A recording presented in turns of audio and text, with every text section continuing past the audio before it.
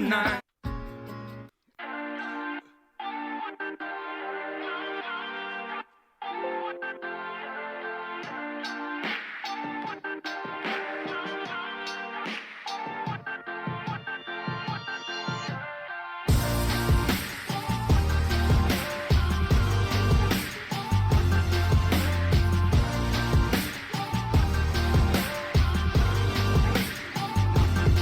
I got a long way to go and a long memory.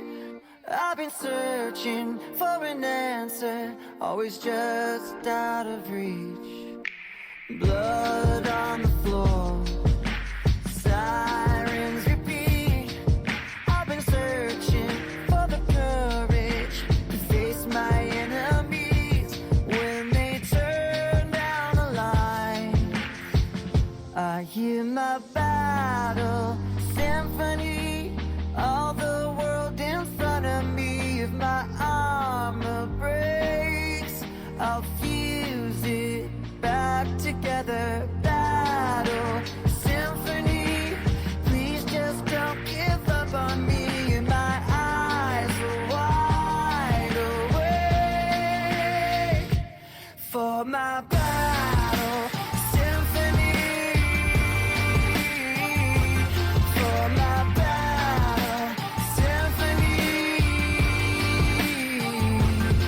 They say that I don't belong, say that I should retreat, that I'm marching to the rhythm of a lonesome defeat.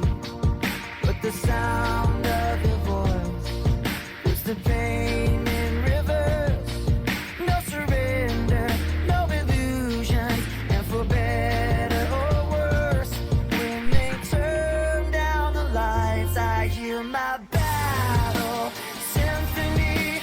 All the world in front of me. If my armor Love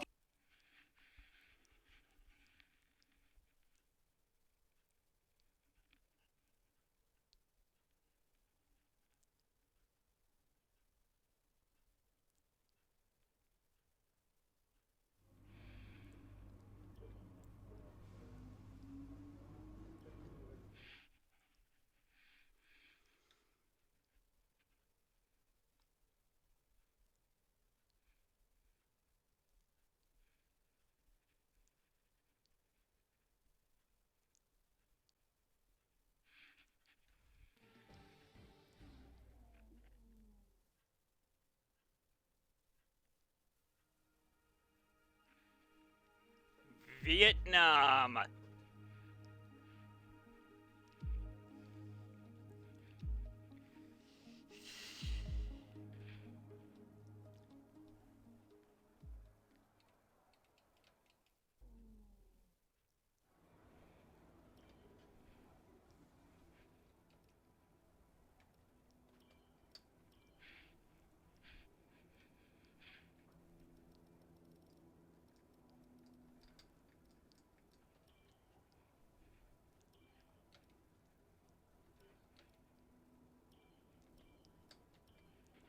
A bit like a robber out on track. Try to take it easy for a couple of laps.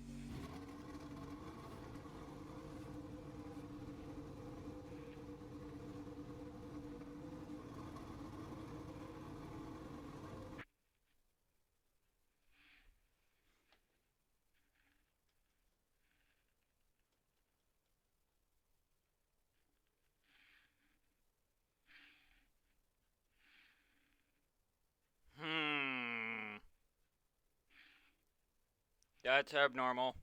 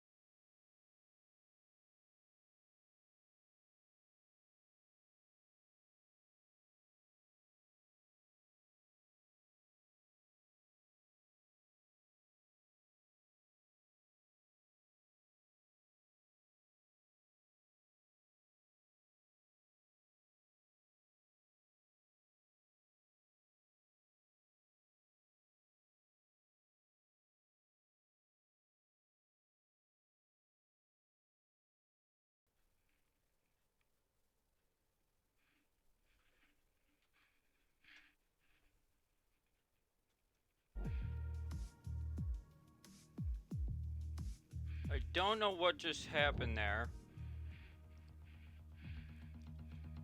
but something went wrong. Luckily, I was able to recover it in time, so the stream didn't actually go down. According to Twitch, anyway, it didn't. On my end, it did. A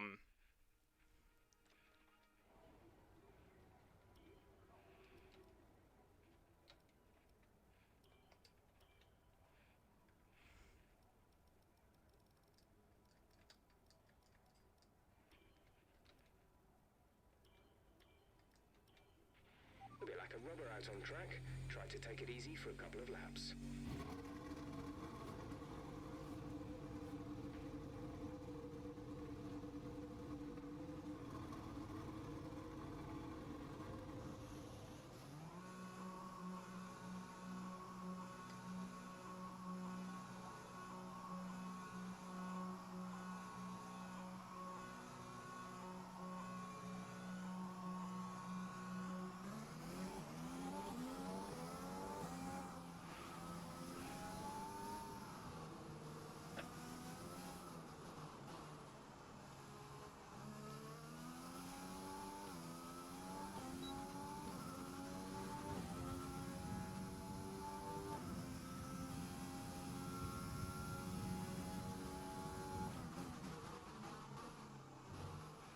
And I would like to apologize just about yesterday not having a stream.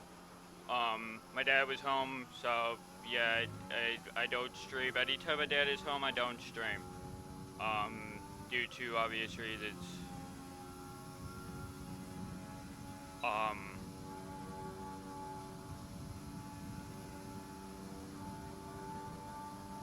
And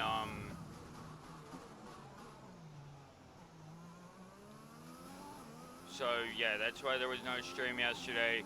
I know that a lot of people are going to be irritated because, I mean, I said I was going to stream and, you know, show off the Destiny content for such stream, and, well, I'm not going to be able to show you from the first, you know, first time through it. I will be able to still show you everything, that's story-wise in there. Which is the reason why I still love Destiny, is its story. 100%. That is still the reason, and it will remain the reason for a very, very, very long time.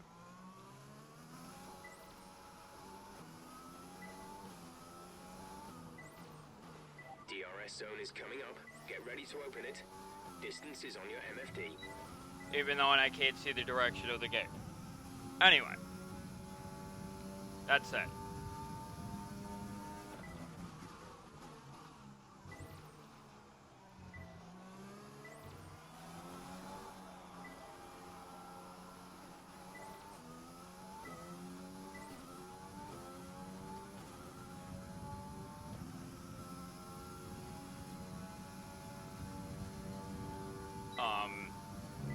This track, I will admit, I do have some things I don't like about this track.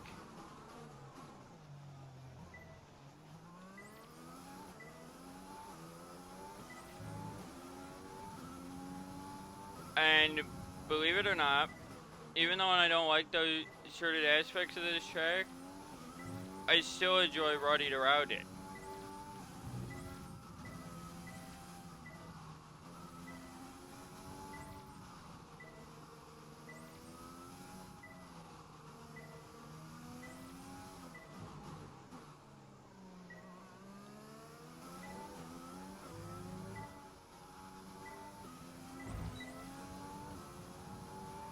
Great stuff. You've pretty much nailed this circuit. This is a really strong foundation to build from over the weekend.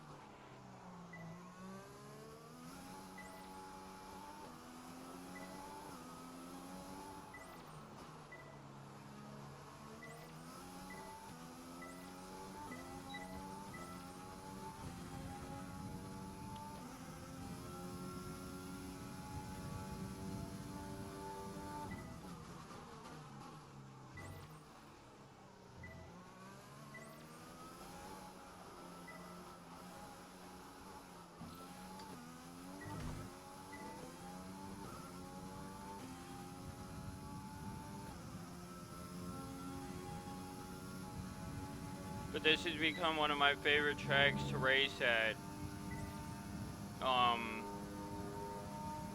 Slowly, it's still one of my hardest tracks and one of my most difficult tracks to do well at.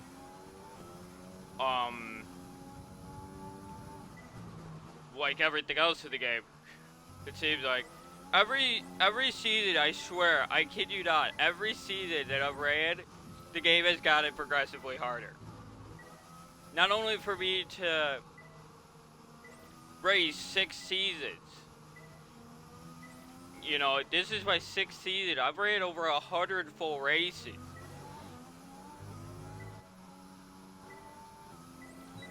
I mean, this will be raced over 113. That's fantastic. You obviously have a really good understanding of this circuit.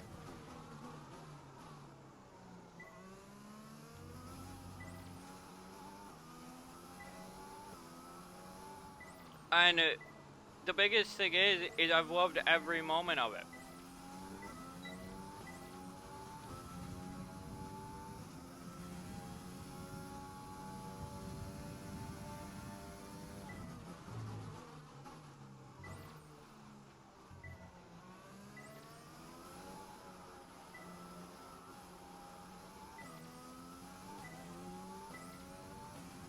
And it's just become, this game has kind of just become the game where I feel so comfortable running at the speeds that I'm running at.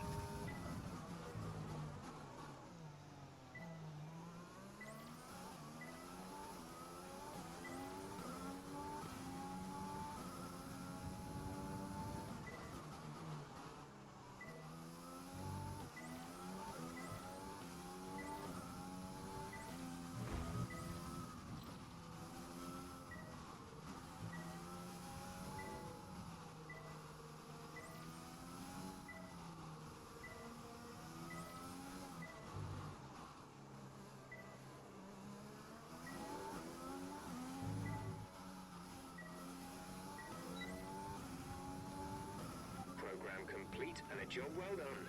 We got some excellent data with that run, so come on back to the garage and I can talk you through the numbers.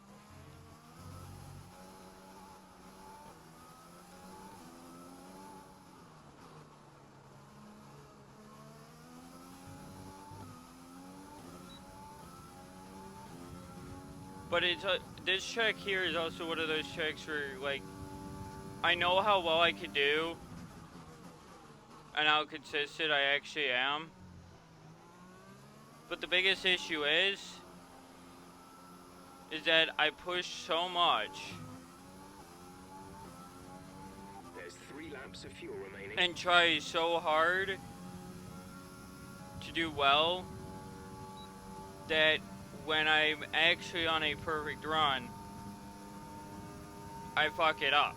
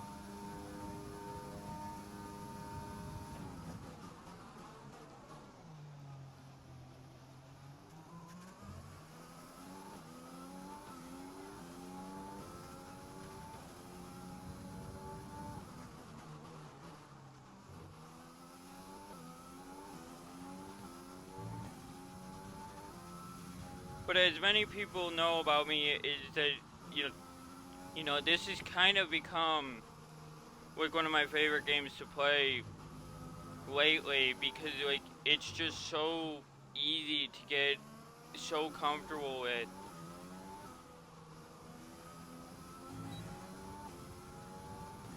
So quickly. Pitting this lap then. Come into the pits at the end of this lap.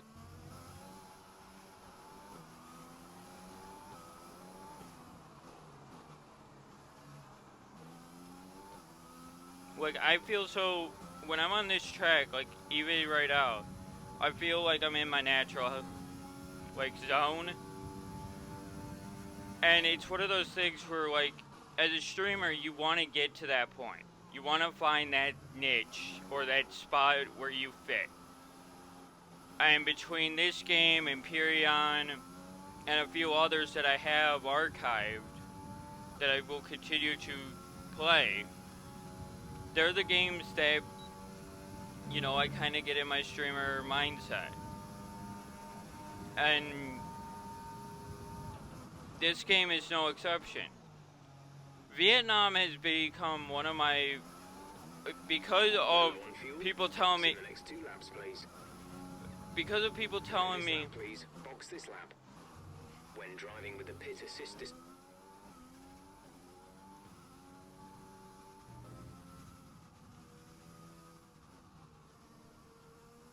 because of, people saying they don't like this track, I want to know why.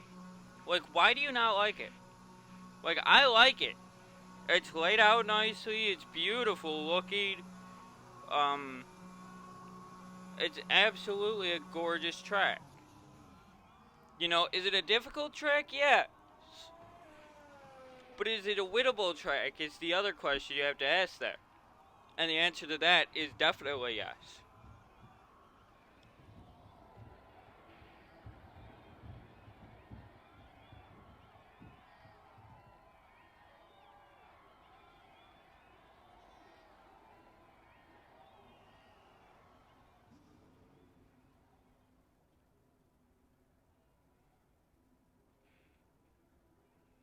Corner 22 is where I fucked up consistently.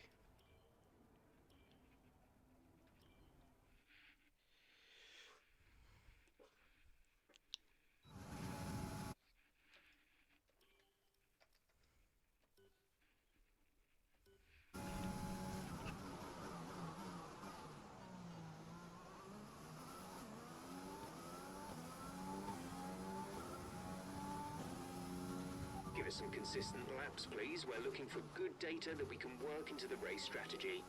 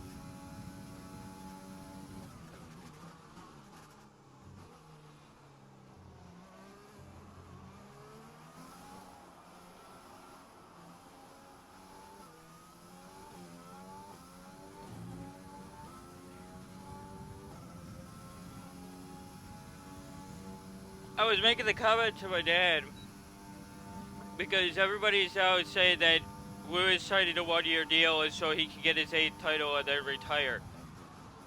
Look, I'm not going to say that people are wrong. I'm not going to say that.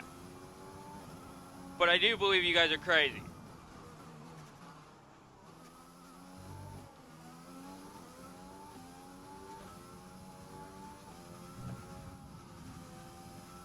mean, even the game won't retire his ass.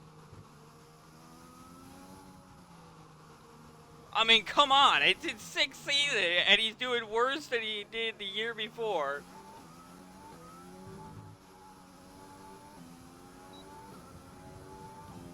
Great lap. Oh, wow. Wow, just barely faster than him, dude. That's funny.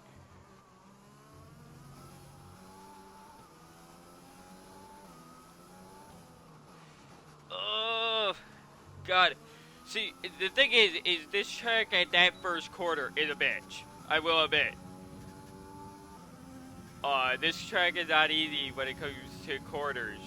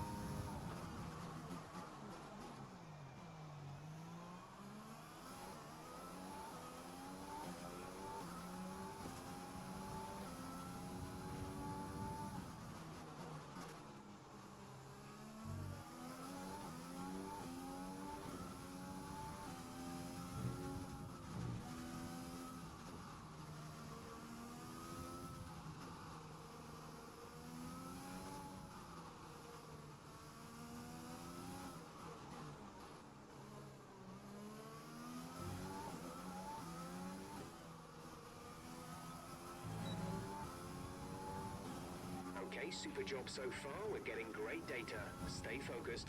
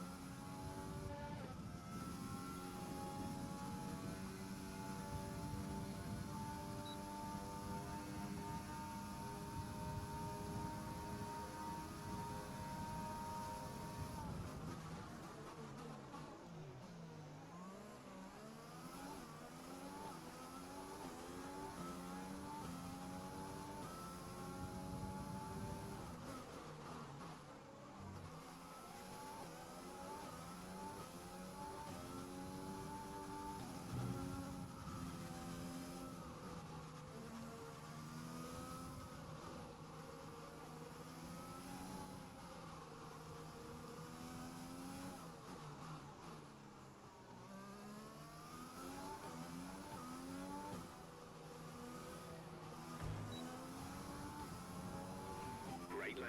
Yeah, boy, let's go. That was a 135, boy. Let's go.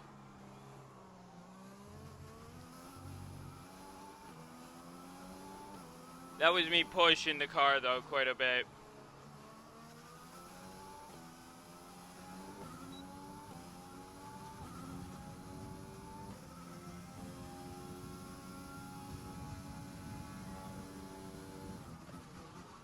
But off the throttle here. Get it back on it there. Car still pulls heavy to the right on the exit of that corner. And I do mean that, like I'm turning to the left and it's pulling to the right.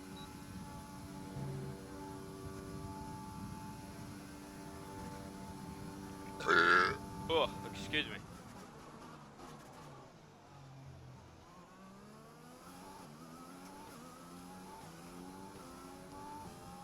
But like, it's one of those things where like I'm getting into my zone and already my shoulders are feeling the tiresome weight that I'm having to carry.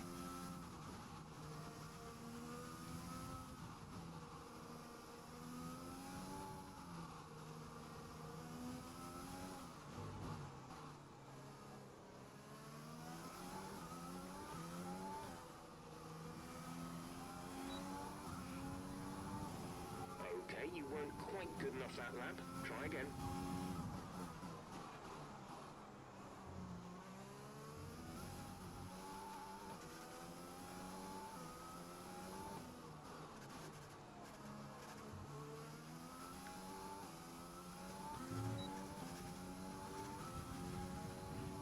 Prices that are lower than low on food that's fresher than fresh? Then shop at Kroger. We give you more ways to save on the fresh you love with tools like the Kroger app, where you can find personalized coupons on top of weekly sales, giving you prices that are lower than the everyday low. Kroger, fresh for everyone. And now you'll find more ways to save on your favorites. When you download digital coupons, you can use up to 5 times in one transaction. Kroger, fresh for everyone.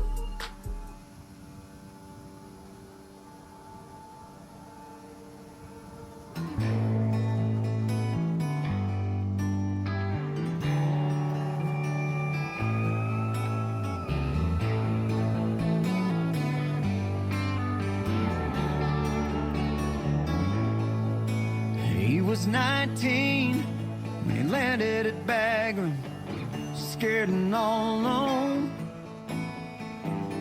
Lost a leg and a girlfriend before he got home. And they say all is fair in love and war, but that ain't true, it's wrong. They send you off to die for us, forget about you when you don't.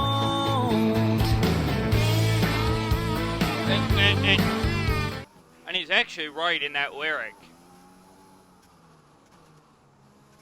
He is actually fucking right.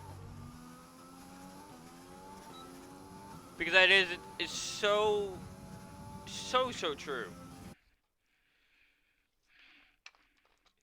Like, now, for me, I don't forget about any military. Even if I don't know you, I still recognize the military as top priority.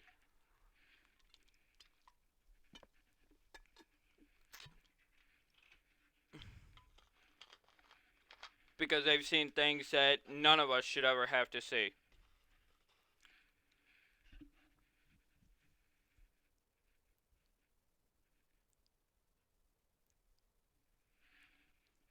And it's just one of those things. He was 19 in 68, and after all this time, that broken boy is now a broken man, waiting in the VA line. They say all is fair in love and war, but that ain't true, it's wrong. They ship you out to die for us, forget about you when you don't. And the nightmares, and he's running scared, far from home. And he wakes up from a nightmare, he's in another one, he's still not home.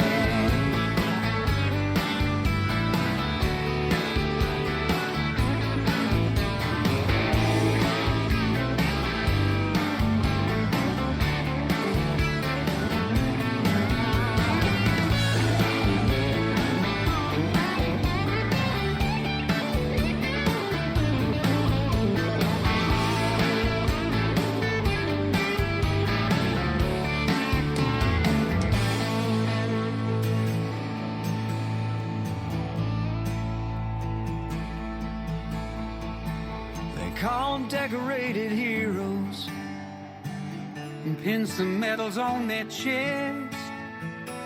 Give them a tiny little pension. Could we do much less? They say all is fair in love and war, but that ain't true, it's wrong. They ship you out to die for us, forget about you when you don't. They say all is fair in love and war, but that ain't true, it's wrong. They ship you out to die for us,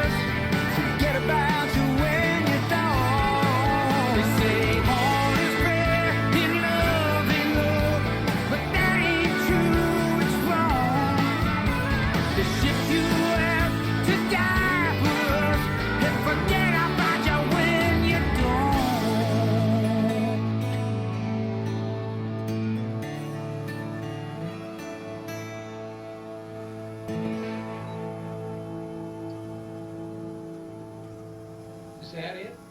You think we're done? Nah, let's keep going. So say goodbye and hit the road. Pack it up and disappear. You better have some place to go, 'cause you can't come back around here. Goodbye. Live from the rhythm, it's something wild, venomous. Enemies trying to read me, you're all looking highly illiterate. Blind ain't forgetting, if I'm in the mix, you won't find an equivalent. I've been here killing it longer than you've been alive, you idiot. And it makes you so mad, somebody else could be stepping in front of you. And it makes you so mad that you're not the only one, there's more than one of you. And you can't understand the fact that it's over and done. Hope you had fun, you got a lot to discuss on the bus headed back where you're from. So say goodbye and hit the road. Pack it up and disappear. You better have some place to go, 'cause you can't come back around here. Goodbye.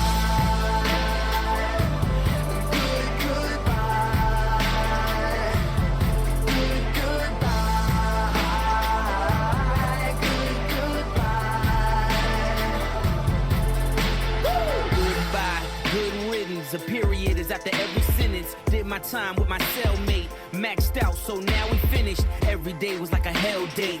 Every night was like a hailstorm. Took her back to my tinted window, showing now she in rare form. Wings up, now I'm airborne. King push, they got a chair for him. Make way for the new queen. The old lined up where they cheer for him. Consequence when you ain't there for him. Were you there for him? Did you care for him? You were dead wrong. So say goodbye and hit the road. Pack it up and disappear. You better have some place to go, 'cause you can't come back around here. Goodbye.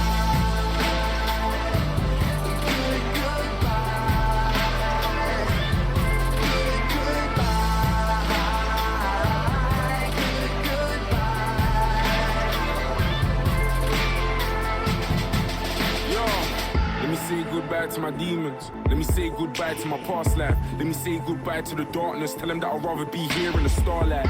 Tell them that I'd rather be here where they love me. Tell them that I'm yours, this is our life. And I still keep raising the bar light. Never seen a young black brother in the chart twice. Goodbye to the stereotypes. You can't tell my kings we can't. Man, and we're linking things in parts. Now I got a tune with Linkin Park. Like goodbye to my old hoes. Goodbye to the cold roads. I can't die from my postcode. Young little Mike from the Gold Coast. And now I'm inside with my bro folks. Yeah. And hit the road.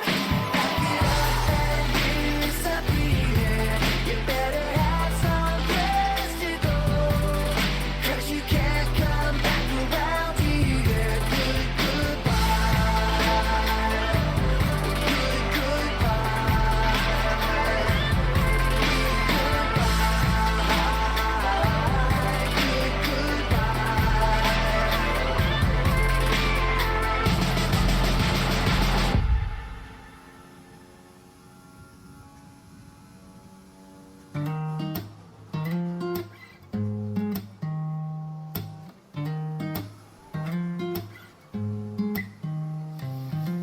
I tried to write a song about you to take you down, but you know where I am is what you hate about me now.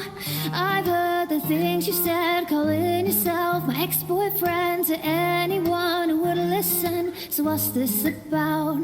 'Cause you used to call me pretty till you took out the R. Said, girl, you couldn't be more petty than you already are. Are you mad 'cause I wrote songs about you breaking my heart? 'Cause boy, you used to call me pretty till you took out the R. I'm singing like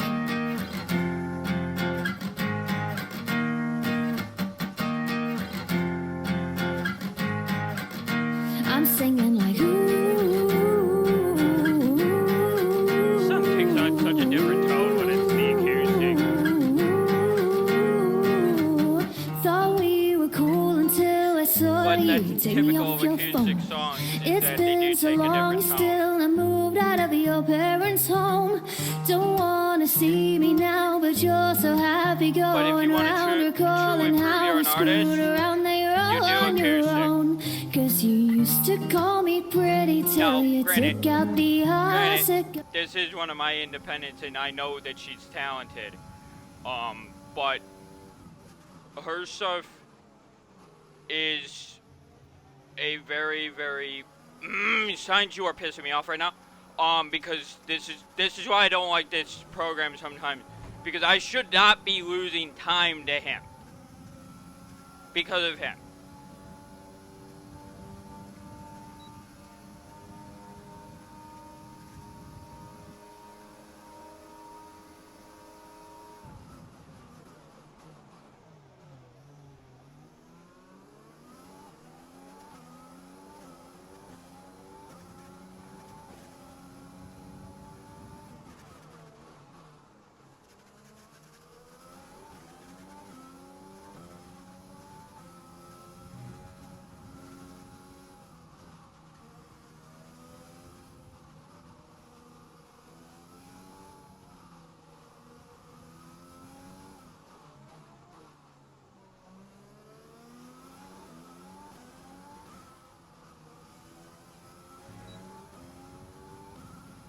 Yeah, and that was Sun's fault, so.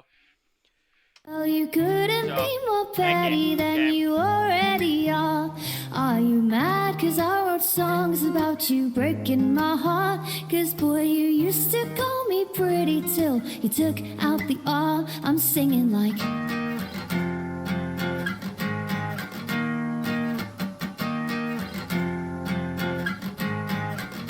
I'm singing like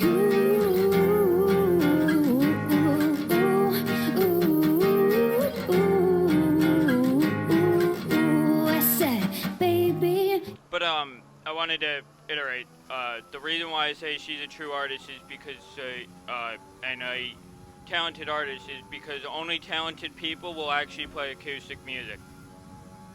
Pink, Avril, Kelly, they've all done it. Because you can't auto-tune on acoustic. You can't. Otherwise, you can clearly tell what it's fake. And you'll never see a rapper do an acoustic song.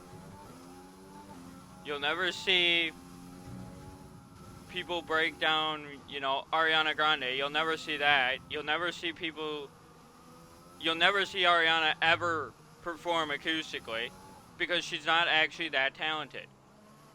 Give credit to Auto-Tune.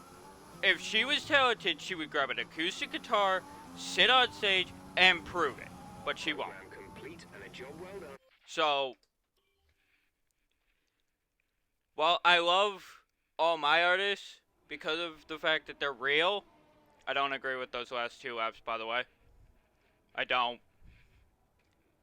But, whatever. You're welcome for the press shots and the parties that my name will get you into when I play this song about you. And you know that I don't hate you, though I've got reason to. 'Cause boy, I miss your mother's dinners more than I miss you. I'm singing like, hey! Now, I will say, that's pretty petty. That's pretty bad. Like, that's a pretty fucking... We've estimated the times our closest rivals will be doing, so that's what we need to beat.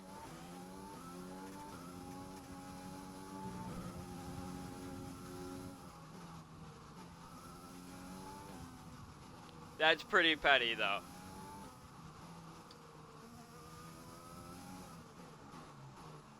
So...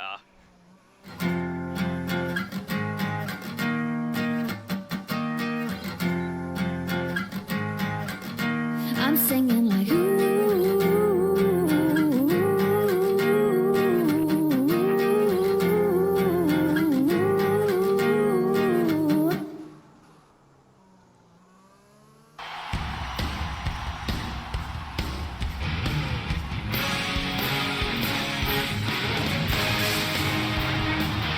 And if you've never heard this band, there's something else wrong with you. Sorry. You show us everything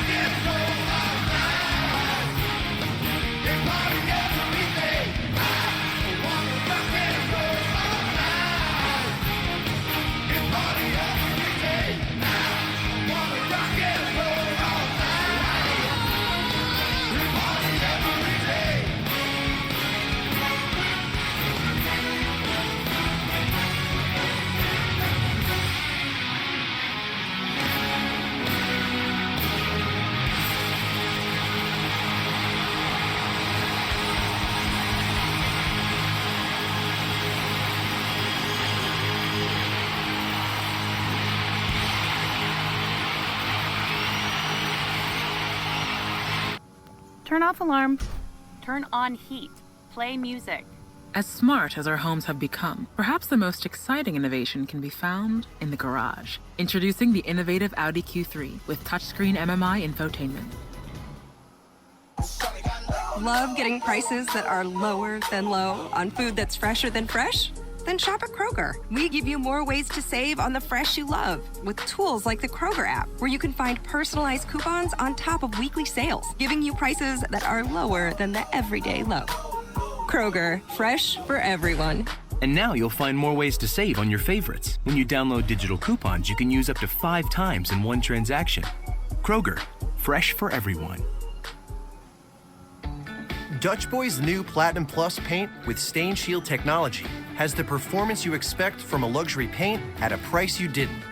Platinum Plus is up to 50% more washable and stain resistant than a leading premium paint in satin sheen.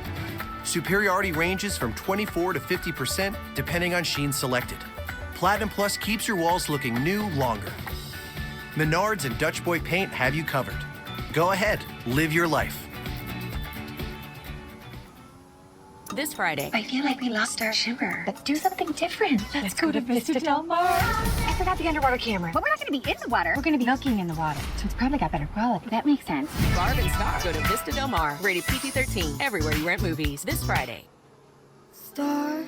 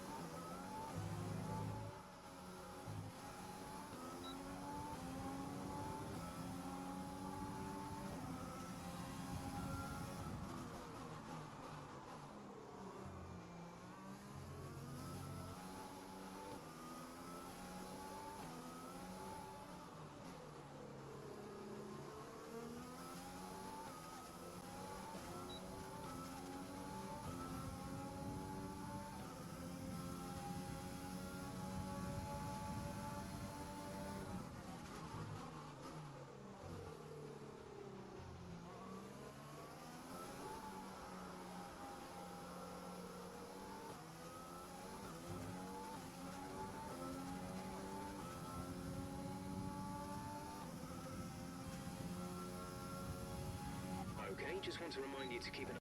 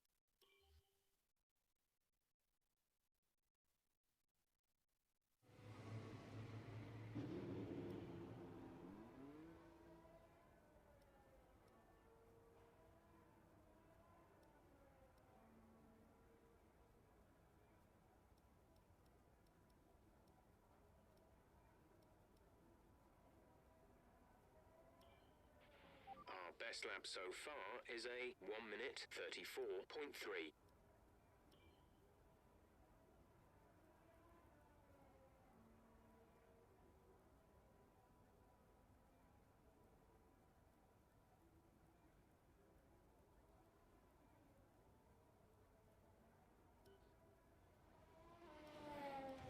Checks complete. We're ready.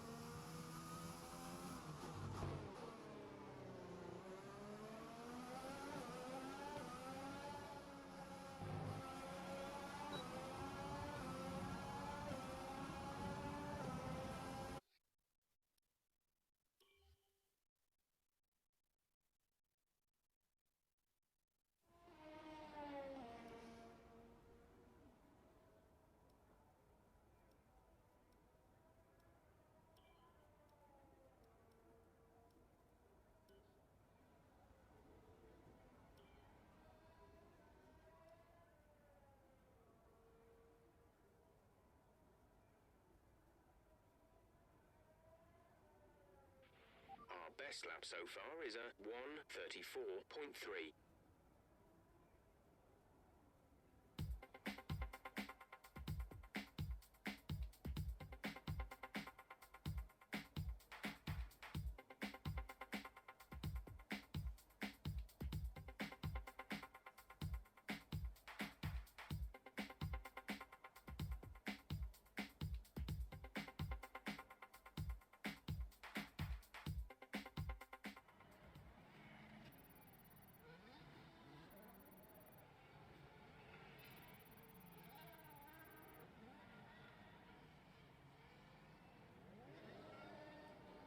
And with all the cars now over the line, let's see our top three again. Schumacher, Gasly, and Charles Leclerc. What an incredible practice session. The fun doesn't stop here, though. Join us again.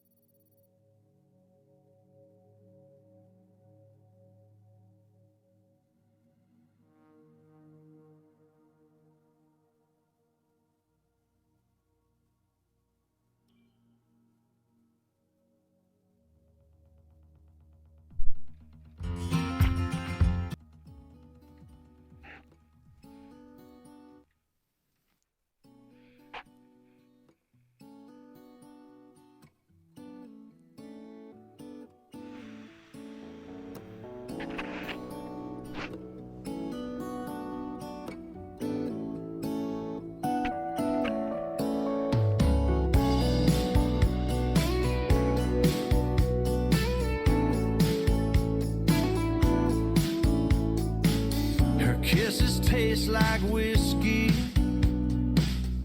burning through my veins. She don't know how to miss me. She hits right where she aims.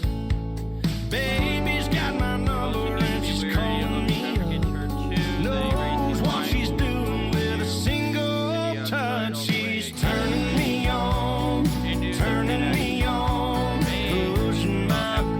Like it ain't no thing. If I'm what she wants, she gets what she wants. The neon's buzzing when she pulls that string, turning me on like it's her job.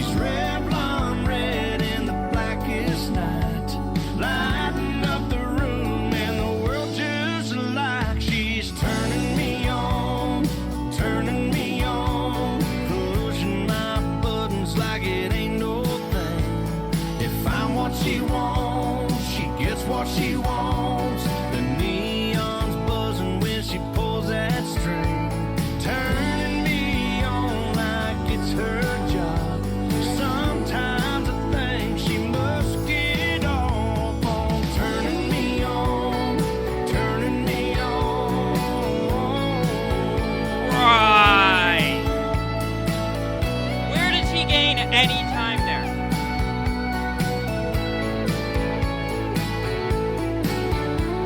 Once she gets it started, man, it's all night long. She's the needle on the vinyl of a midnight song. She's turning me on, turning me on.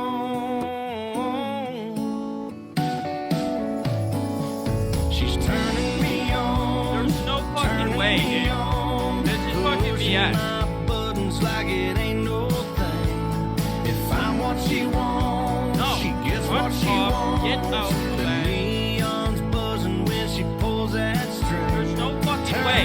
You should be faster than me there. No fucking way. Sometimes I hit every corner fucking perfectly, and you're gonna tell me that he's fucking faster. Bullshit. turning me on. Yeah. Turning me on, turning me on. Turning me on, turning me on.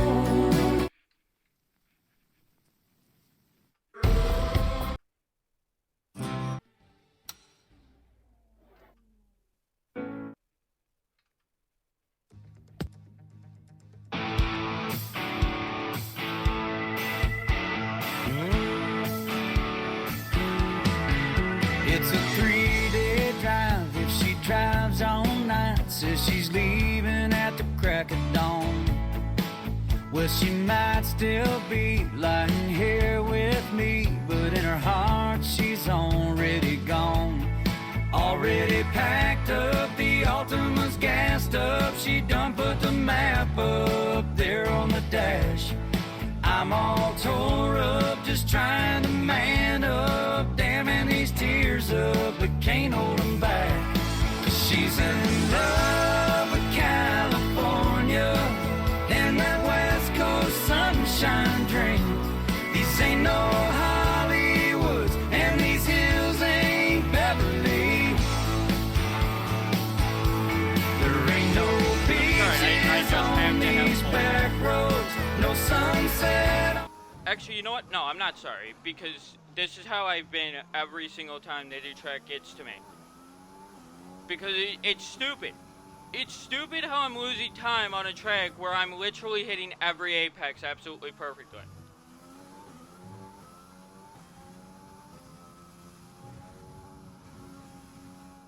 You didn't see me struggle at the first two tracks. And I did everything the same way. Perfect perfection. Yes, there were bits where I did screw up, like the middle sector of Bahrain. I kept not hitting exactly right. But the difference was I still ended up pulling 3 or 4 seconds out of that lap. You know, 3 or 4 tenths out of that lap by the end of it. This track, I'm clearly faster the first 2 sectors in every other aspect of the game. But then I go and run qualifying on my difficulty, my typical difficulty, and I can't even pull on them? Norris and Carlos No. Sainz. Goodbye for now. That's where the game is breaking something. There's a logic break there. And it's called rubber banding AI. Great work out there today. Let's have your thoughts. And that's not right. Great qualifying session. Anyway, it doesn't fucking matter. Were you struggling for grip? I will then turn my difficulty back up to where it was. Thanks anyway. And we'll go from there. Because I already know for a fact I can race on the difficulty.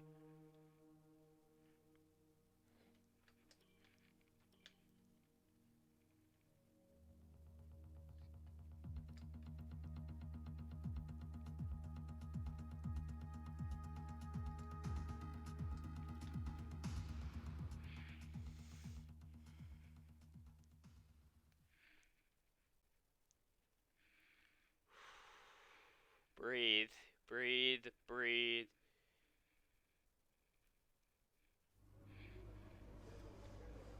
Well done. Very solid results. You're looking good for the race. Turn on overtake mode for the start. Not too aggressive in deterred 1 as there isn't enough margin for error. Watch for opportunities in 2.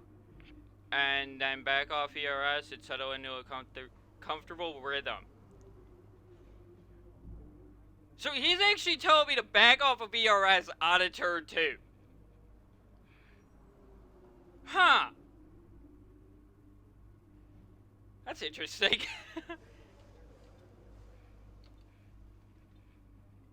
Look at that.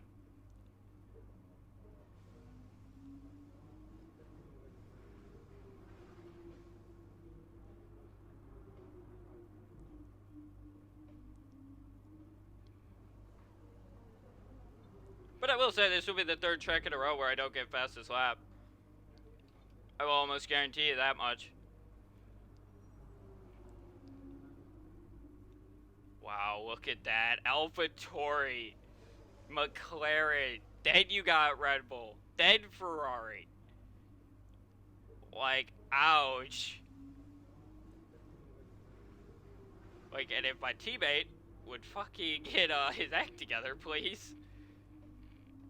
Like, we could run away with the constructor already. But, yeah, I mean, I'm kind of taking things a little bit slower right now because I am trying to put ourselves at a 10 o'clock start.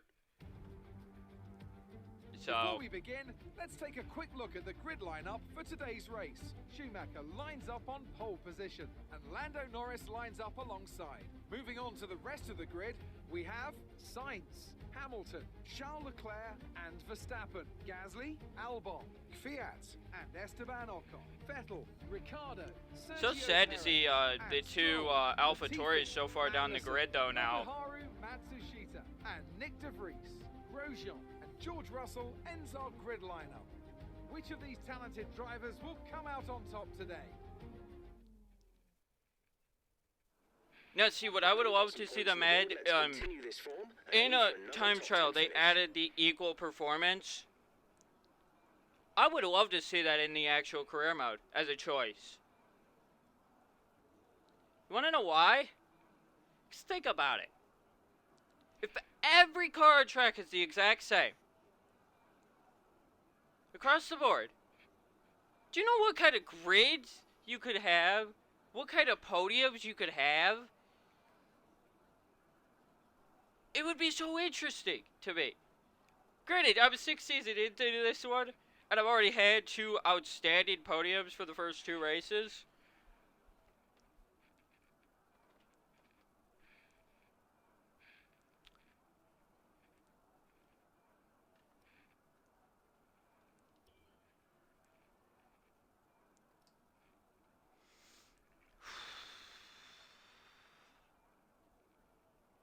I'm gonna actually pull a touch off the rear wing.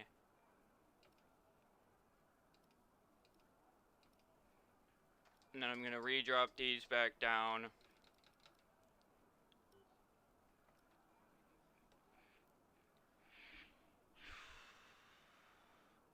We got about another minute or so that we gotta kill.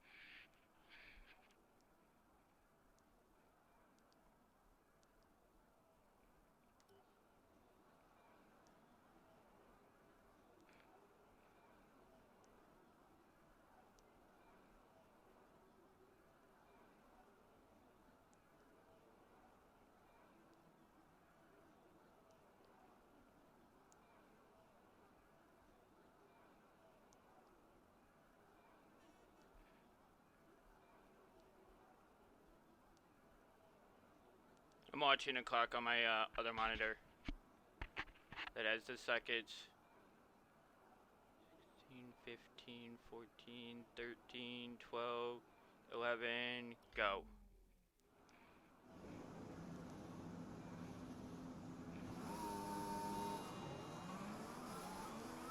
That should Okay, put us... system checks are good. We need to stay in formation and start bringing the car up to temperature, please. Get some load into the tires and work the brakes. We want them nice and warm by the end of the lap.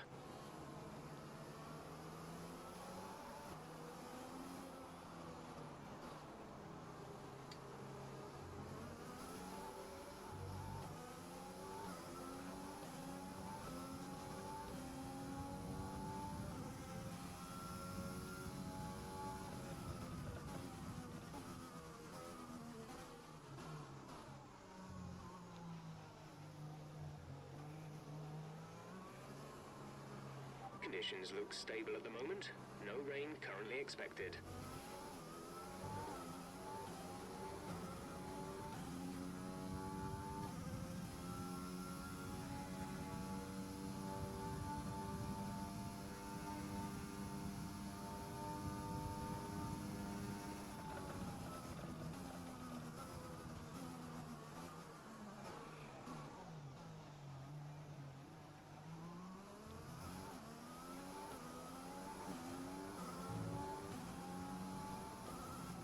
So it'll be just after 10 o'clock will be the start time.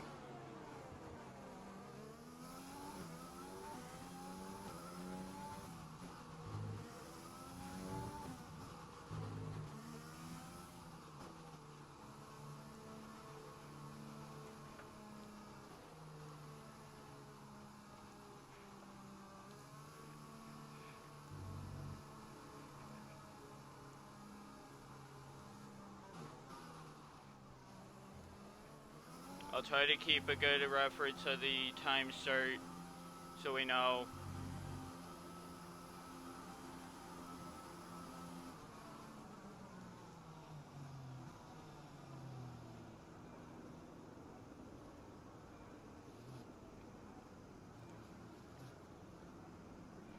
The rest of the grid is forming 10 up. o'clock. Be patient and watch for the lights. Give them about another minute or so to grid up. Or about 30 seconds or so, depending on how far back they actually all were, which apparently they were quite a ways back. So yeah, 30 seconds. 10:01 probably a race start. 10:40. So yeah, well, I'll just say 10:01 was the race start.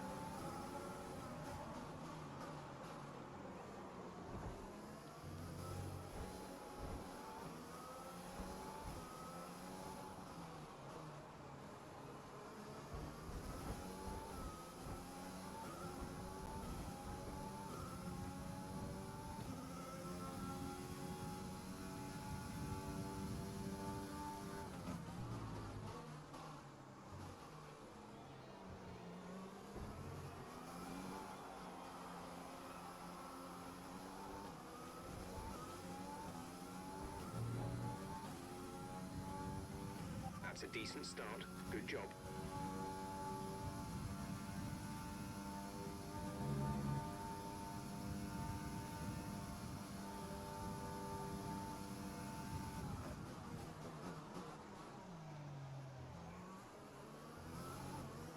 But we're already a minute in.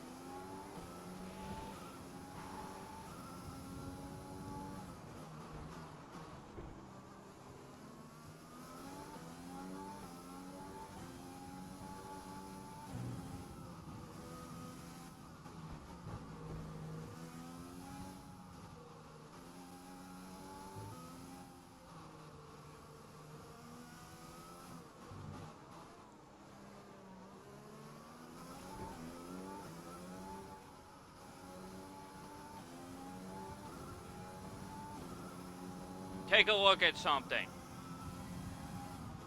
This is what I mean by the game is freaking bullshitting on stupid shit in qualifying and that, because if we're saying fastest lap, I'm slower, but yet I'm already out to a 1.6 second lead into the first lap. How am I slower in quali?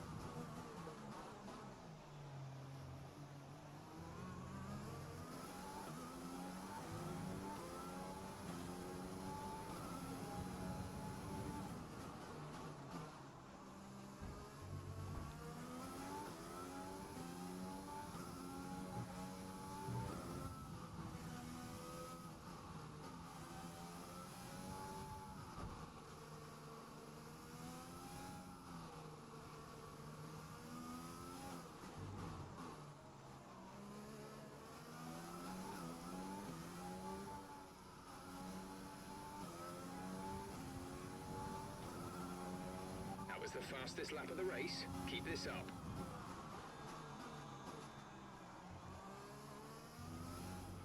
You're increasing the gap on the car behind by 0.5 per lap.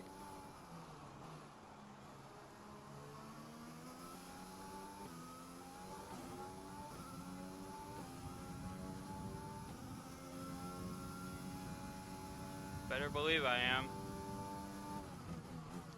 I am pushing this car as hard as possible though too. To get away from them, get that 5-second gap and get out of the split stream. Which is what's causing them to catch me right now. Battery charge is high. Let's use that overtake button more.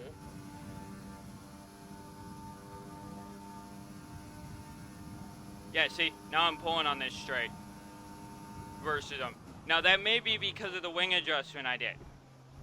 That may be because of that. But even if that's the case, and I mean that is a debatable case,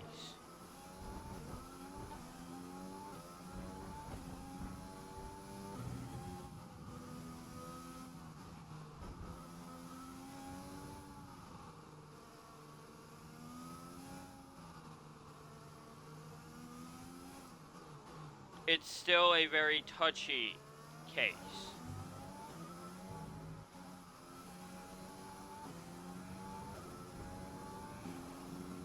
Good job. That was the fastest lap of the race so far.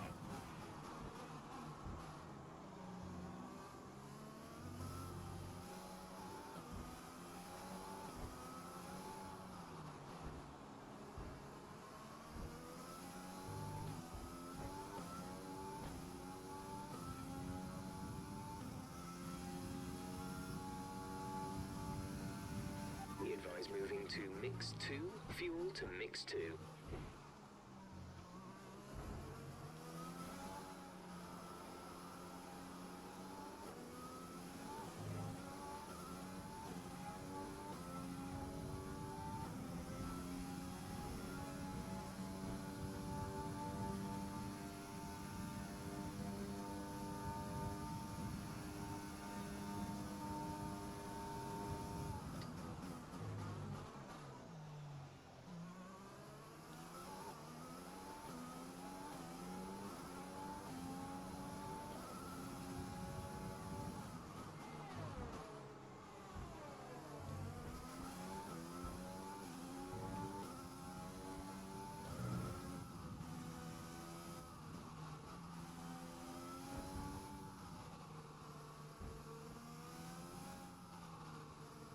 Yeah, because see now look, I'm gaining in the sector where it said I was losing time.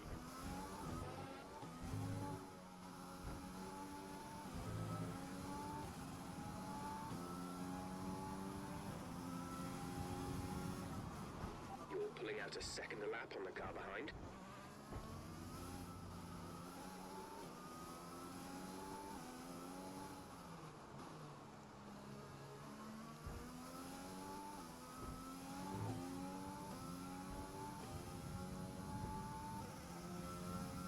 The sector where I was losing, I'm now gaining.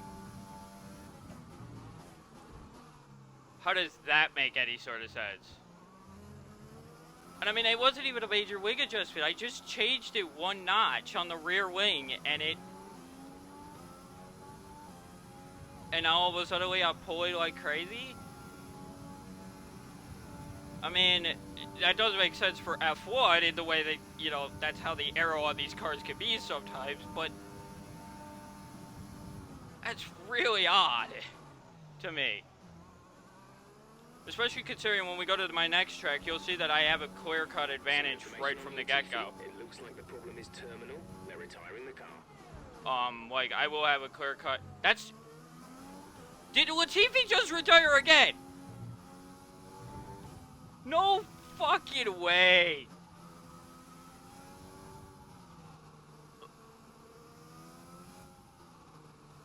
That did not just happen again.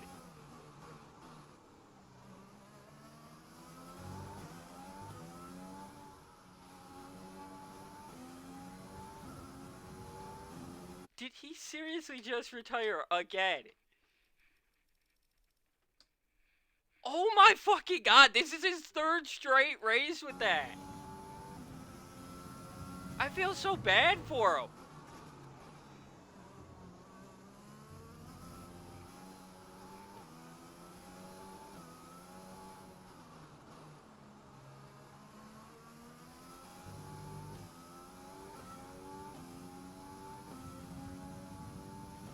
Yellow flag. Be aware, there's an incident in the next part of the track. No overtaking through the yellow flags.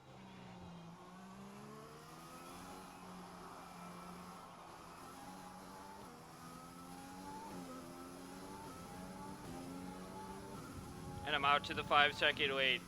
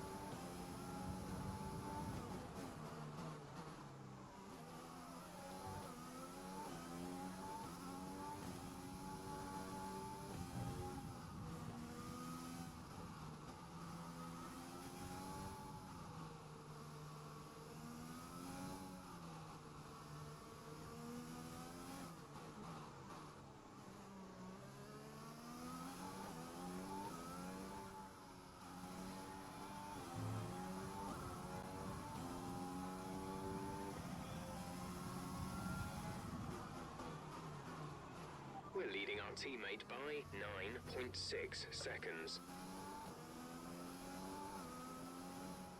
That's gonna cost me some time.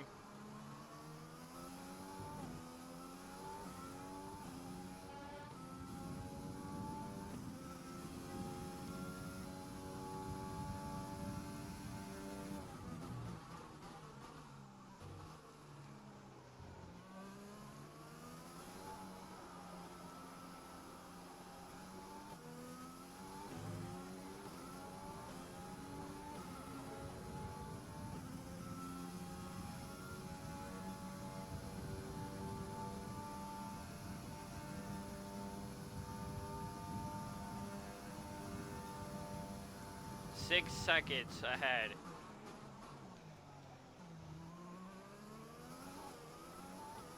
We're 8 laps into this, and we're basically 12 minutes in now.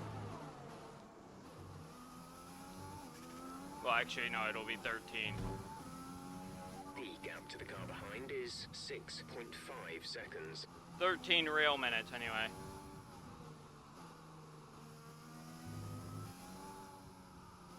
About 12 in lap minutes because of the small pause that I did to look to see if Latifi retired again for the third straight race. I've never seen that, by the way. DNFs like that, like, it doesn't typically happen that way. They're typically different people every race, but...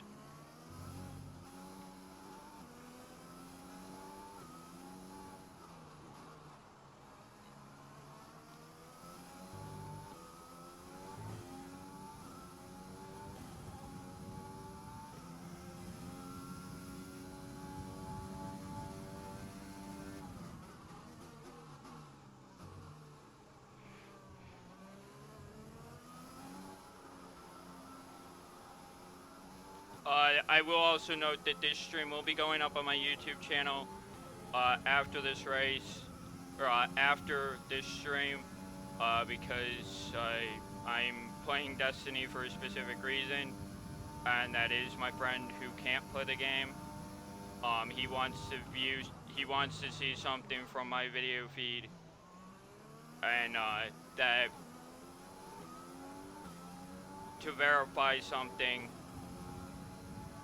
because he believes the helm may be a part of the original, or from the first game. Which, again, I wouldn't know if it is or isn't. It looks similar to a few of the cutscenes that I've seen from the first game, but I've not watched much of the first Destiny because of reasons of I don't really care for the franchise that much. Spare energy? Use your overtake button. At least not as of late. You know, I have over 2,000 hours in the game. So, I mean, it's, you know, I put a fair amount of time in. So when I say that I've been drained from the game, I've been genuinely drained from the game.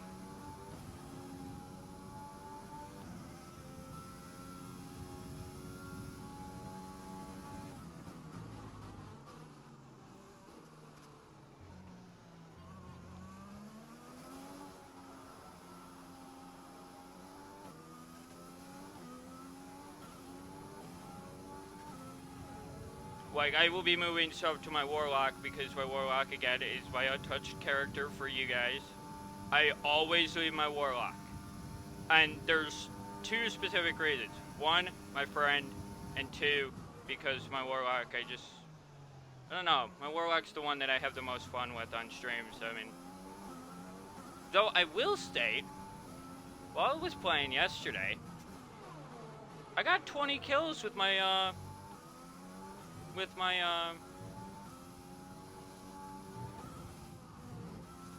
No Time to Explain in PvP. For the first time in a long time in a run of PvP, that's the most kills I've gotten in a single run with one of my pulse rifles since Menagerie? Yeah. God, I have to go all the way back to before Shadowkeep to remember a run like that. It felt so good though. Like, everything was hitting, like all my shots were actually hitting. For the first time ever in the game, it was like the best thing. Like, it was the one flawless thing that the game did. And like, I was like so happy.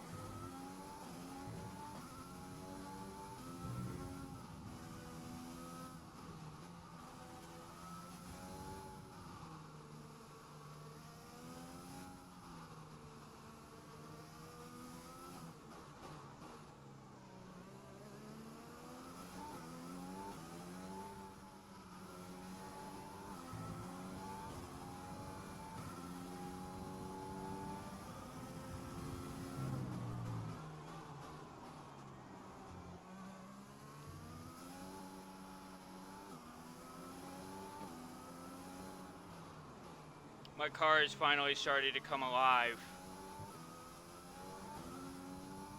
Because the thing is I'm not having to do certain things right now, like use my ERS. And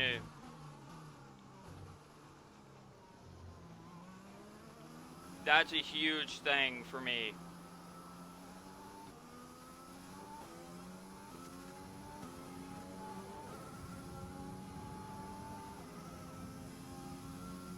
Because that means that I'm putting enough distance between me, or I'm gaining enough time under braking, which is what's happening. And I'm, you know, not losing enough time in the straights for them to catch me.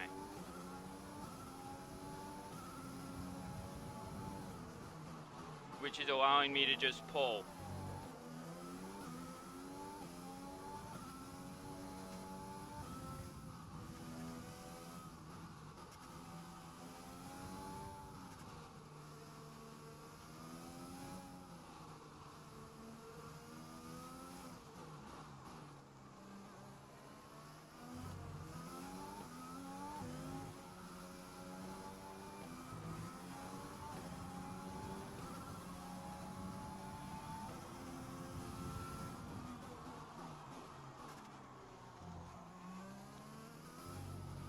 The gap behind us is 9.0 seconds.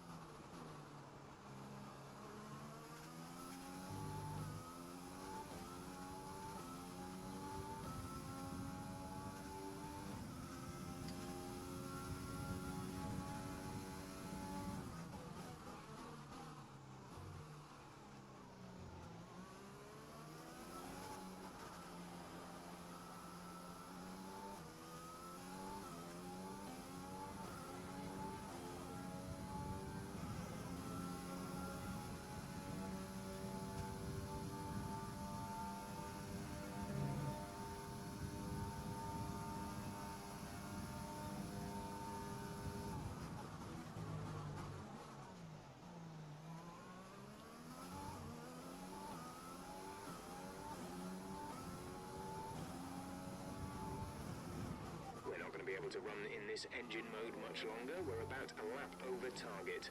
Drop down to mix too soon.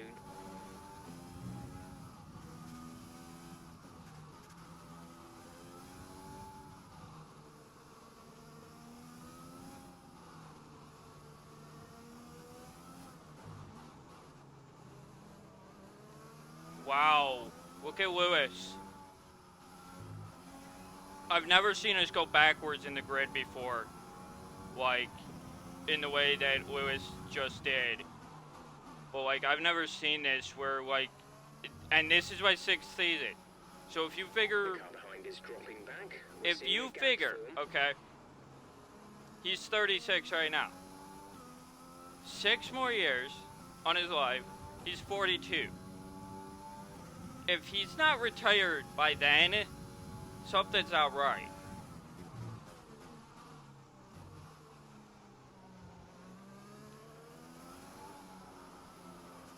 You know, I see at least 2 more seasons out of him. Minimum.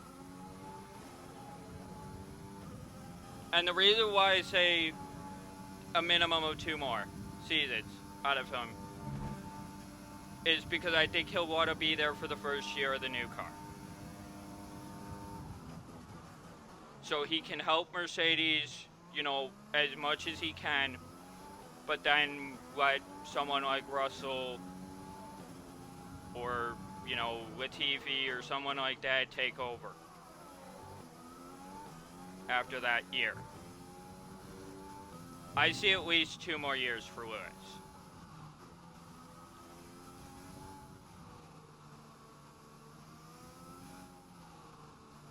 At least. I also see at least 2 more years for Vettel.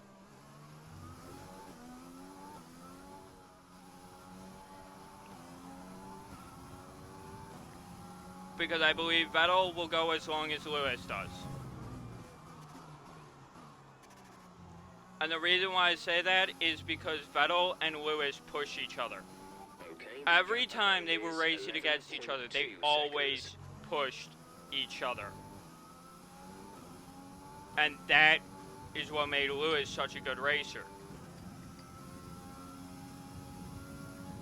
You know, Schumacher had that thing with, who was it? Who was his teammate for a while? Oh, right, Alonso. Him and Alonso, oh, they butted heads, but they loved fighting each other. Him and Raikkonen, too, because, yes, Schumacher raced against Raikkonen. And, oh, man, they hated each other a lot of the time, but they enjoyed every moment of it. You know, but I still remember the Italy race where Lewis ended up finishing on podium behind Raikkonen, and he was all over Raikkonen, but Raikkonen didn't cave. Raikkonen didn't fuck up. Raikkonen put himself in the right places at the right times.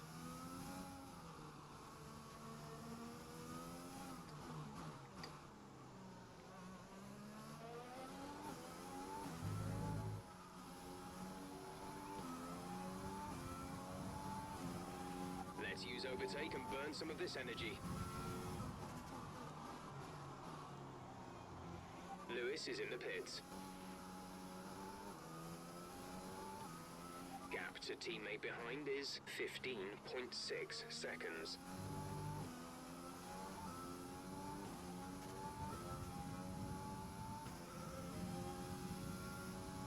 I'm out to a 12-second lead before pit stops.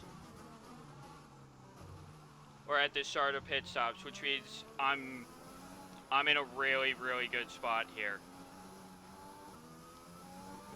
Our gap behind is 12.2 seconds.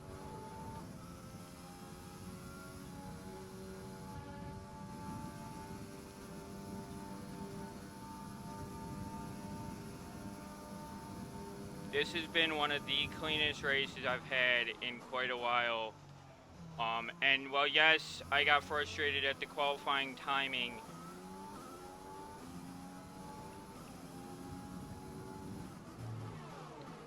I'm doing exactly what I did in my 5th season, which was I pulled. So once again, proving that qualifying isn't the issue, or is the issue. Because even at Hungary, where I necessarily kind of was racing oddly towards the end of that race, I still was able to find enough pace through that race to put myself in victory.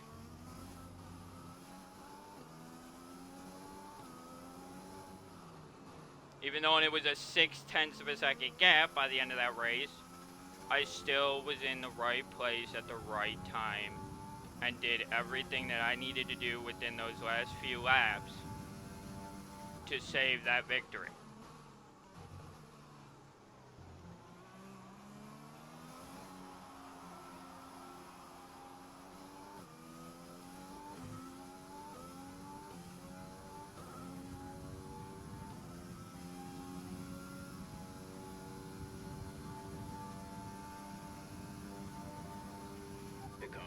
Come in, they're now on the soft tyre, softs on the car behind.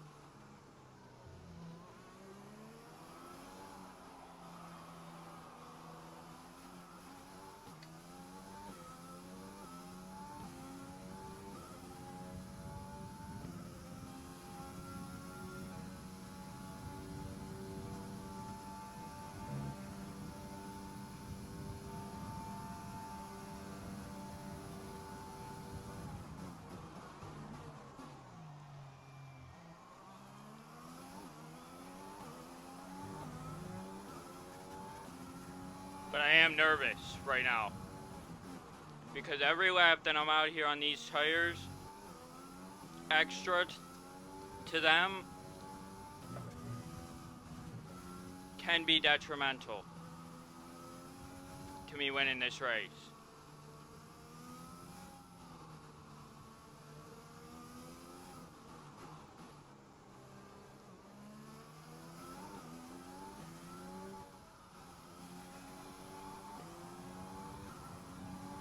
Pit window open. Let's box this lap.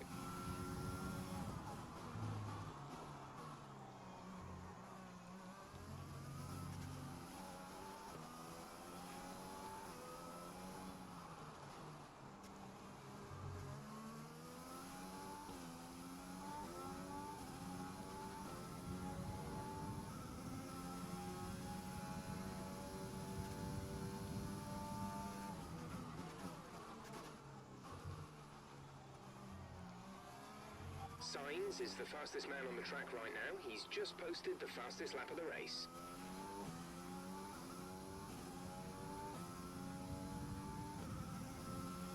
At the moment, the car behind us is lapping faster than us by around 1 second per lap.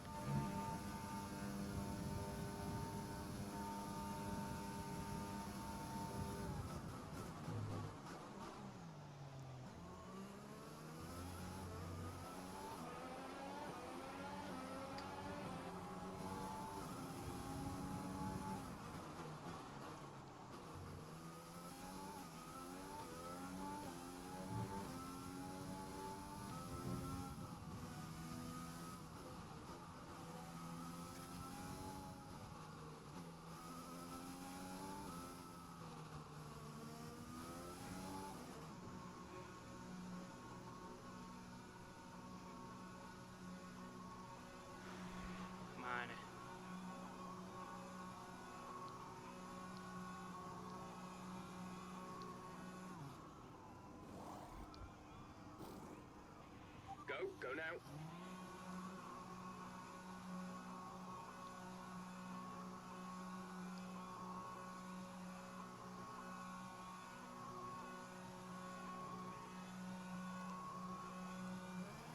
Okay, you only have to stop once now.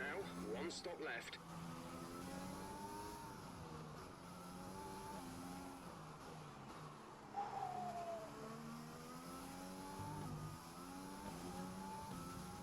I still came out with the lead. Holy shit.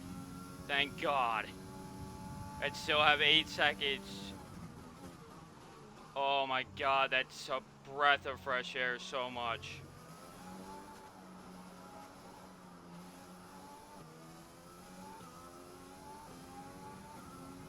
Like, I was nervous there.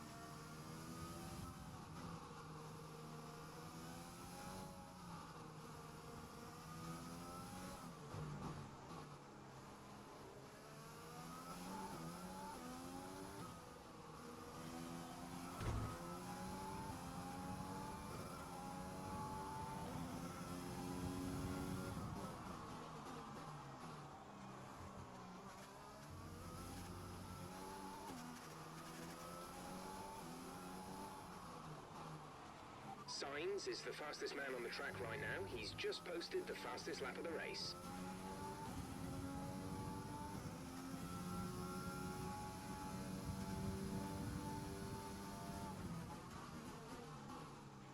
We pretty much burned off our excess fuel. We'll be back on target soon. Don't wait too long to turn the engine down. That should have been the last of the fastest laps, though.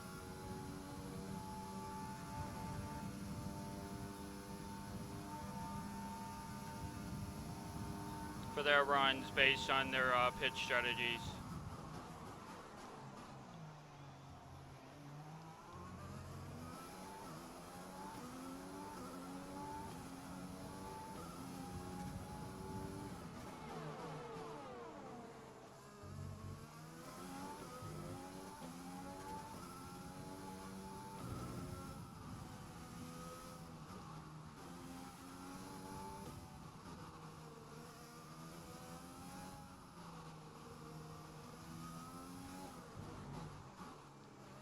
Use your overtake button more. It's time to utilize some of this energy.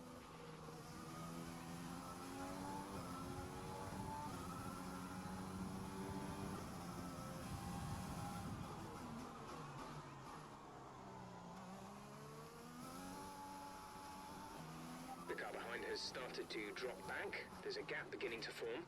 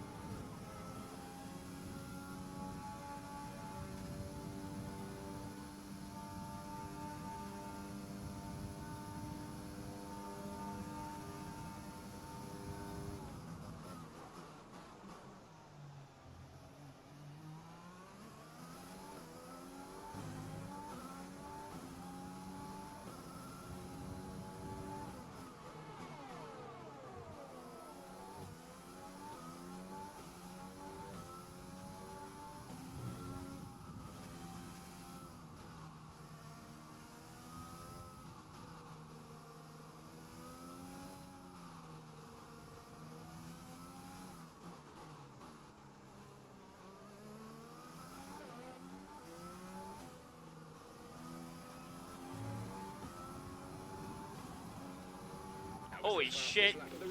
Keep this up. Nice freaking lap there. Holy crap, that was fast.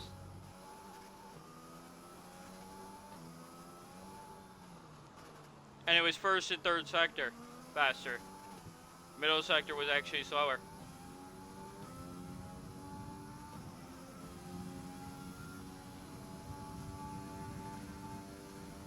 Which seems actually about right. Well, that's funny. Because that means that in the braking sectors, which I was apparently losing time, all the other programs I was running, I'm gaining time.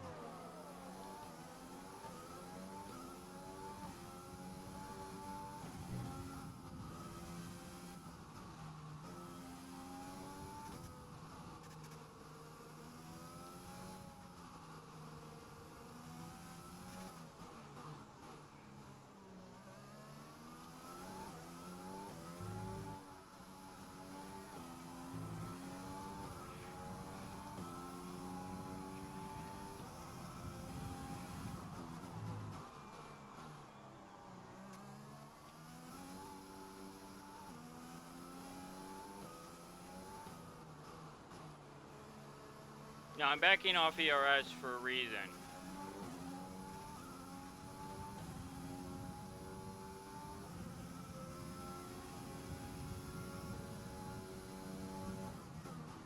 And that reason is actually a very simple reason to understand. I am pulling under braking. Which basically means that in braking areas, I'm gaining regardless of what I do on the straights.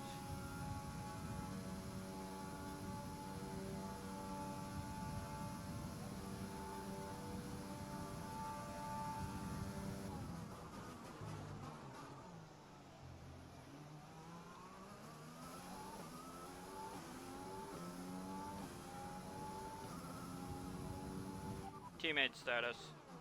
We're leading our teammate by 18.5 seconds. They're on fresh softs. The time last lap was a 1 minute 37.9.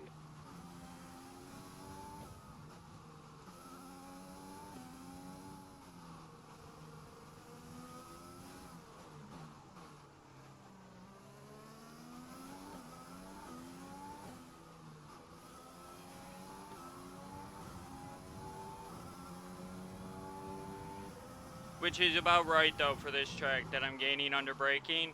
That's about right because of how I run the tracks, and how the Mercedes car is. Basically, how Mercedes does so well is they have fast acceleration with very little wheel spin. So they could get on the acceleration a lot quicker out of a corner, which gives them the exit speed. The other way you do it is you also could brake earlier for corners, and then that allows you to actually get on the accelerator sooner. And those are the two methods of gaining through a corner, which is where you mainly gain in F1. Straight speed in F1 don't mean nothing.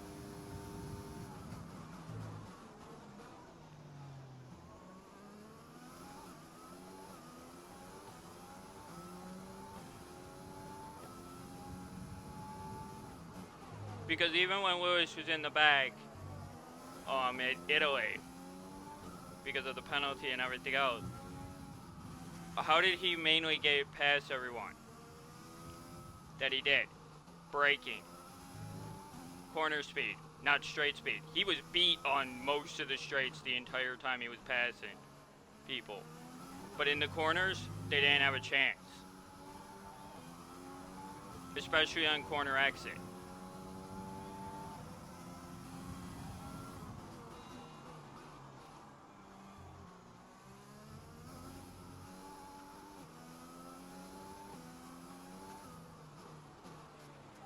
To teammate behind is 19.1 seconds.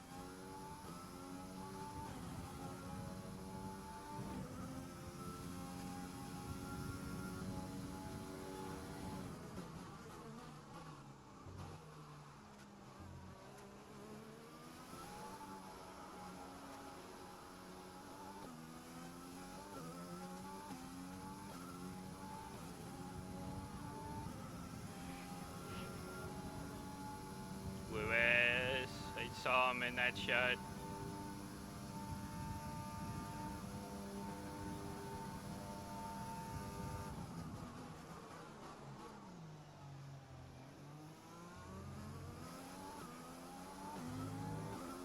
At least he's still top 5. Like I said, he has to finish minimum 7th or better to ensure that we win the constructor title. No matter what anybody else does, he has to finish 7th or better. And we win the title.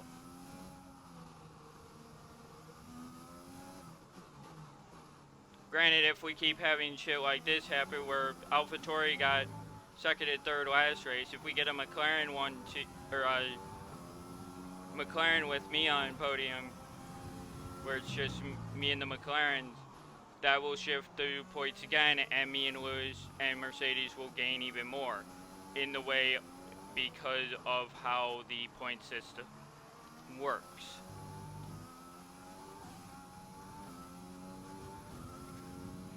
This is the thing, like, if me and Lewis are consistently 1st and 5th, and the 3 between us changes every single race, we will always gain more points on those in the constructor title than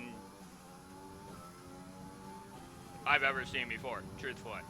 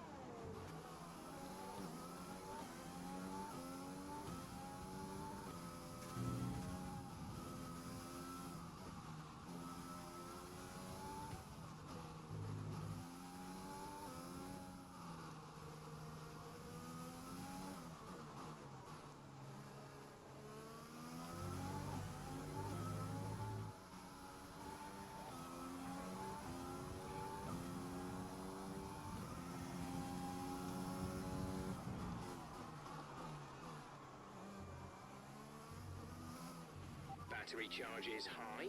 Let's use that overtake button more.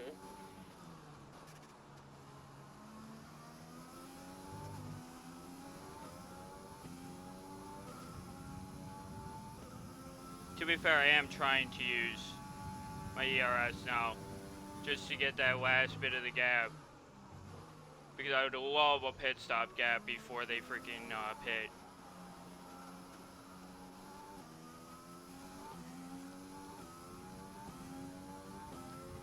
That would be a brilliant gap to have.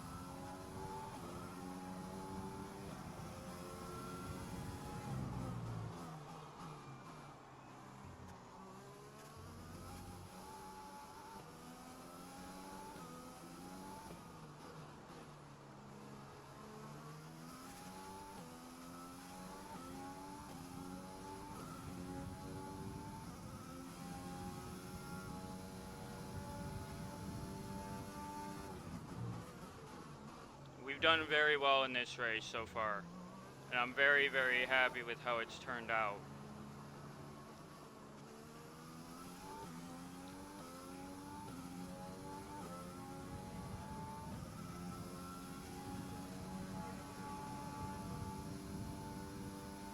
A new strategy is available on the MFD.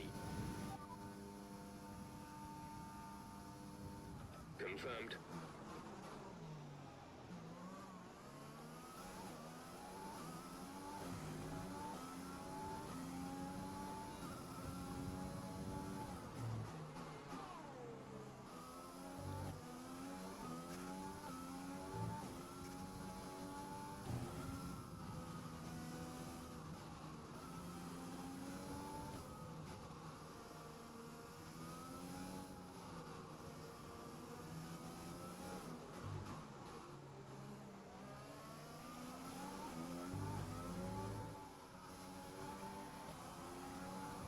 Why would they want me pitting on 35?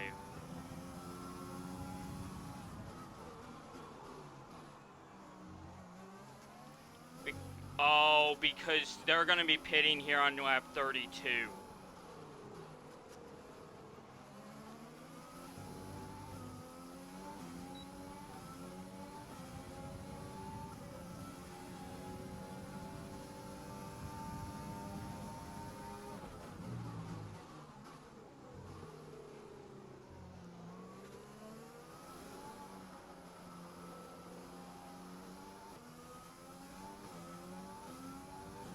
So they don't think I'll be able to actually hold the lead for 6 extra laps, is what they're thinking. And for me, I say otherwise, because I really, you know, at this point, when you look at it, well, yes, my last pit stop that I was on was very touch and go. That was because it was down to a 26-second gap. I almost have a 20-second gap before they pit.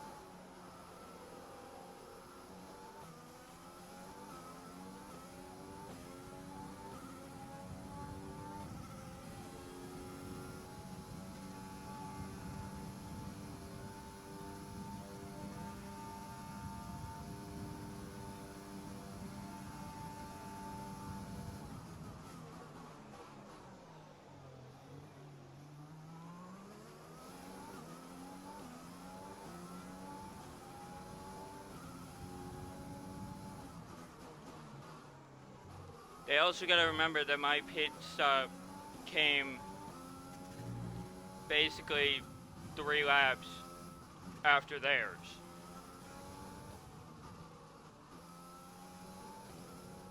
So I have a good stint going on my tires already. That all I gotta do is just salvage what I have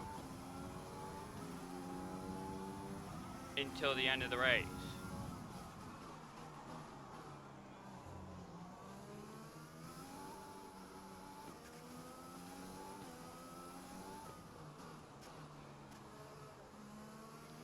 Lewis is in for a stop.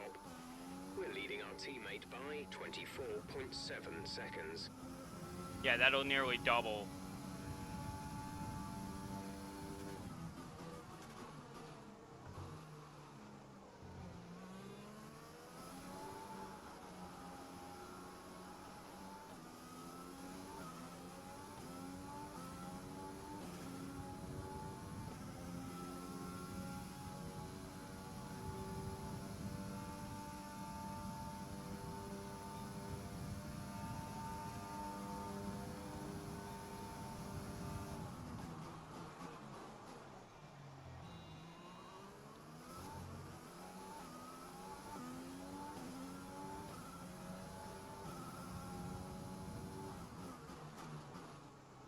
Yeah, see signs in Leclerc?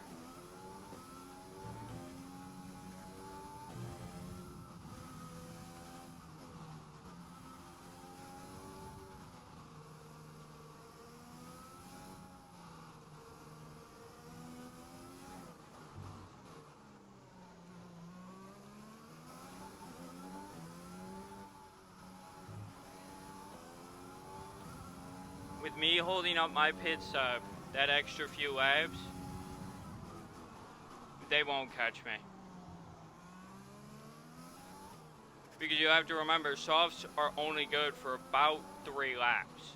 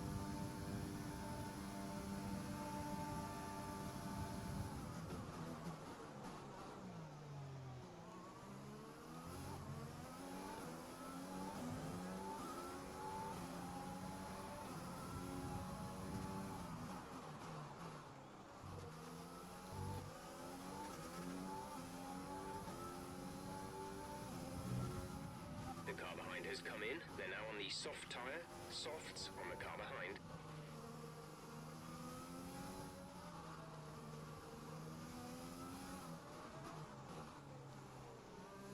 Oh, look at the racing point that's behind me. He's on brand new softs.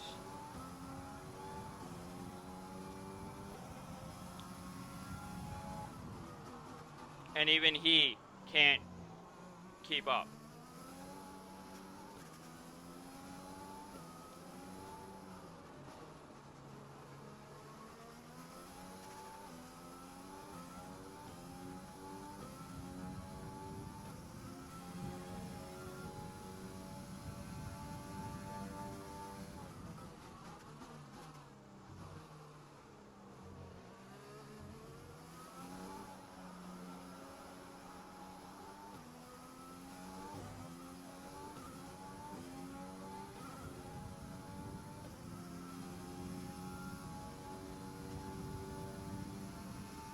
See that? See how I'm still pulling away from him? That's what I mean by softs aren't a great tire. That's why I'm going for the medium stint for the final run. Even though, and I know they're going to be slower and there's a likely chance that, you know, the McLarens are going to catch me. I know for a fact that when I make my stop, it will be the last one I have to make.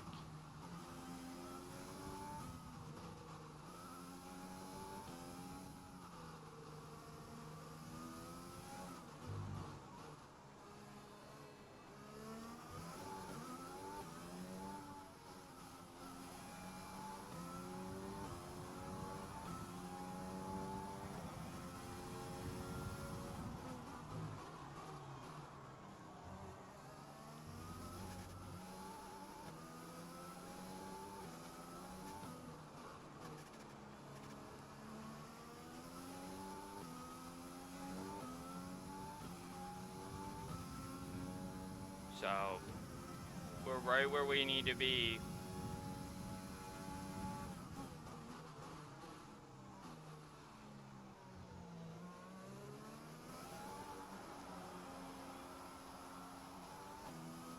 That was 2/10 faster. Just put up the fastest lap of the race so far.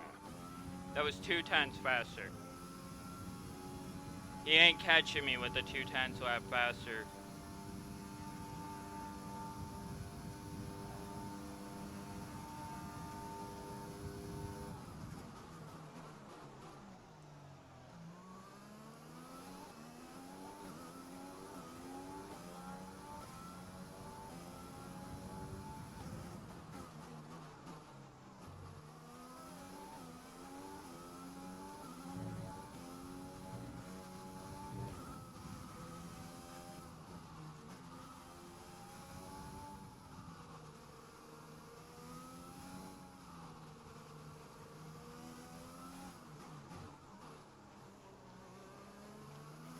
We've got a lot of spare energy. Use your overtake button. We're approaching the pit window.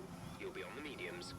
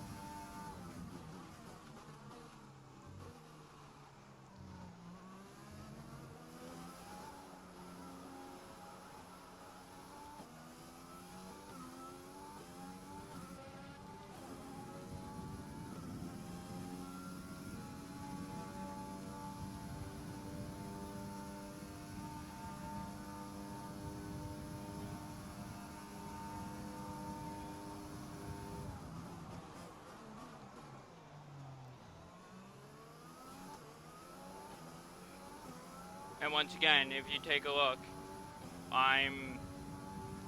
We advise moving to mix 2, fuel to mix 2. coming up to my pit stop.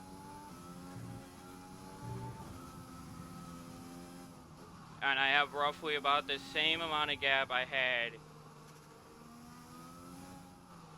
when I came in the last time, which means I will come out with the lead and then some.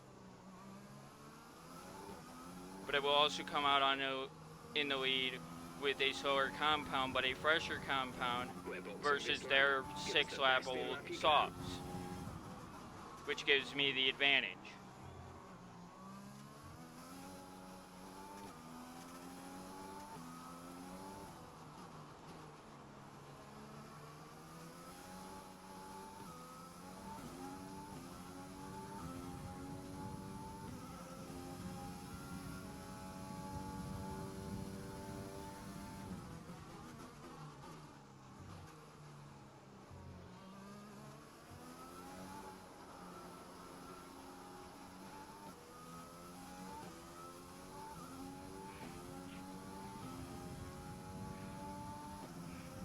Hours in already to this stream. Wow.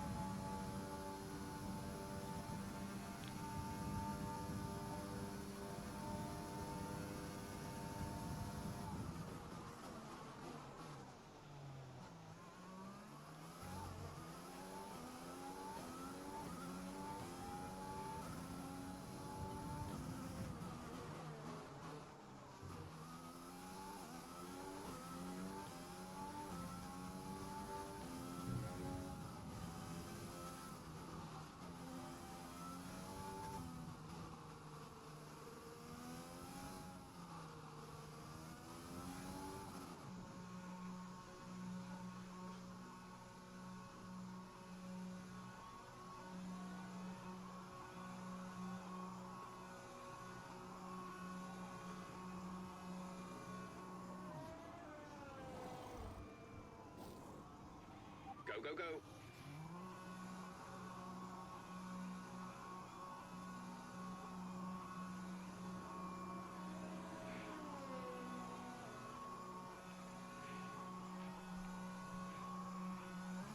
That was our last stop. No more scheduled pit stops.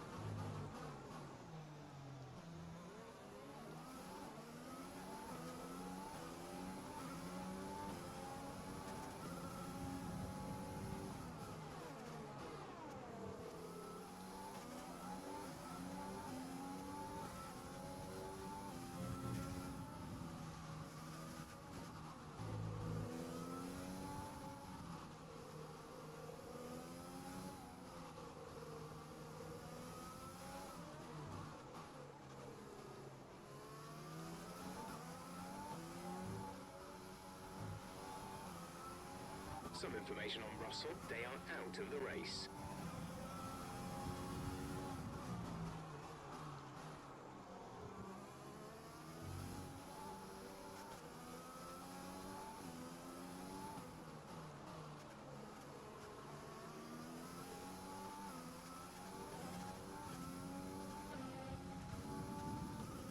Caution, caution. Someone's come off ahead of you. There's a yellow flag ahead.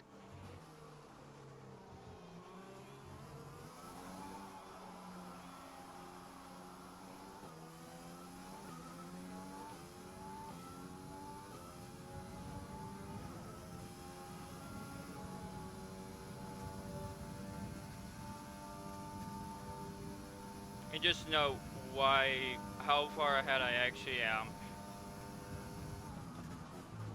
I mean, I'm only got an 8-second gap right now. And I'm barely pulling anything on Magnussen behind me.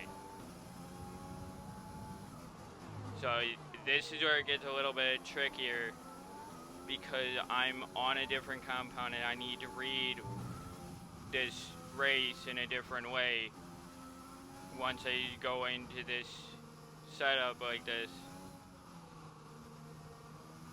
of how hard do I push the tires now, or do I just, you know, run my line the way I have been, which is what I'm primarily doing already, and just kind of, you know, if it gets to a point, Gap to teammate behind is 20.1 seconds. if it gets to a point where he gets too close, I have enough access to be able to run Enrich for a few laps to hold him off if need be.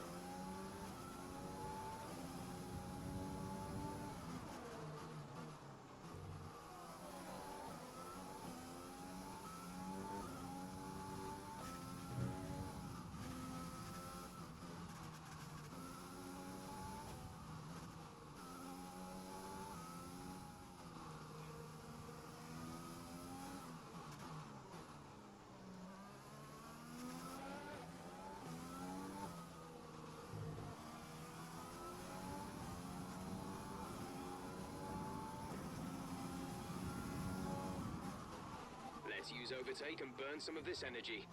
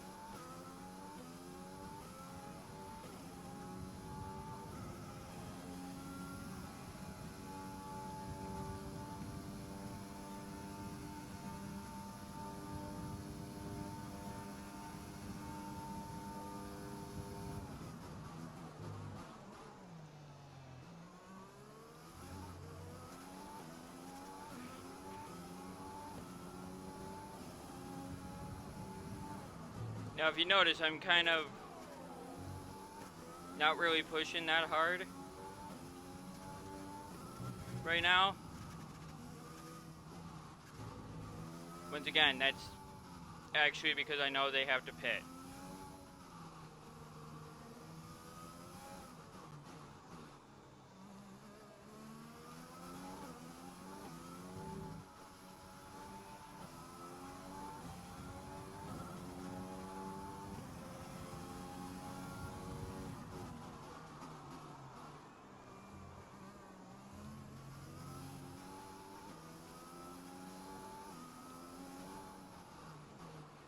Five seconds ahead of Norris.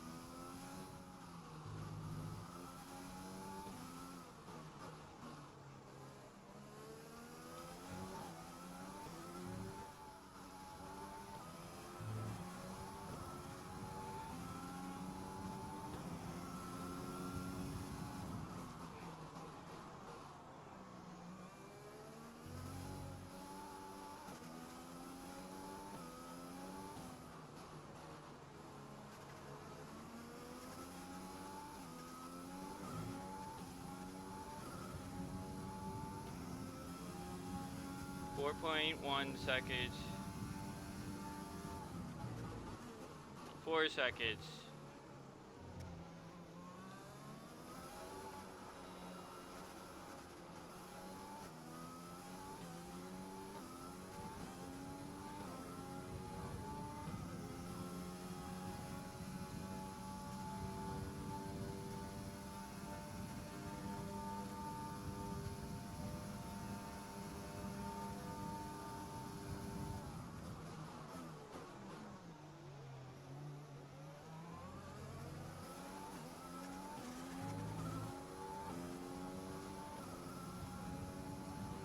We're at +1 lap of extra fuel. Fuel target +1.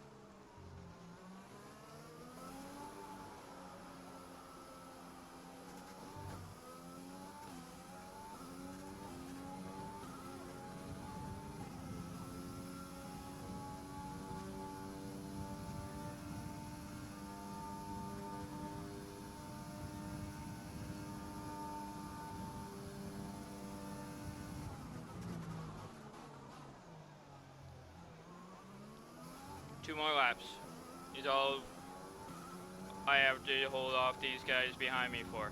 Just 2 more laps.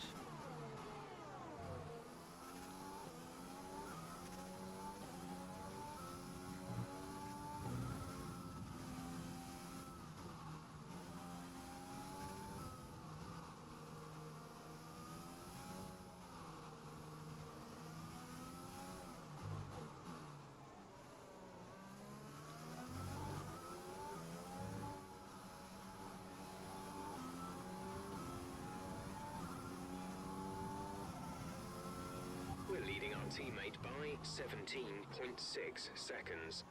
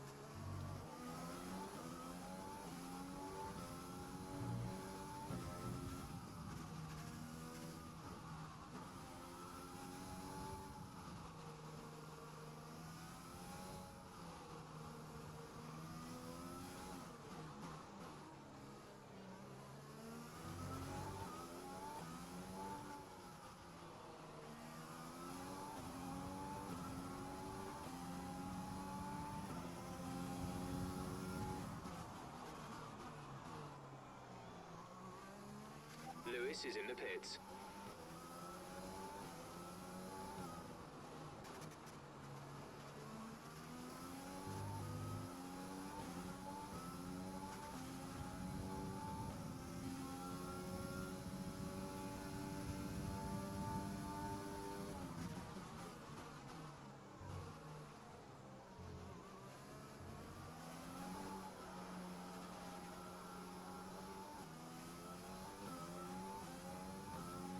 Use your overtake button more, it's time to utilize some of this energy.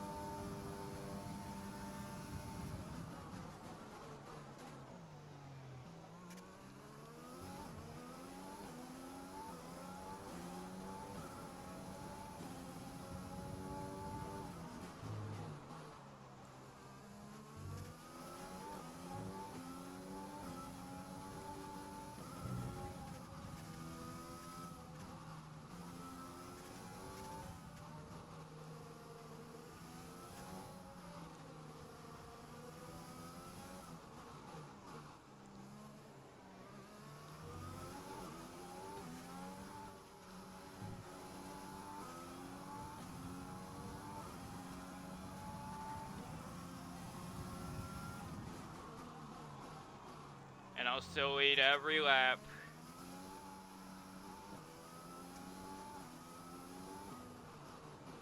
Even though he caught me towards the end of that run.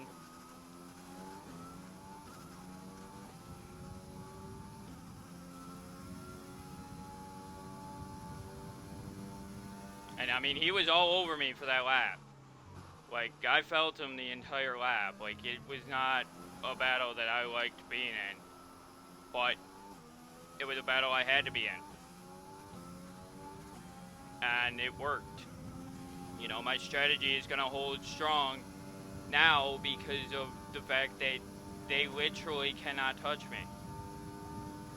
There is nothing they can do to possibly catch me with that big of a margin and this late in the race.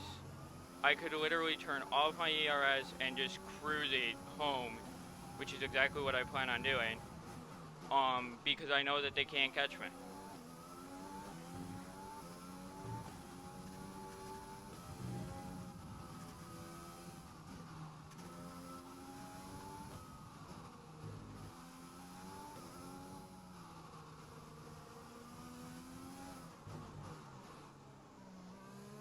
The advantages of a 2-stop over a 3-stop.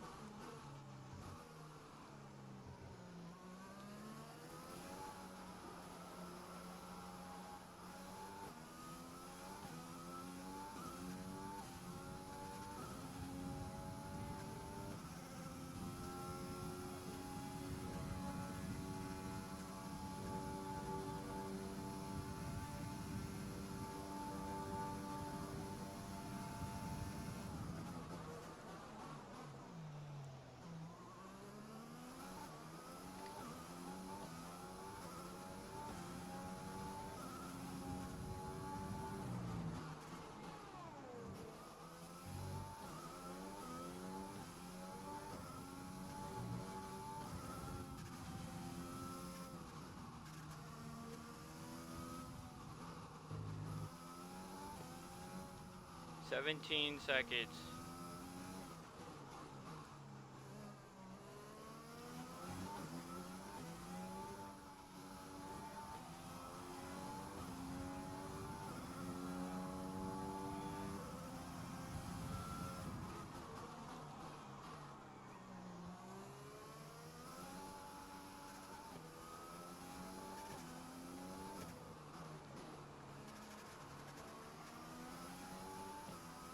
Gap to teammate behind is 32.9 seconds.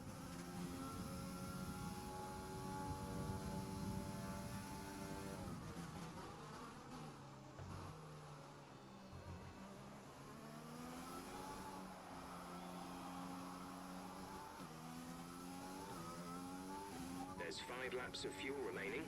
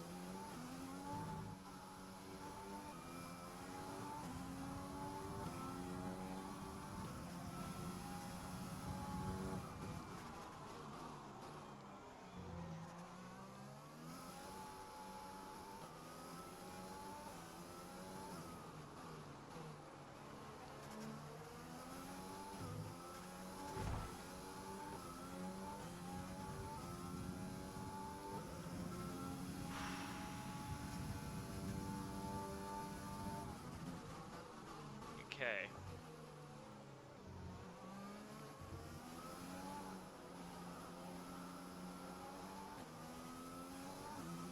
Here we go.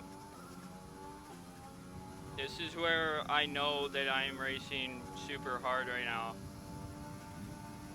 But at the same time, I'm really not.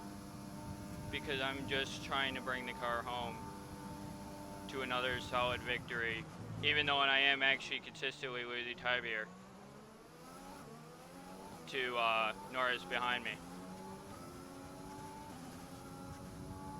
And look at Kvyat.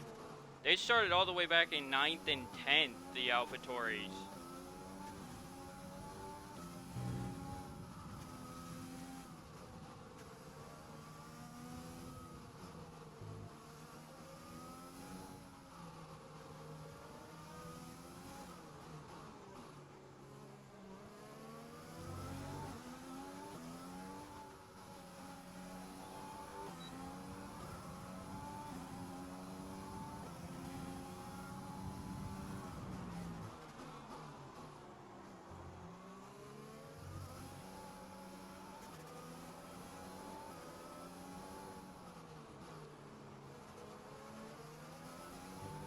Dropping a second a lap to the car behind, 1 second.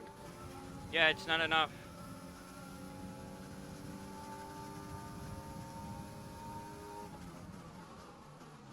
For me to have to worry about. There's 3 laps of fuel remaining.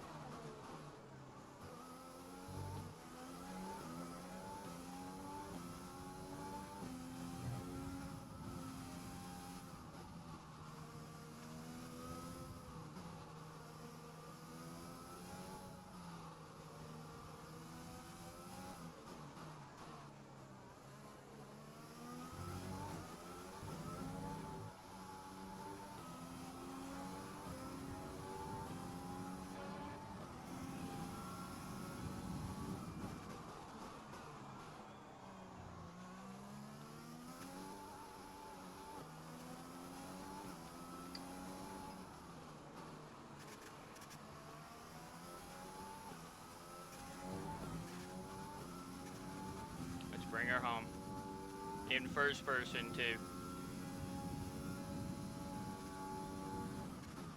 This one's been a long one, but it will be, once again, 9 times at this same track, undefeated, struggling each time for different things at the track, but finding a method to put myself where I need to be for the end of the race.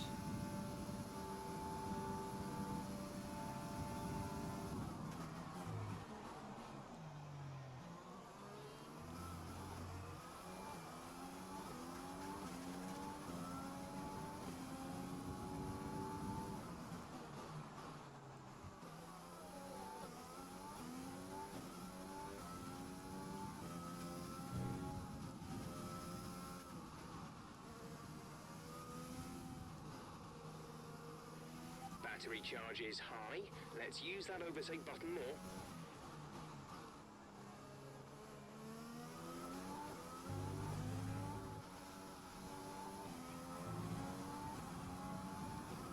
This is your final lap of the race. And I have a 13-second lead.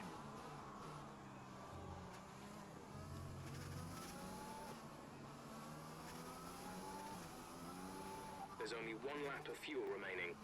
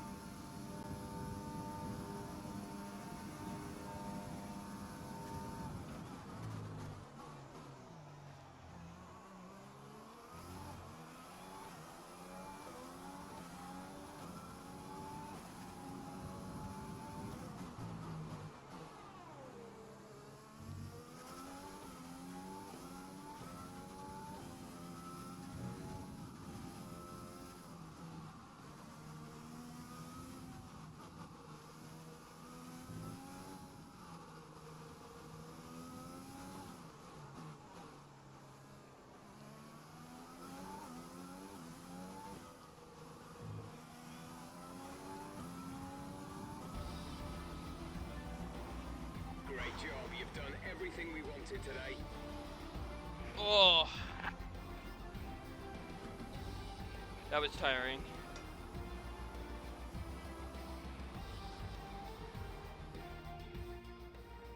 Here we are then, a fantastic Vietnam Grand Prix, and what a performance it was from our race winners today. Talk to me, Ants. What was it that set them apart from the competition today? Well, time management probably played quite a large role in the outcome of this one. As ever, it's not just about speed, it's all about maintaining that speed consistently over a stint, over a race distance. So being able to keep up the lap times while still being smooth on the controls and gentle on the tyres, that's really where the race was won today. After an excellent performance at the Grand Prix, I'm sure there'll be plenty of celebrations tonight amongst the Mercedes team, and they certainly deserve it.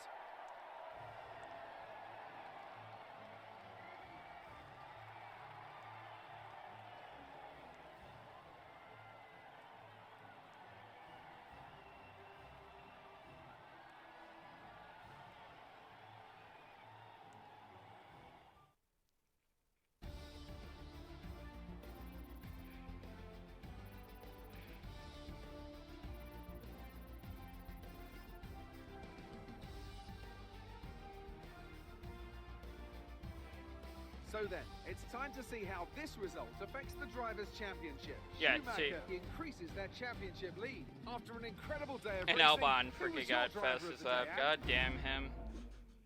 Okay.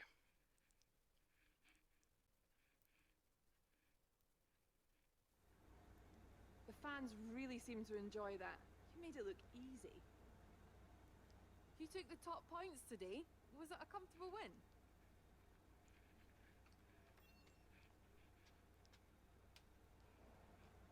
Appreciate your time. That was it? I've never had a one-question interview like that. Huh. Interesting.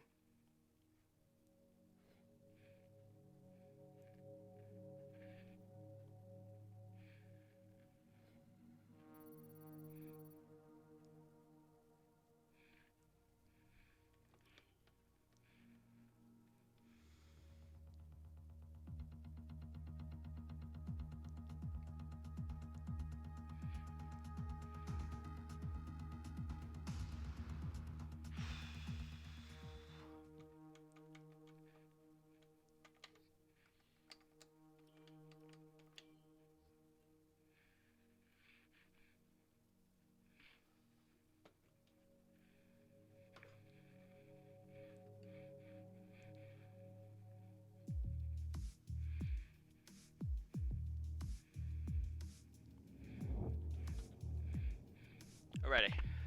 Let me throw that screen up real quick while I tear down and get everything sorted for Destiny that I need to sort.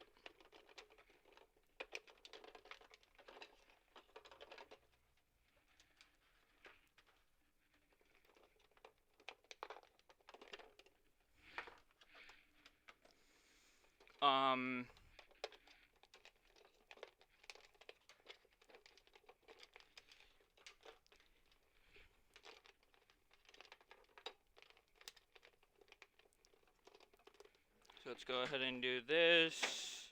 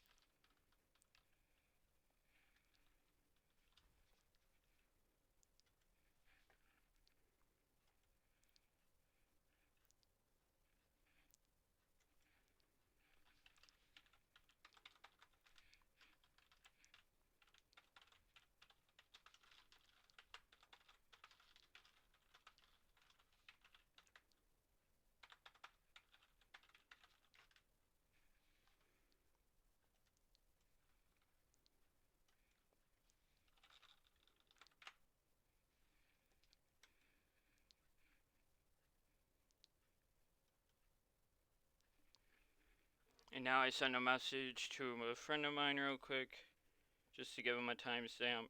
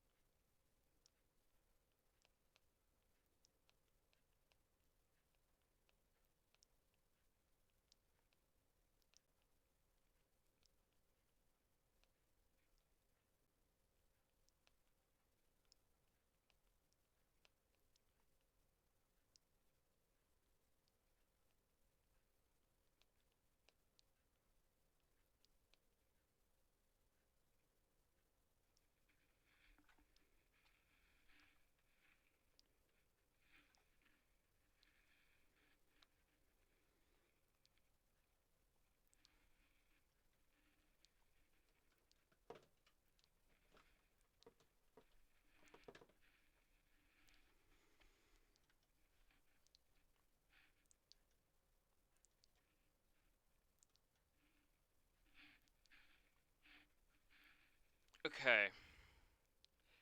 Let me just quickly then adjust my inventory here too.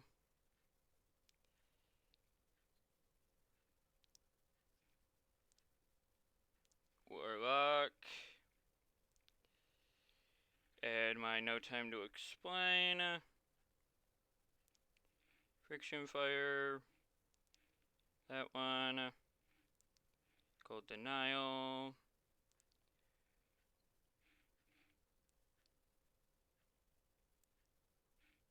Burden. And ace.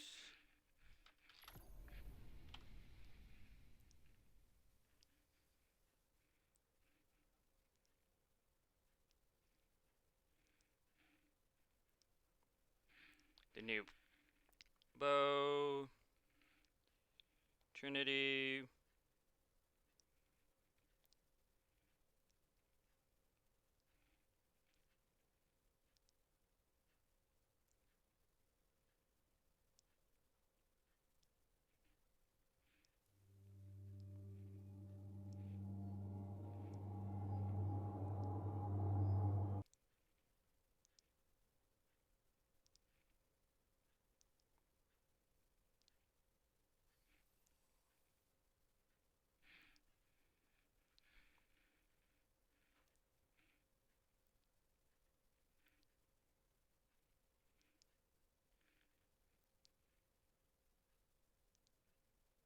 Okay.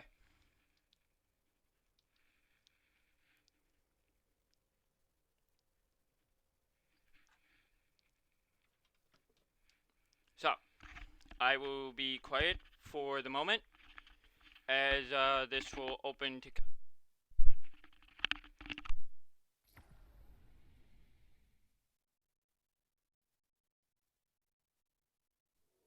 The Cabal, war, want it or not, is all they understand. And so we taught them.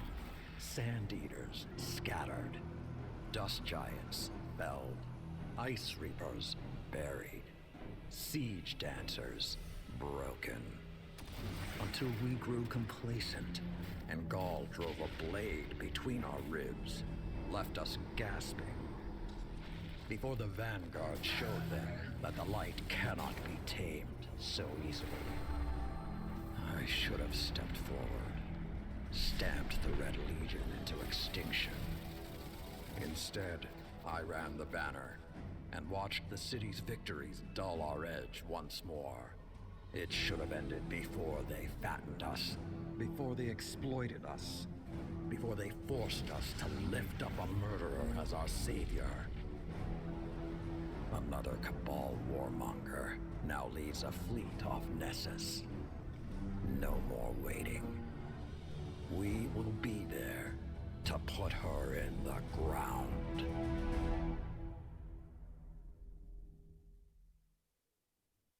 One more cutscene, so...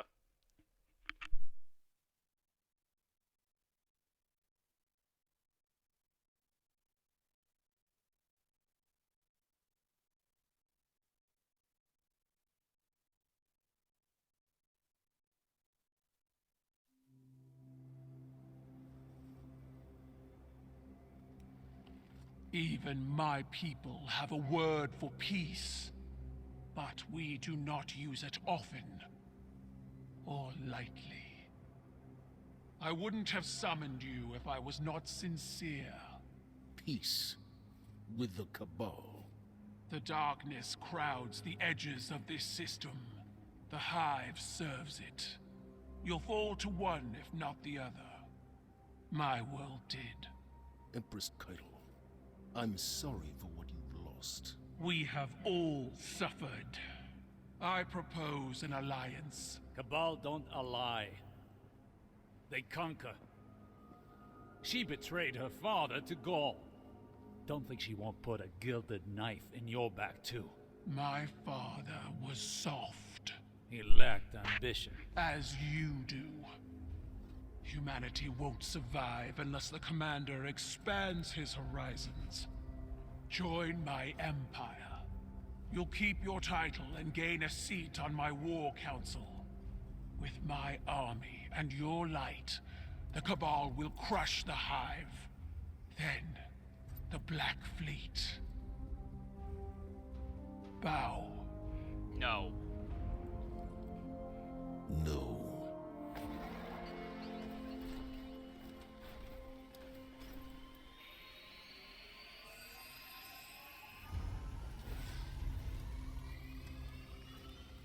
Very well.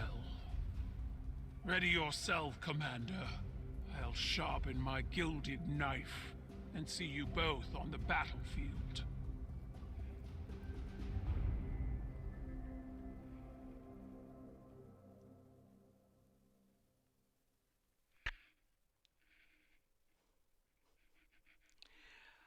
Cabal never seemed to fucking learn. Now, I don't have to do that. That activity I don't actually have to do, because I've already completed that bit. I will show those in a bit, but, the main reason why I'm even playing this right now is, one, I do have other reasons, of course, of,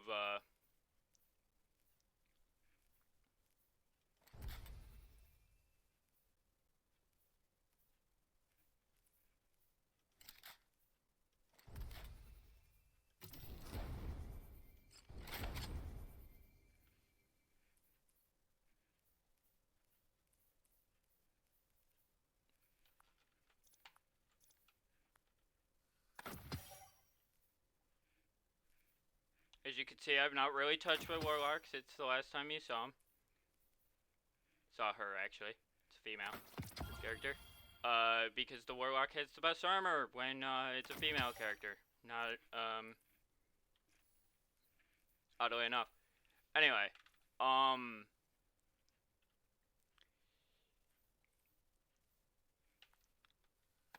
let's get everything sorted out here. All my weapons are sorted, everything is ready. Let's go ahead and grab the season armor.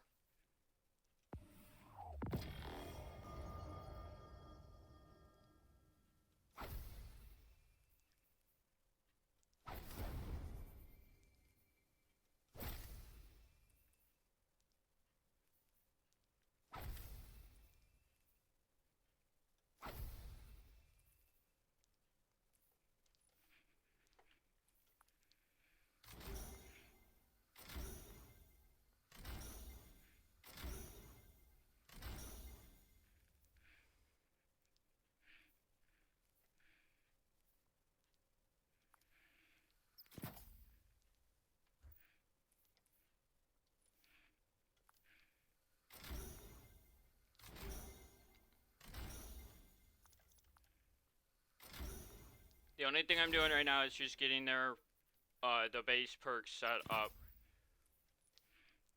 on each piece. And basically it'll be every other piece will be set, to one of the two main attributes that I like using. Or that I should say I've been using effectively since, well, forever now, with my warlock. And because of reasons, this piece gets exactly 4, no more, no less, because it will also be recovery to line these two up identically.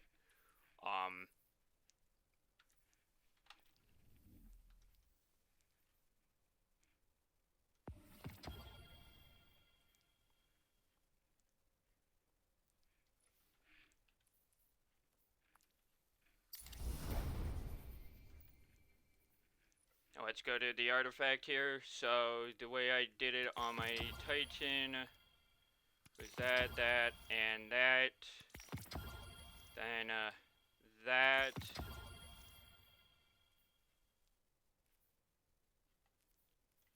SMG loader and sniper scavengers. I believe the order I did this in.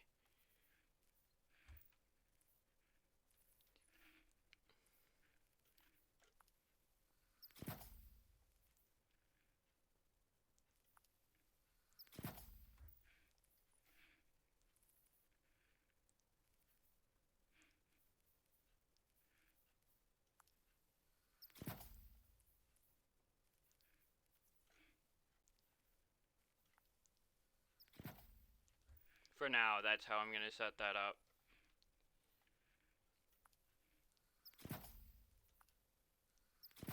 Sniper and SMG scavengers on that. And then this doesn't have anything useful, it never does. So that's why I don't ever put a lot of time into that.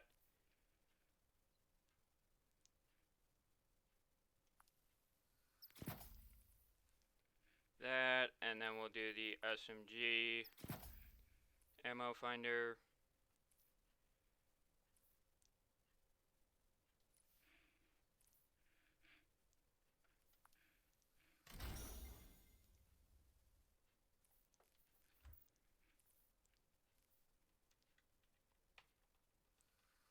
Actually, I'll keep that one.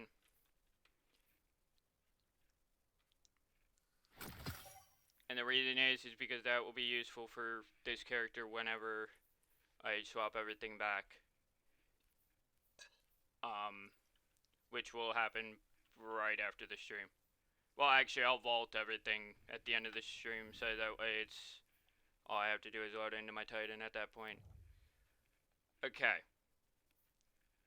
So, I still got that to finish, oddly enough. I still got a lot of stuff I still actually have to do. But, none of it is super, like, priority. We're gonna go to the tower first. We're gonna get the thing that I need for the exotic. That exotic, although I'm not gonna complete that anytime soon.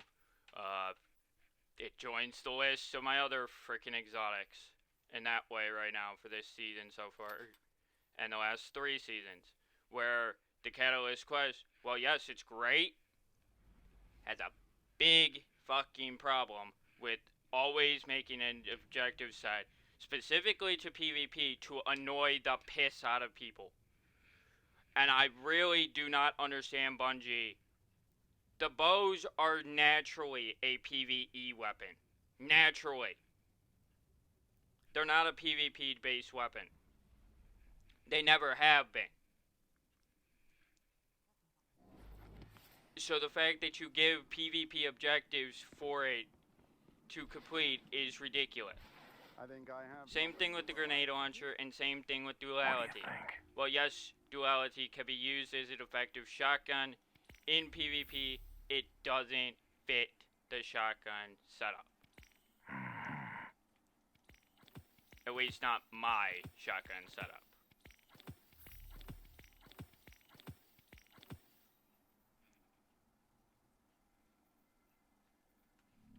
Take it easy.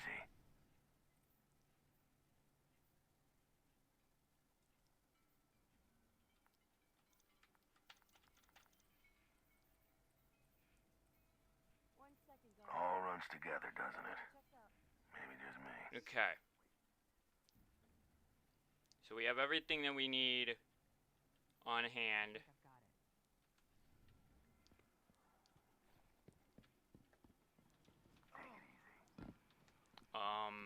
Let me just make sure that over here there's nothing before I show off the new area. Okay. Now, the activity I will show at some point, just not today. Today's kind of me kind of coming in and doing my normal, like, weekly bounty stuff. Because I always do my weekly stuff first, which means going to Europa, doing the bounty stuff there, doing the bounty stuff for the Cosmodrome. This is my routine. I have a specific method of doing things, and it's because it's what works when it comes to Destiny and the season rank stuff and all that stuff.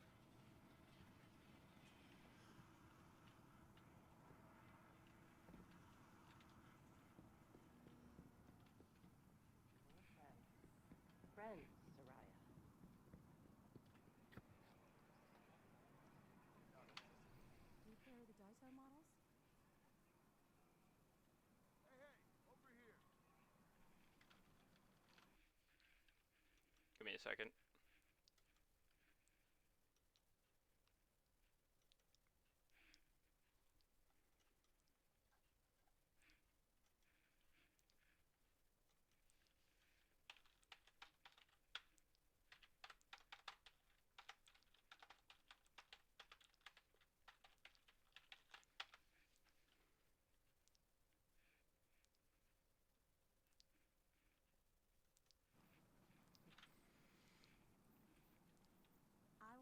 The only reason why I'm showing him that, or sending him that now, is because that way he could see it and whatnot accordingly. Now.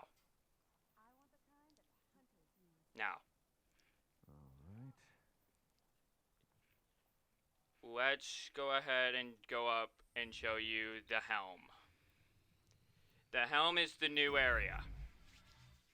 The helm is also the area that my friend specifically wants me to show him, so he can see it in my video and in my stream that will be going up later. Now, I will say, this is probably one of the most gorgeous rooms I've seen in a long time in the game, because it is actually quite nice looking when it finally loads. This has also become a problem with the game lately. Or as of this patch, this has become an issue. Now, I will say, launch-wise, outside of the 7 crashes I had yesterday, it was a flawless launch. Outside of that.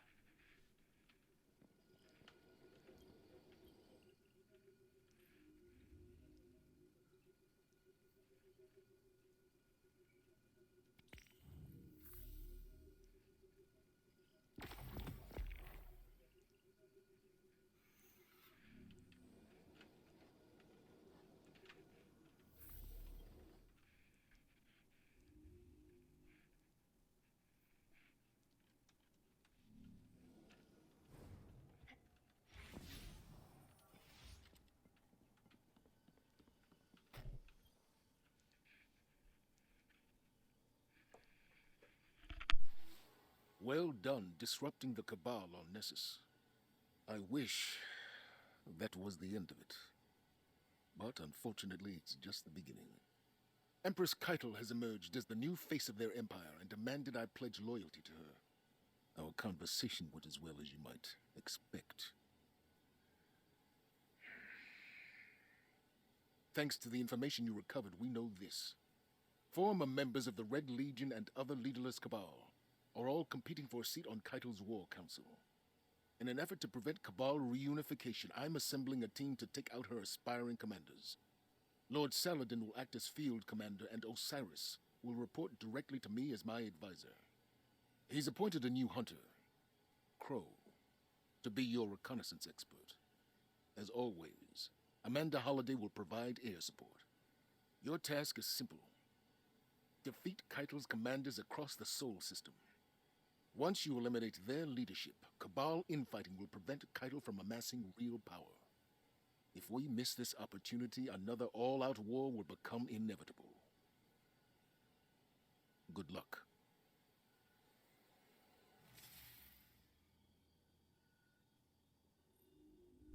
I only went silent there because of that. Now, as you can see, you have all this stuff. Bounties here that are actually all PvE actually based, except that one. That's the only one that isn't. The rest of them are. Which is why I take them. They fixed it. So now Crow and The new style suits you. Spoils of victory in the reef. Glint chose the materials. You haven't let me pay for any of this. If you want to repay me, keep that mask affixed to your face. It will protect you from the city's ignorance. I know what it's for. If this is what it takes to make a difference, I'm in. I've had to walk these streets under disguise more times than Bro, you know. I could see the fucking eyes. Now I am welcome. Soon you shall be too. And they're not different Patience and at caution. all. Guardian. Saladin spoke highly of your assault. They think their tank is a show of strength, but it is no Iron Lord. Saladin will hold the line so our attention can be directed elsewhere. Names are needed. Examples.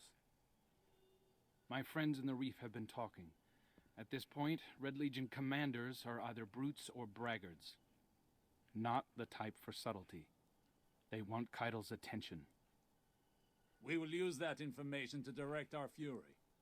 Create a power vacuum and show the Cabal the path they've chosen. Dismissed. Together in the field. I'm starting to get the impression you all like having me around. Fuck off. I can't stand having him around.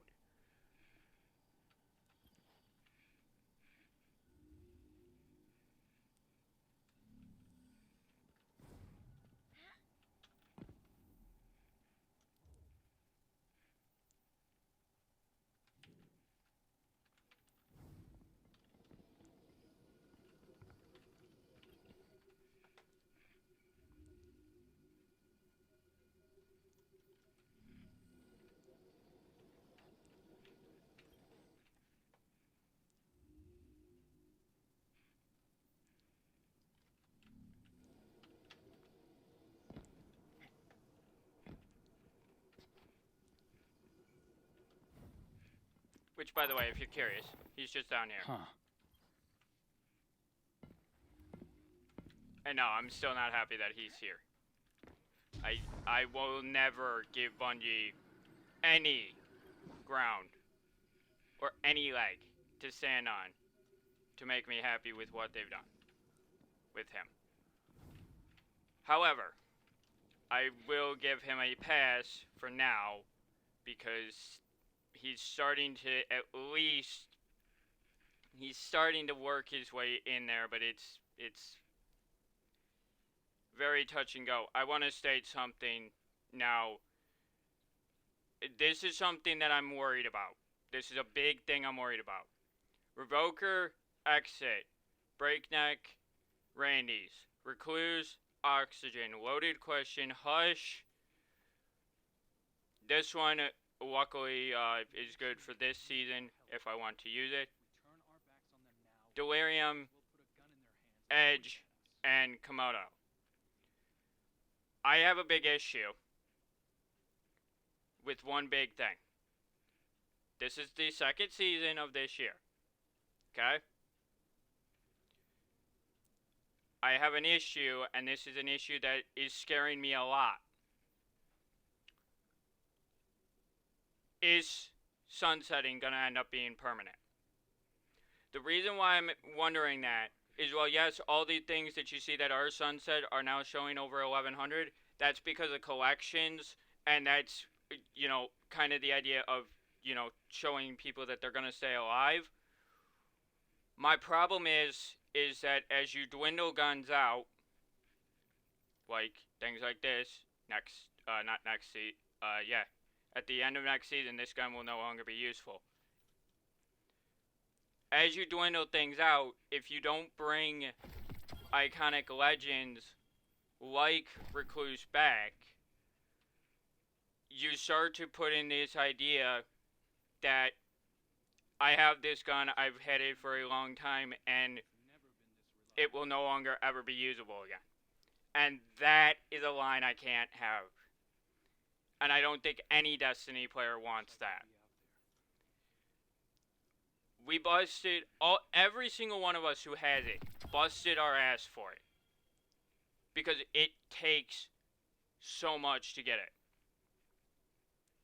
In truth. Especially as a new player, the gun is near impossible. Well, actually, I don't even think you could get it anymore. Which is a different issue. But the fact that they're keeping it alive collection-wise means that when they do inevitably bring it back, hopefully, I'm saying hopefully because I don't know at this point. Hopefully, that means good things for us because that means that it will still continue to increase up until the point that they bring it back. If this would have showed 1060 when the season started, I would have been worried. Because that would have meant that that was the lock on it. So the fact that it's showing 1100, but yet it still shows the cap of 1060, means that they do plan to keep them alive in some aspect. But it does really make me wonder when we're going to get any of them back. And that's what mainly concerns me. Because things like Randy should not be a part of that. That shouldn't even be a part of, you know, the whole sunsetting thing. Like, I mean, I get that the raid weapons won't be because of obvious reasons, but you do get to a point where you have to question, you know, especially with this season, the weapon that I'm holding right now. The reason why I'm holding it is because its perks are actually phenomenal. Frenzy mixed with Sub is a really good perk combination for a PvE-based weapon. Sub, basically, if you kill something, it refills your magazine. So as you use it, it has more benefits to it. That said, we do have well, let me go somewhere and I'll show you, you know, a few other things that I have to show. I will show the other stuff later. But for the most part, what I'm going to sit here and talk about is saying, and doing mainly, is saying that I'm very happy with the direction the game is going. But things like Breakneck, Recluse, and others are things that what they really actually truthfully did was created a baseline for people who are veterans. So naturally, when I say the things that I do about Recluse, about Revoker, about all the other guns that I have, the reason why Recluse and Revoker get such high praise is because they introduced me to a weapon with a perk that made that weapon useful. And while, yes, did I overuse Recluse? Probably. I'm not going to say I did or didn't. But does it make it any better that I still primarily lay on my SMG class to carry my weight? So did they really do anything on that front? No. And that's the biggest issue. When you have a natural class that is so powerful against PvE enemies, naturally I'm always going to use them. It doesn't matter. I will always naturally use SMGs. I won't use anything else because naturally in PvE, SMGs are the best weapon. Period. That's not up for debate. But Recluse set that baseline. And before Recluse, it was Risk Runner that set that baseline for me.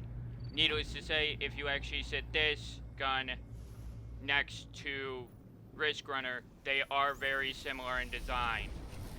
Looks like the Vex are setting but up they for are Spire different integration. in You better stop them other before aspects. Europa winds up like Nessus.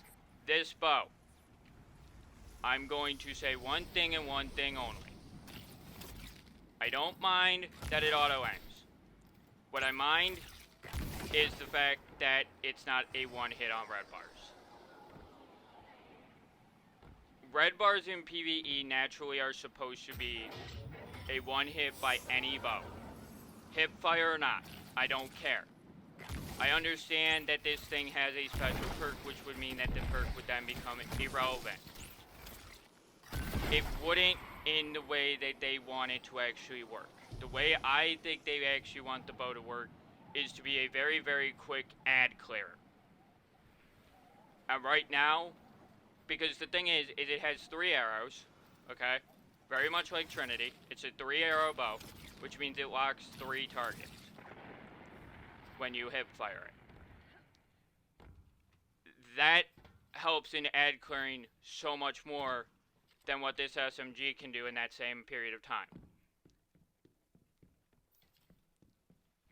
By not allowing this to be a one-hit on the typical red bar enemy, you dwindle its usage by quite a margin, actually.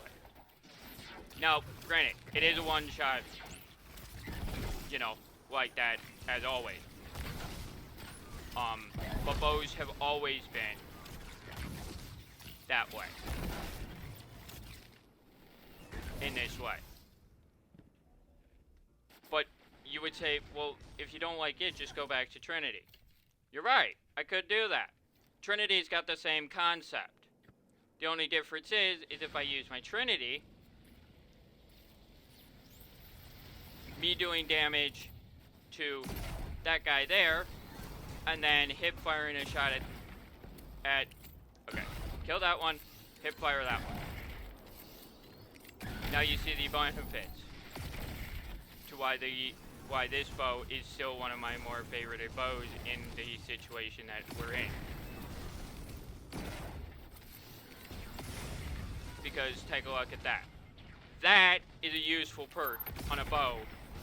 And when they added the catalyst to this bow, it just made that perk even better. Naturally, without the catalyst, if you don't have the catalyst, you'll have to be taking arc damage for the effect to work here. Because I have the catalyst just killing an enemy triggers the ability, which is very useful, and made Trinity one of my favorite bows even more. But again, it is a one tap except to shielded enemies. With or without perk, typically. Even on them. Typically on them. Now, one of the other things I was noticing when I was looking at collections, I saw no, well, I did see LMGs, but it looks like the LMGs are tied to trials. I refuse to do trials for the simple fact of the matter is I do not agree with the PvP. Now, well, yes, I had a great run yesterday in PvP. Great run.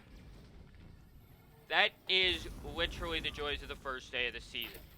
If I went in today, I would be lit up to shit. Because for some reason, if I play on day 1 of a season, it's great. I play on the second day, everything acts like it usually does, which means none of my shots fucking register. And if you think I'm joking, I'm not. None of my shots like registering in this game in PvP, and I have no idea why. Yesterday, every shot I fired hit the enemy that I was firing at.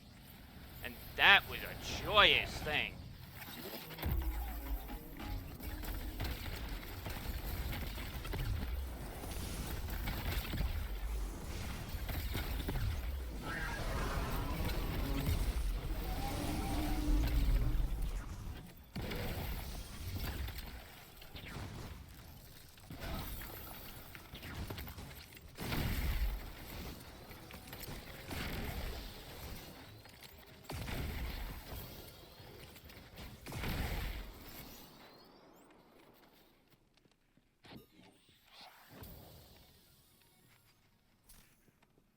God, that's fun.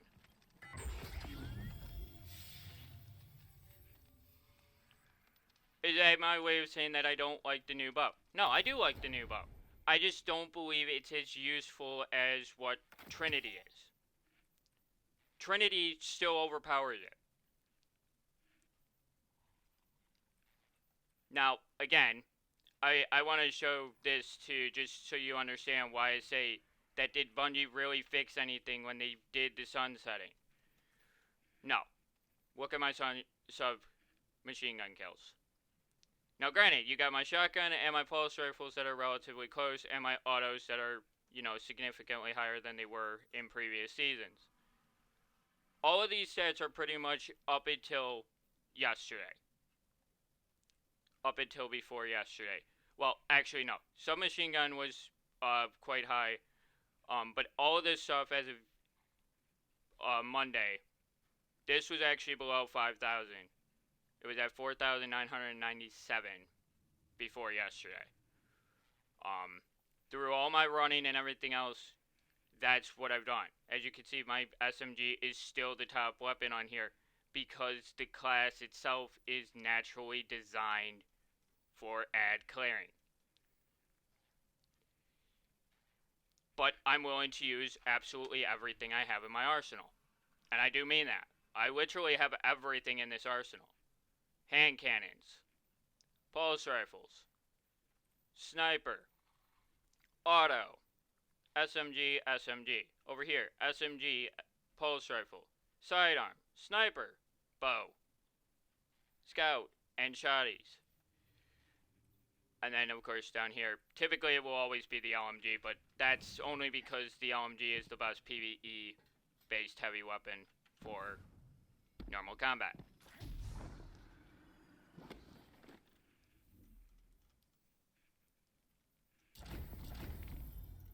One of the other things that they changed this season was the addition of seasonal challenges, which I will say I do like the idea of this.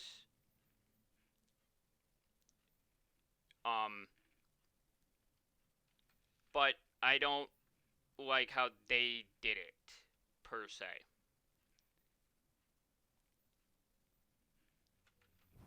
But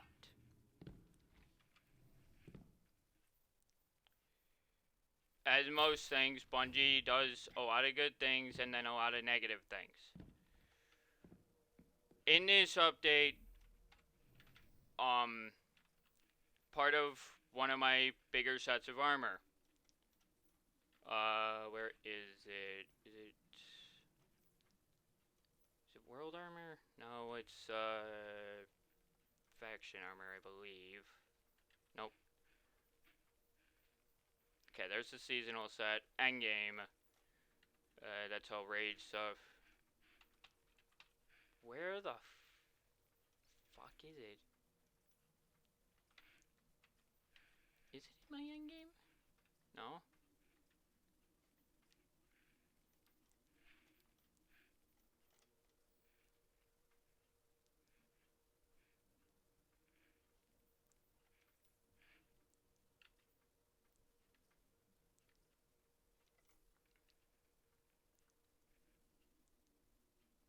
Ah, there it is. The Riviera set.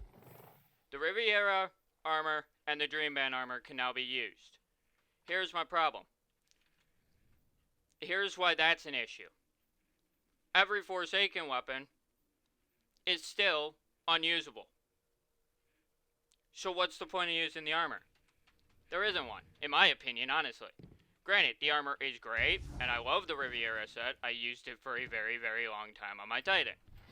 Obviously.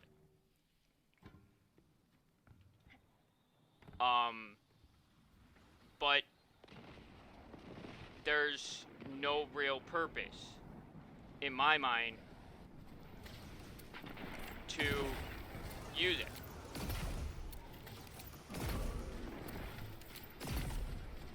I mean, seriously, that's 3,000 damage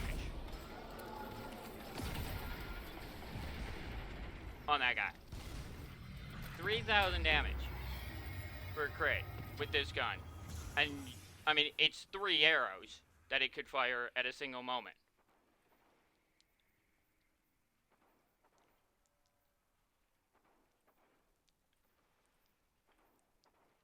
Now, I will say, right here, right now, outside of the fact that the game right now feels like any old season,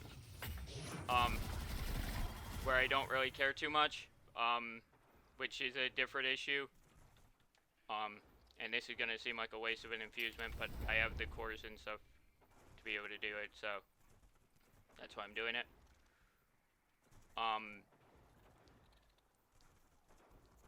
The game does have some issues that it needs to figure out, and relatively soon. Because I was okay with giving up Pinnacles at first, but now I've started to see the undertaking of what Sunsetting's going to do. And Sunsetting's gonna have a bad effect. I have a feeling. And the reason is because if you don't bring stuff back soon enough, people are gonna forget about it completely. And unlike me, who's never gonna forget Recluse, I will never. Recluse sets my baselines for my SMG class entirely. So, understand, when I was finding a replacement last season for Recluse, that's why Friction Fire got it. Why this gun is currently getting it is because its 2 perks that I have on it are freaking godly together. For a PvE based weapon. And all my arsenal is PvE based. I freaking refuse to go to PvP or be good at PvP anymore. I've given that up. Well, yes, the new rep stuff for Vanguard and that stuff is cool. And all, and Gambit. There is still some issues that I have with some of it. And, well, yes, Bungie can fix a lot of the issues that I have. They more than likely won't. Because if they were in an objective to, you know, help their veterans, they would actually physically, you know, do something balance-wise in PvP, but they don't. They don't. Because they primarily don't understand that you can actually balance PvP even with all the abilities and shit that we have. It is clearly possible. They just don't want to do it because they like the chaos of what the PvP is, and therefore that's why I avoid it at all costs. Except when I'm power level grinding. Now, my friend made a comment to me about, what if we did into a permanent power level system? That wouldn't work. And the reason is because if we did that, then basically I could literally just use Recluse at that point. And never look back at anything. And that would not help the game. Bungie wouldn't have to put anything else in the game. They wouldn't have to add anything else. It would literally be, the game at that point would die. That's not what you want. Trust me, that's not what you want. And it sure as hell is not what I'm asking Bungie to do. I'm just asking Bungie to, you know, give us some sort of timeline on when we're gonna get our pinnacles back. Mainly Randy's. I was so pissed when last season started and Randy's was a part of the sunset. Like, I was like, are you kidding me? But the other issue I raised to my friend is, okay, so they sunset all legendaries and all this stuff, but they did sunset a single exotic. Why? If you're gonna sunset pinnacles that have basically the same concept behind them that an exotic does, and by forcibly sunsetting them, you basically forced people to adjust to new weaponry. The thing is what I could have done for the start of this is I could have gone to something like that. And carried that the entire time. And never looked at any other weapon from last season. You know why I didn't? Because that gun has limitations. This gun has limitations. And that limitation is you can only have one exotic equipped at a time. And for me, my exotic that I will always choose first in any situation, especially if I'm in a boss fight type situation, is Burden. Because Burden is still the best freaking, you know, boss fight weapon. You know, for PvE boss fighting, not raid boss fighting. Although that's debated still, I don't really fucking know anymore. On that front, I don't care for the raids, I don't care for that shit. I care for the PvP environment and the story. Those are the two reasons why I always come back. Genuine reason. Those are the same reasons I go back to Breakpoint,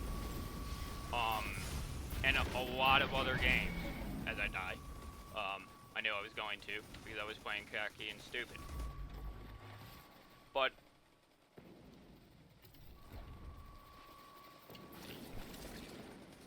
if I don't have an arsenal that I can rely on to be consistently useful, we're gonna run into an issue. Like right now, the friction fire, I'm already planning on basically saying, well, the stuff that I have now will give me a year in advance. That's in my inventory right now. These two weapons will get me to next year. Same time next year.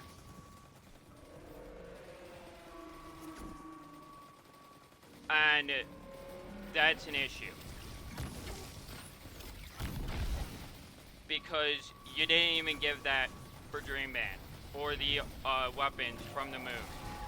As of the start of literally last season, all that stuff was sunset, which is, in my mind, was a mistake. That was a big mistake, because that was saying basically that everything that I had actually went and got it from that year meant nothing. And that really hurt.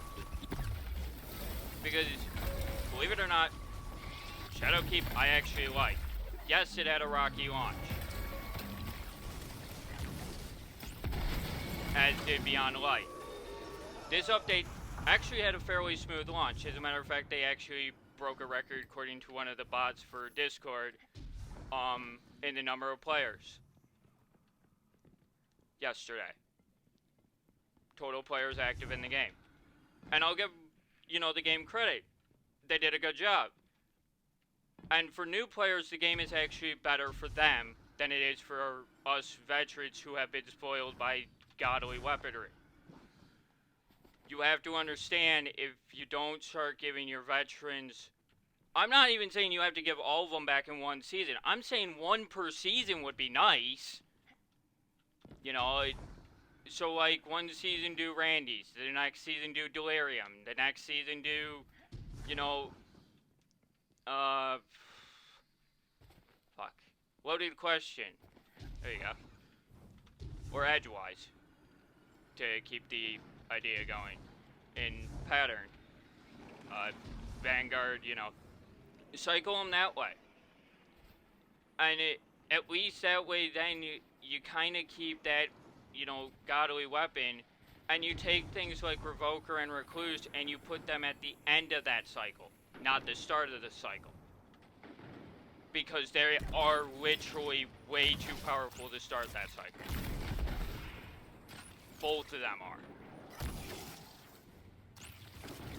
But you say you do, say, next season will be the last season before the next expansion, I will guarantee you that.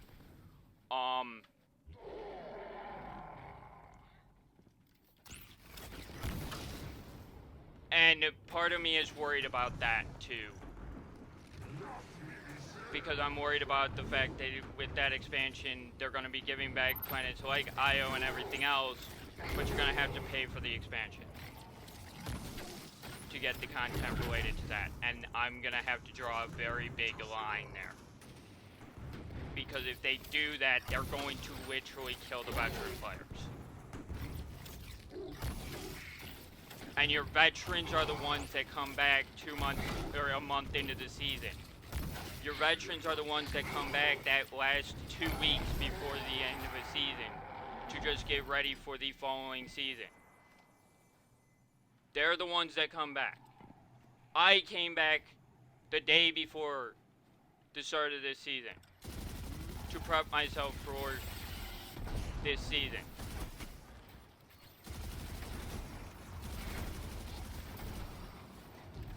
As a matter of fact, I had been playing the game basically every week up until at least once a week up until the start of this season to get used to it again. Because I knew that this grind was going to be a very, very long and annoying grind to the power cap. Because it always is from season to season. Destiny has an issue where the veteran players, the players that do come back, are not being shown, the things that they care about. We love the new stuff, trust me. I said to my friend, I would have retired Recluse last season regardless, because I had it a year. Would I have still used it to some extent? Oh yeah, no question there. But I wouldn't have used it to the extent that I had always used it, because it hit its year limit for me. And it was time for me to finally start moving on from it. But that's a limit that I create for all of my guys.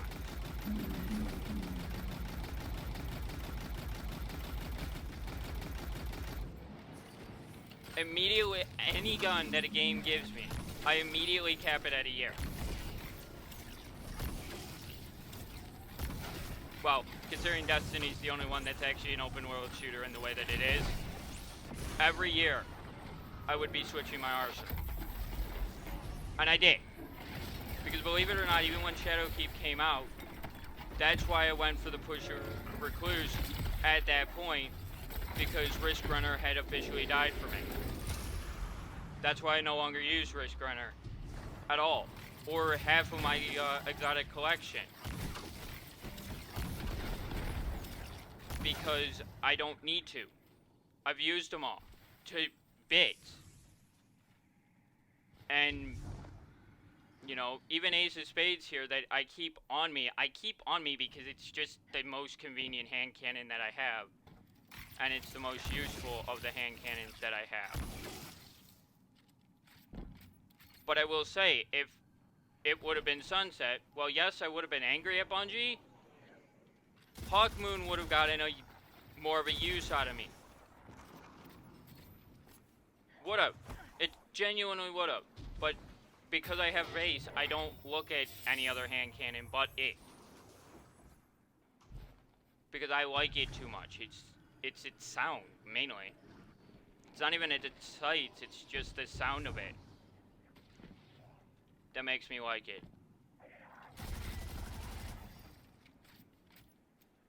For me, you know, it's a comfort thing. I build an arsenal that will be able to sustain and hold me for a minimum of 1 year. That's how I build my characters. I don't worry about, you know, this or that or this or that. I worry about what's going to be sustainable for that year. And things like this are things that are sustainable. This, not so much, because it gets sunset at the end of this, or at the end of next season.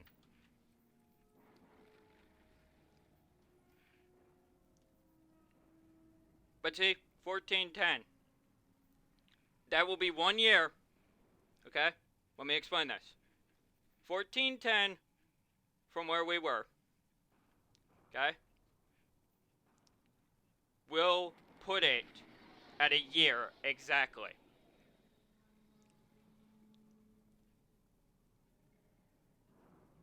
One year. That's it. Randy's didn't even get that. Because it wasn't usable in the first season of the year. Which means that it got less than a year that it could be used.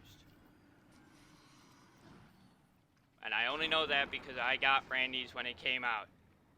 Had Randy's the entire time. Randy's was one of my favorite weapons. Believe it or not. Even though I rarely used it. This shotgun gets sunset at the end of this season. So, you can understand that, well, I don't mind, you know, sunsetting and moving on to new weaponry. There is a limit that Bungie's not realizing they're going to hit, and that's the limit of what content is sunset and what content isn't. And that's the limit that the veterans are going to notice faster than them. And that's why I'm already asking for Pinnacles to come back in some way. Because if we don't, it's going to actually hurt the overall appeal of the game. Not just for us, but for everyone. Like, yes, us who have had Recluse and that stuff, we're not looking to get that gun back. You know, but things like Redrick, something that wasn't really common, but a lot of people had it. Believe it or not, a lot of people did actually go for it. If that was pulled out of, you know, the whole sunset thing, people would use it. Genuinely, because it was a good pulse rifle. And especially on the PvE side. It wasn't overpowered either. You know, its perks complemented itself. So you had to be good with the gun to actually know how the perks worked. Very much like with this gun here. I know how Frenzy works, and it's just basically get in combat and then, yeah, basically shoot like crazy. Because, that's how the perk works. You get a boost of reload speed and a bunch of other shit when it, gets its Frenzy perk. Which basically means that it gets, basically, every benefit that you could want, and then some, from having SMG loaders and shit. Like I do. And now you understand why I like this gun so very much with its perk setup. Because in a situation like this, where I'm taking on a hell of a lot of enemies, and I just ran out of freaking ammo for it, because that's how good it is. That is such a recluse fucking weapon right there for you. Because the only other SMG I would consistently run out of ammo for was recluse. That is what made me so happy with it so quickly. I had another version of it before this one, and that version didn't have sub on it, but it had outlaw, so it kind of had the same benefits in ways. But like this version has sub on it, and that perk is just so good in combination with Frenzy. So good, and so fun. Because here's the perks here. Partially reload your magazine from reserves, but reserve capacity is reduced. Okay, that's a downside. But then, this one, being in combat for an extended time increases damage, handling, and reload for this weapon. Basically an extreme version of Surrounded. Or, not Surrounded, but, Under Pressure, I think it was?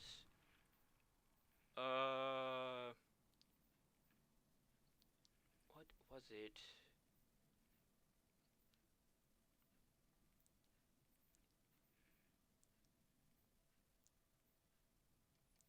Was it Surrounded? No, it's, shit, what was it? Perk I'm looking for.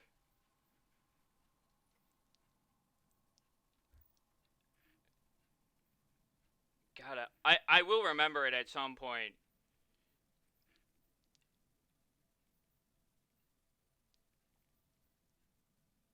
Just don't remember what it is right now.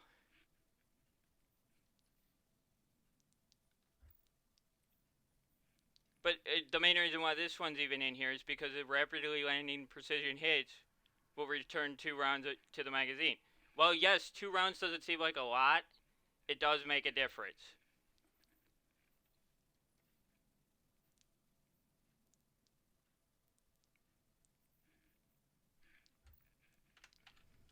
It really does make a difference. All of my weapons, though, have to meet a baseline that give me the feel of Recluse, but are not as powerful. And that's what all of my SMGs currently do. They meet that baseline. Which is good, because, especially considering they're not, you know, the same fire rate. Both of the ones that are in my kinetic sight are not the same fire rate as Recluse. They're actually lower than Recluse. But their perks make them as powerful as what Recluse is as a 900 round rate of fire. Say.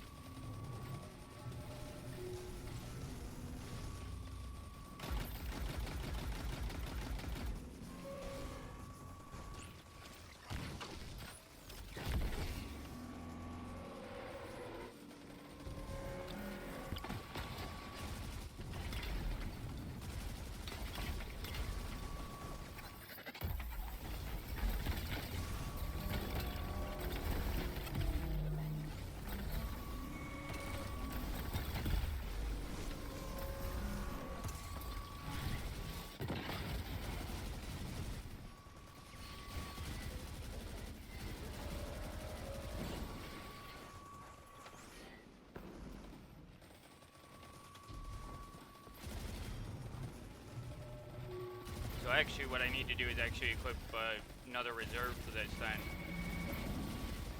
Some machine gun reserves for this, and that would have helped counter the reserve thing. That's all I need to actually do to get it to work as flawlessly as I want it to. But also going down to one primary weapon fire type is another method of doing that. Which typically what you want to do anyway.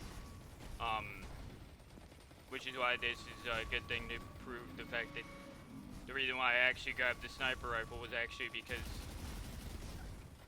it's actually, well, outside the fact that it's actually going to be useful this season because of the perks that it's getting associated with it. Woo! Nice.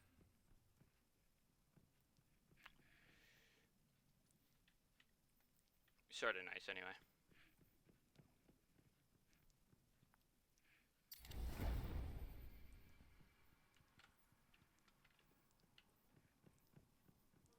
But I will agree that every weapon does deserve to have a limit implemented. I will, however, say, though, that I do not believe that that limit needs to be across armor, though. Because I believe that armor should be universal across the board.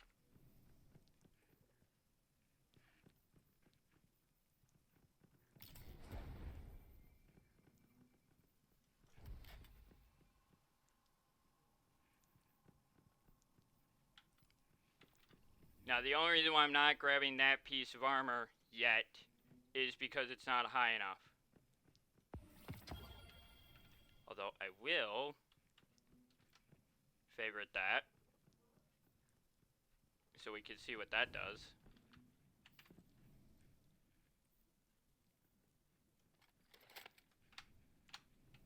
I can't believe I'm already ranked 10 though, in season rank already.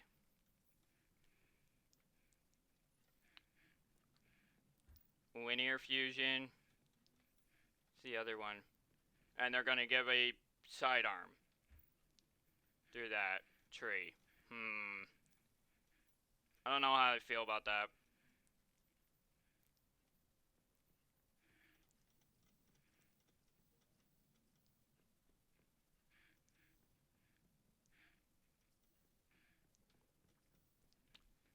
But that's the other thing that I've not been liking lately with Bungie is that they're not helping in certain other aspects with, especially not with the season rank stuff. The season rank is great, but I don't feel that it's just, or I should say, I don't feel it's fair for both players. One that owns the season pass, i.e. me, versus free-to-play. I don't believe it's fair. Because if you pay for the content, you get everything of that content. A free-to-play doesn't. Why does the free-to-play get screwed over on the season rank shit?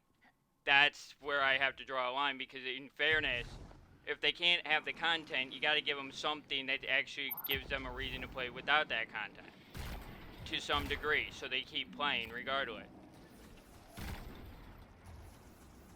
And well, yes, last season I did play more without it at first, and then still continued to play with it afterwards. Yes, of course, but the thing was there was a lot to do. That, you know, and I had reasons of grinding and things like that to do before that point. But I had no real reason to really play at that point when the expansion first came out. I didn't really have an initial reason for playing so much. Yet I did, and you know, within 3 weeks I was at, you know, the season rank cap already. But that was purely because of how much shit I had done and because of my rotations that I had done.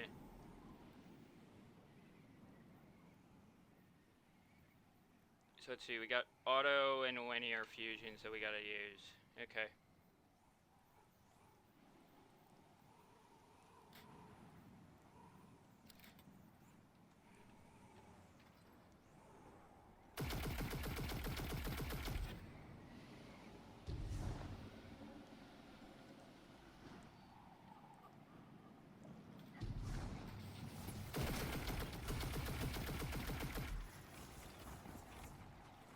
But mainly what I was doing most of the first 3 weeks was exactly what I'm doing here, which is, you know, all my weekly related stuff. The weekly stuff really does tide you over a lot more than it probably should, but it does effectively work in your favor most of the time because of how, you know, the power level grinding actually works now.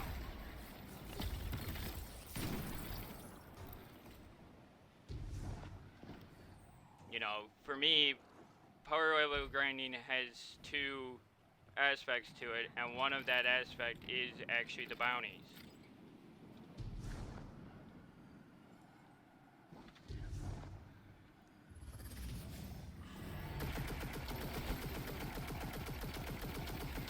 Because I mainly play the game for the PvE aspect. I don't like doing a lot of the activities and stuff purely because I just don't enjoy it as much as other people do.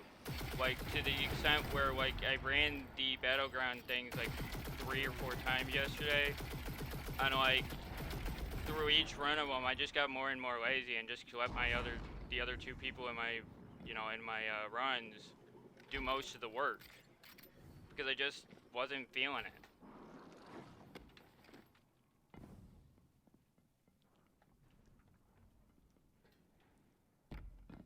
Because honestly, like, the biggest issue that I had with sunsetting in the first place was half of my freaking collections in here is all sunset. Over half of it is. I don't know the exact number of sunset weapons, but I do know that it is well over half of the arsenal. And that's an issue in of itself.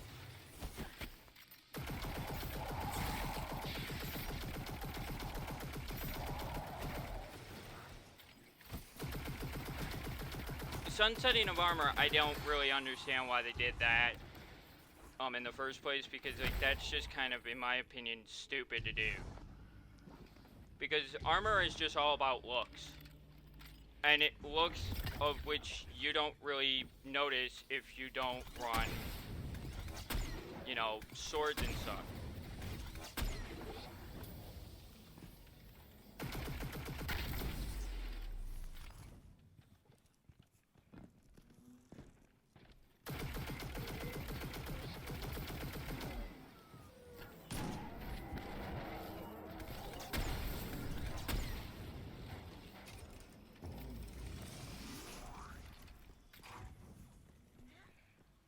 Now, I'm not saying that what Bungie is doing is wrong in the matter of that. Like, I can understand their perspective on these things being overused, so there's no point in putting, you know, new things in because of them. Well, yeah, valid point. But you have to also understand how a game like this, an open world game, works. And in that front, their theory doesn't actually line up with the way a game like this works, and that's every gun has a burnout period. Because even last season, or the season before this, I saw less recluses being used than I did the season before that. So the gun was already dying out, you know, because people had it and used it, and the gun was slowly, you know, hitting its limit on its own. Like, so even Revoker for me was dwindling in usage down quite a bit. You know, well, yes, when I freaking hit in the last season before Beyond Light over 100 in season rank, when I hit that, you know, yeah, I did kind of rely on Recluse and that stuff to kind of, you know, tide me over to get there, but those guns had always been that thing for me. You know, they had always made my grinding more fun and more, you know, enjoyable. And, you know, the fact that I lost Python to start this season, my only shotgun with it's the only shotgun I'll ever like ever, because like it's got the most useful perk. You know, you could say all you want about, oh, but Overflow didn't really fit on a shotgun and this, that, the next thing. You can say that all you want. It doesn't matter to me. It did work, and it was a very, very good shotty for the reasons that I used it for. PvP-wise, if it would have, you know, actually had its chance to be a truly good shotgun and not be overran by a freaking Mindbender, because Mindbender fucking was broken and Bungie refused to fix it. That thing had such a balance issue, it was unbelievable. But yet they left it alone. But the moment Recluse got bitched about, they freaking nerfed it 4 times in 3 seasons. No, seriously. Just to reduce its damage. But yet they wouldn't do that to Mindbender. Then you wonder why there was an issue.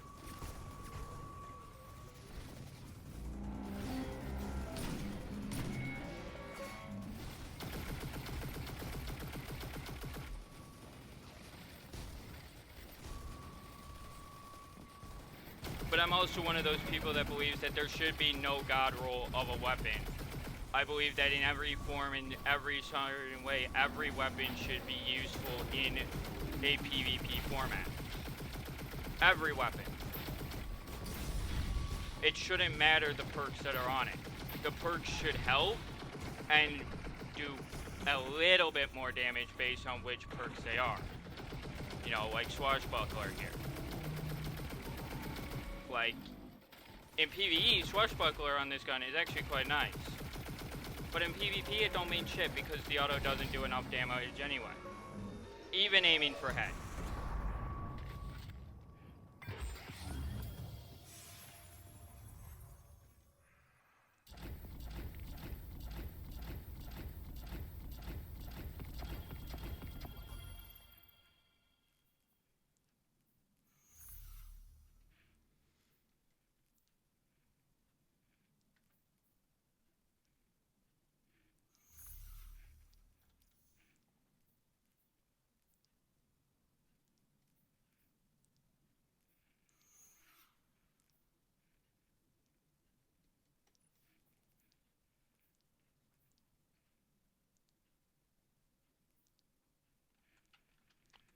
But every gun has a burnout period eventually.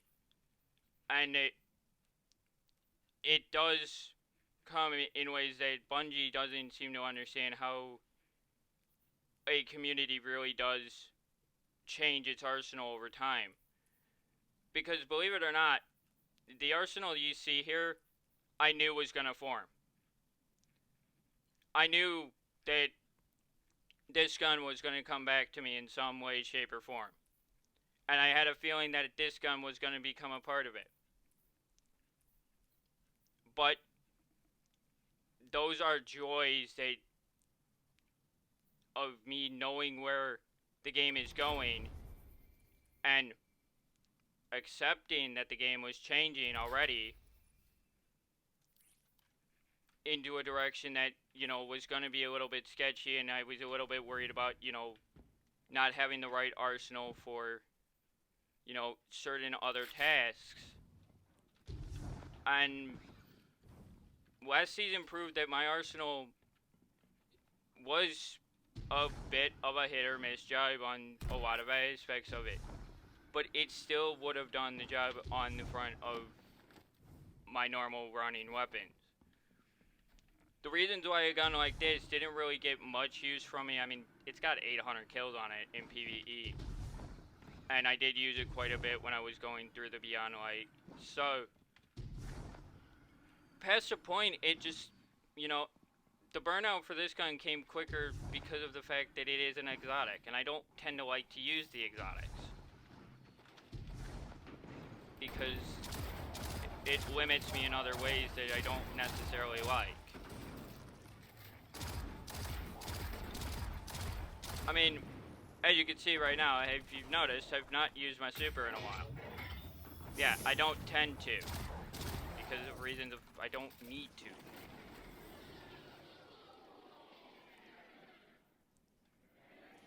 Scouts.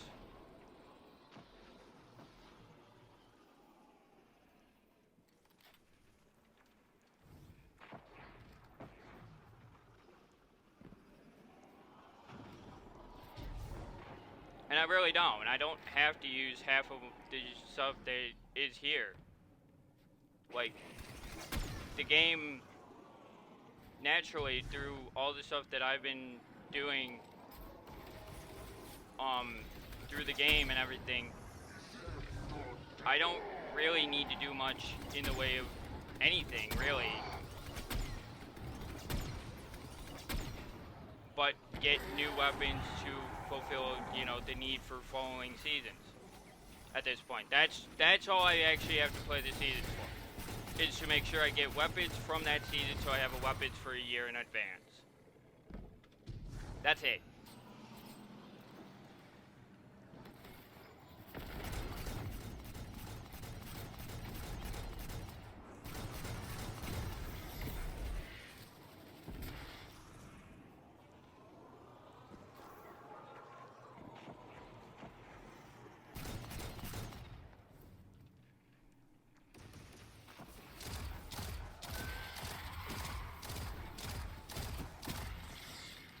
But I've come to the acceptance that Bungie's gonna keep doing this, and they're gonna keep doing things that I'm gonna disagree with. And if they do what I think they're going to do, they're gonna hurt a lot of people in a lot of ways, because the way they've already kind of brushed over what the Red War stuff actually was did really not make me happy with where I think the game is going. Which means that we may not get one of the planets back until the expansion. And if we don't get any of them back before that expansion, we're gonna have an issue. Because that means that they're gonna nickel and dime planets that we already had. And that's gonna be a big fucking issue. Because planets like Io, Titan, Mars, and Mercury were all base planets. And I'm sure they're gonna give them to everybody. But if you bring them back and you give, then you charge an expansion price, and then you lock off content, we run into a bigger issue.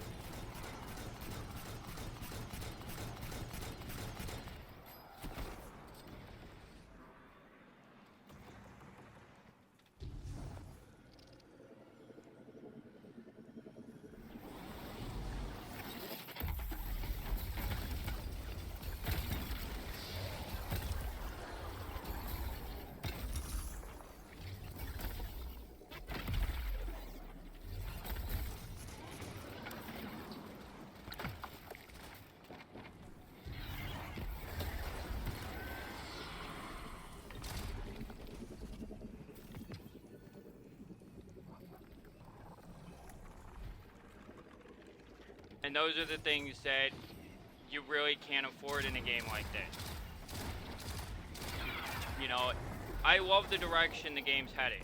The story is fitting quite nicely. They've reworked it into a nicer and dumber down version of what it was, which is fine.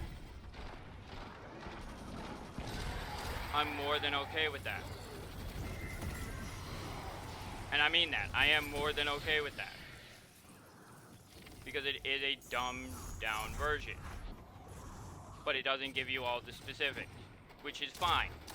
Because, the game is several years old now, so that content, well, yeah, you don't really want to hear all of it in one go.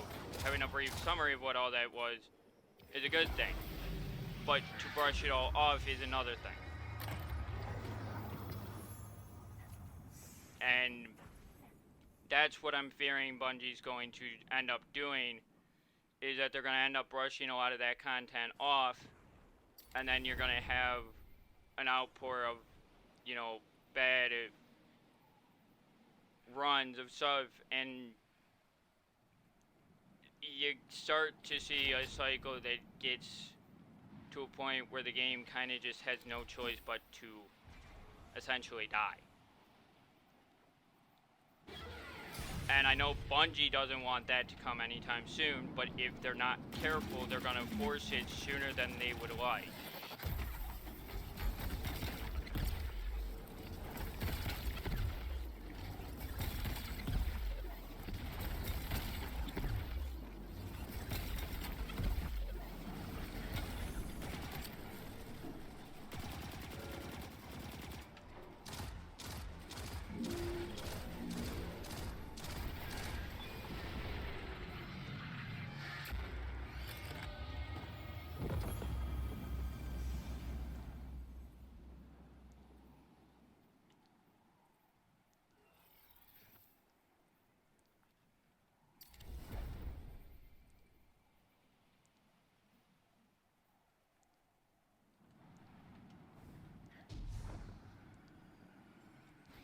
but I'm willing to give Bungie that chance to make that screw up, because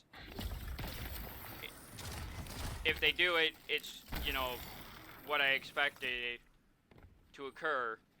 But at the same time, if the story content matches up in a way that works, and they're actually, what I'm basically getting at is if they do this in a way that actually works and the story ends up actually conforming to fit what they're bringing the new, or the redone planets into, then I can understand, you know, the expansion at that point. But if they bring it back and then they don't give any specific on certain things, you're gonna have an issue. Especially with me, who literally plays this game religiously for the story. And the story alone. That's why I bought Beyond Light. That's why I have all the seasonal content for this year. It's literally because of the story. It has nothing to do with anything else.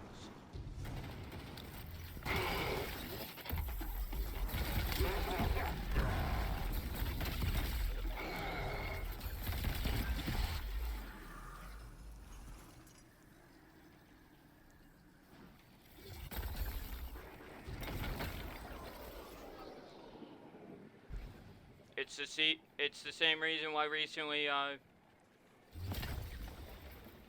me and my dad finally picked up the content for Breakpoint.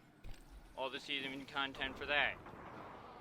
You know, all the episodes and that stuff. The season pass for that. We got that because, again, the story content of it was worth it.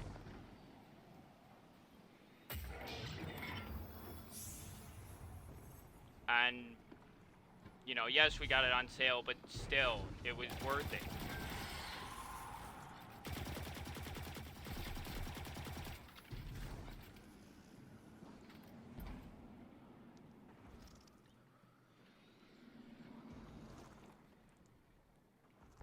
And the only reason why I'm going down here is because of the ability thing. This is just the most convenient spot to go and do this.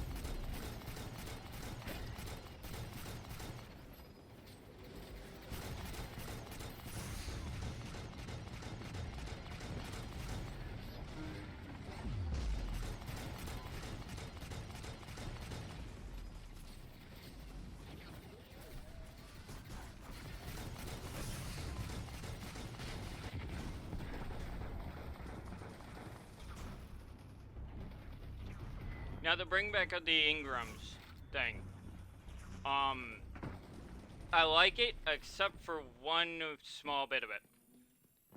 And that one small bit is a bit that I can't wrap my head around.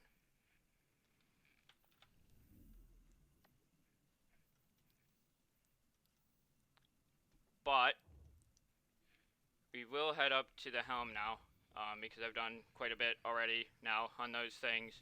And then we'll go and do the activities so I could at least show you it. I mean, it's a good thing in a way. I mean, I'm already at a power bonus of 5 already? Jeez.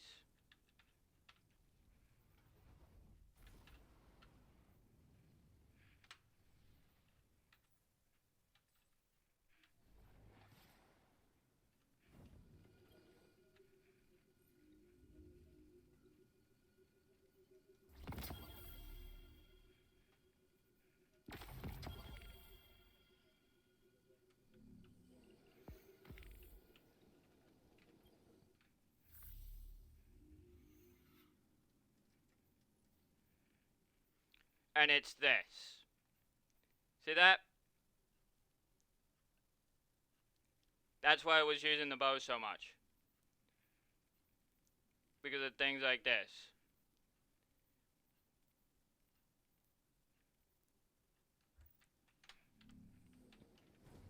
And it has to be specifically this bow.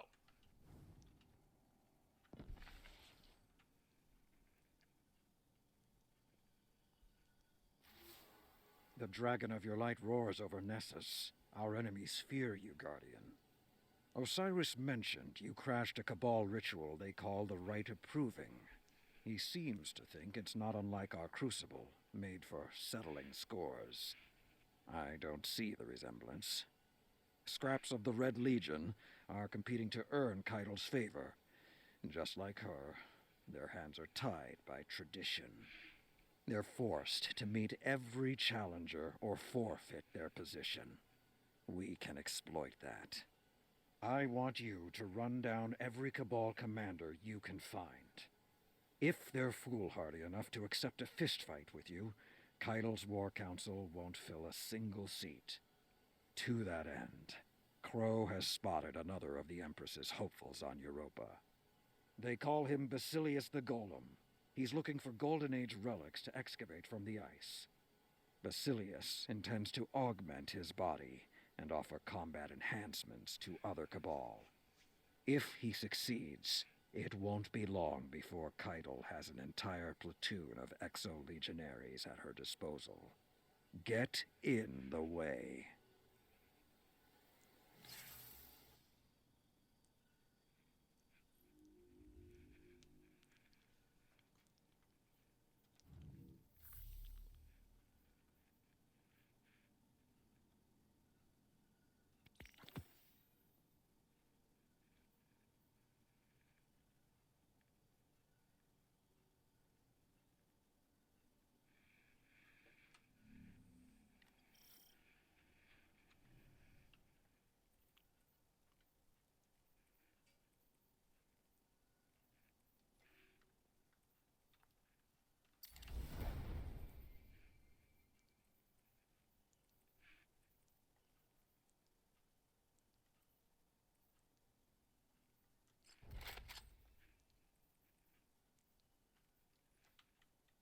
I know it's only a 1 power level difference, but doesn't matter.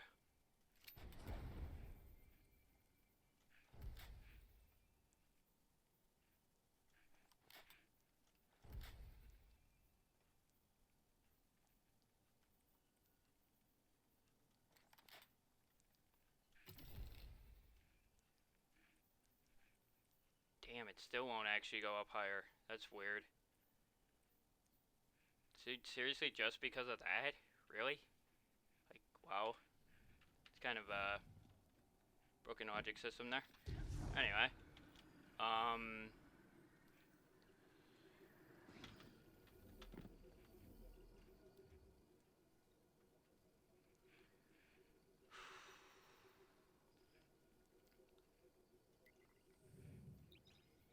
go do this. We've already killed 2,000 things this week. Already.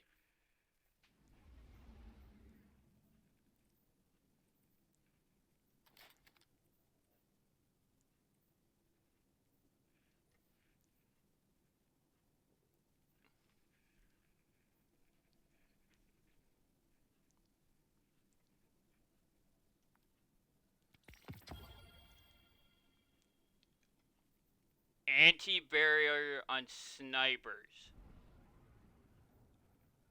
Fuck off. Well, that just made it clear that they won't be using Burden this season. That's fine.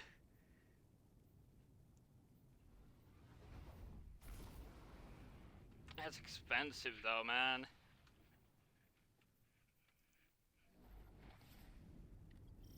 Hey, at least it didn't crash this time. Cabal forces are entrenched out here. You're in for I know a that hell they of a sent up firefight before we hot can breach fix their out already to defenses. fix the crashing issue, but it doesn't matter. The I'll number try of to draw crashes their air yesterday were support not away. called for. Clear the field. That should buy me enough time to take down the barrier that's blocking the way forward. At least not in Bungie's prior history, at least.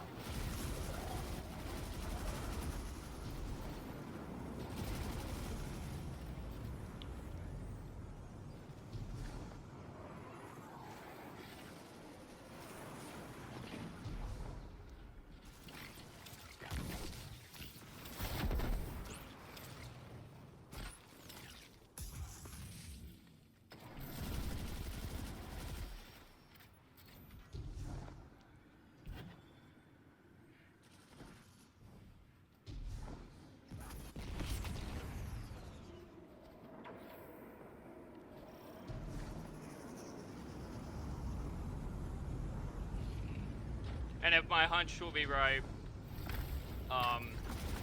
this battleground and the other one will be here for this week. That next week they'll cycle 2 different ones in, and so on, and it will be a cycle thing every week. And the only reason why I say I believe it will be that way is just purely because that's how Bungie does things lately. So,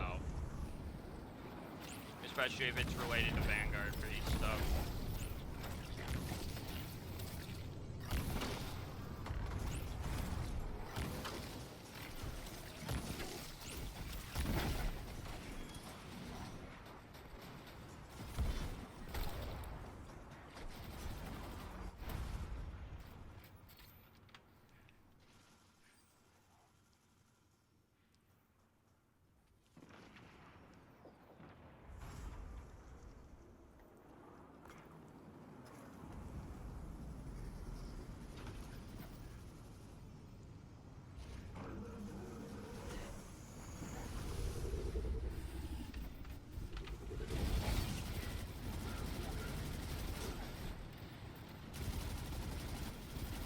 Hey, Prime Ingram. Nice.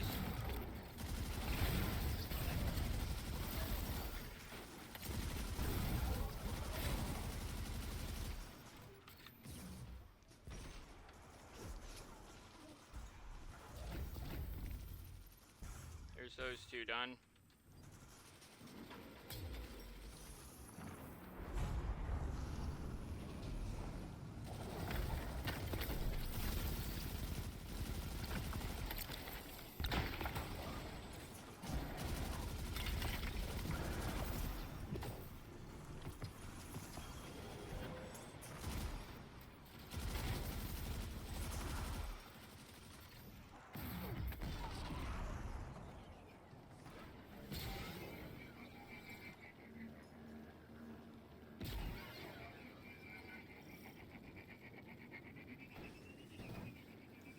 I don't even feel like I'm really participating in this at all right now.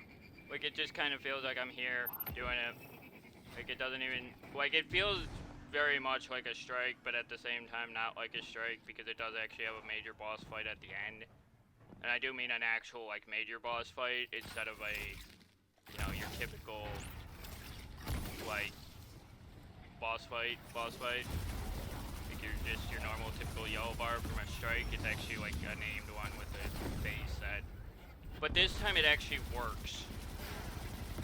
Like, they've done this before, same sort of thing, but it didn't really work when they did it before. It sort of works now because it is a little bit, it fits more to the, you know, level that I'm looking at the game for, but it's still not 100% there.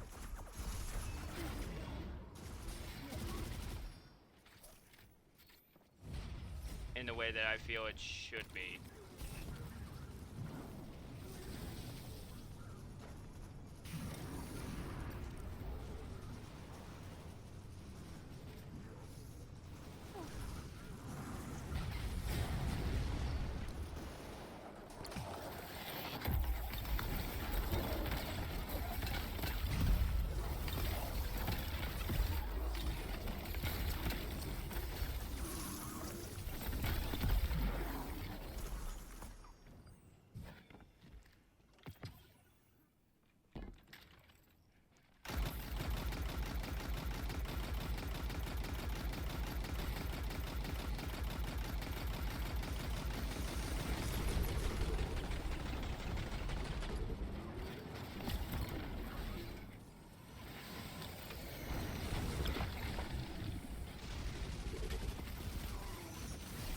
Yep, and that's one of the other things that I've worked on. That's why I'm wearing the armor set on my Warlock versus my other characters. Because my Warlock is my character that's kind of the most balanced out of all of them in the way of playstyle anyway.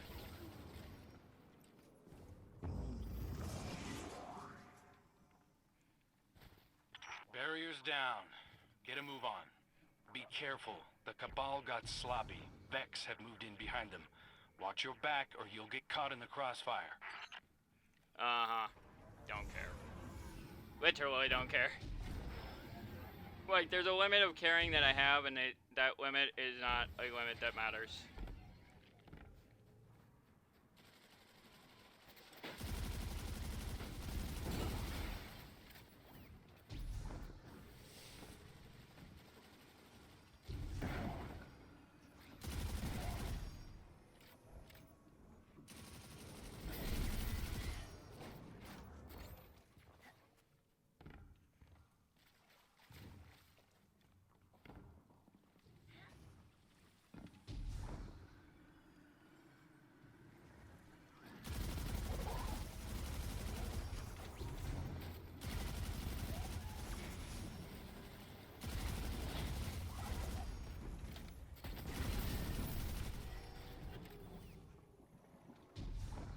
I didn't even realize that these guys are brand new to this, so they're like, this is like their first run through it of work, just kind of mowing everything down kind of nicely.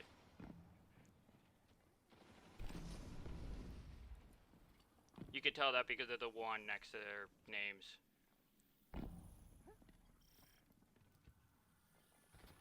The Imperial commander should be up ahead. Give them what for? Kindly remind them they don't belong on Europa. I'd skip the kindly part.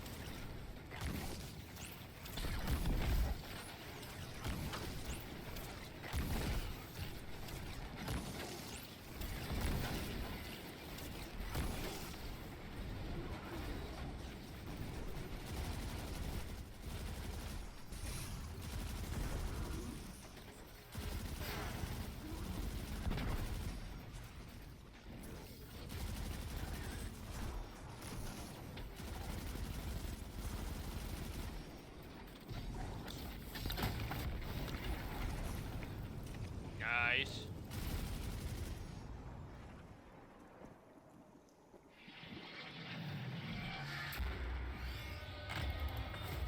The Cabal, searching for the secrets of the Deep Stone Crypt.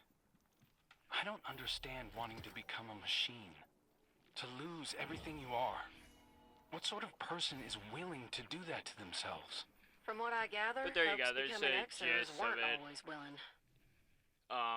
There's the gist of this season. It's mainly that. Which is what's... I mean, it's a fun activity. I mean, it wasn't that bad in the way that, you know, in time and that stuff.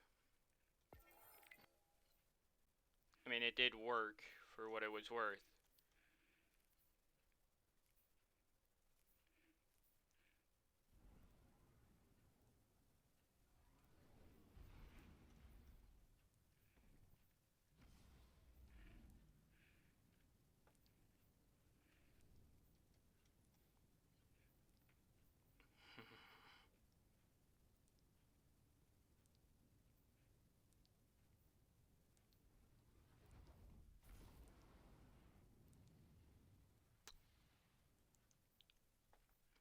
That's gotta be this season that I gotta do that if I want it. Fuck off, I'm not doing that. That will take me literally forever. Checking right now. Like, and I have a limit there. Like, that's... no. Transferred. Like, I have to have a limit on certain things because, like, if I don't, it just... this game will get overplayed to shit for me. And I don't really want that. I like playing it in the minimal form Perhaps a barker that I've been is doing warranted. lately. Because I enjoy it more.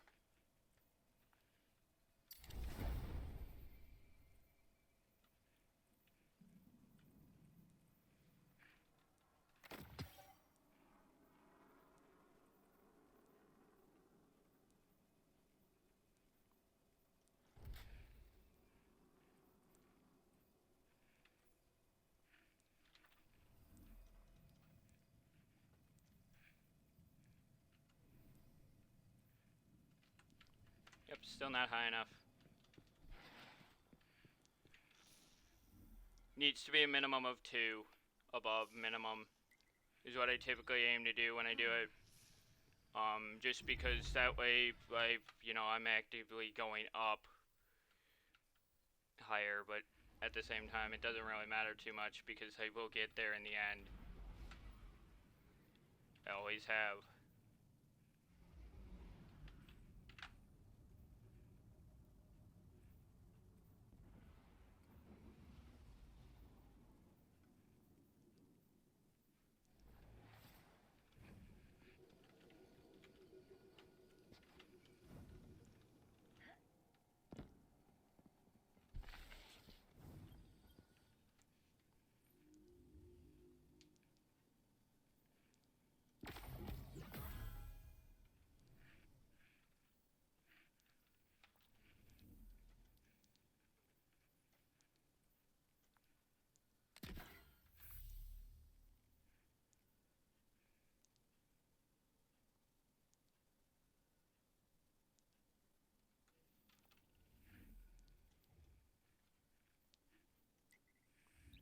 And then we'll go do one more. Just to show you the other aspect of the thing that you gotta do for certain things.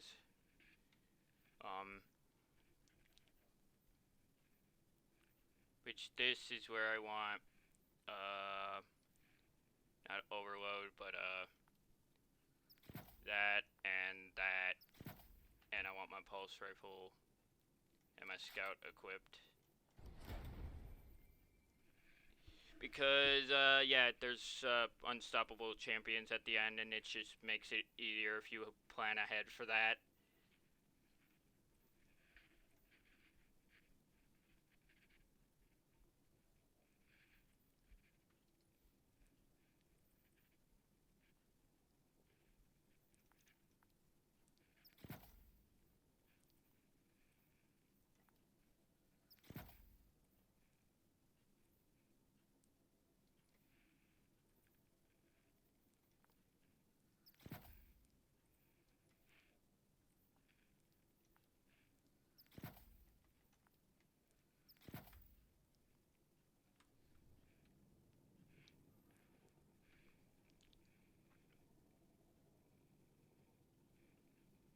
And then this will likely be the last thing we probably do that's related to the activities anyway. I still gotta finish that too, still. Jeez. I really did not play my Warlock much after a point, didn't I? Just kinda got to a point where I did everything else, it just...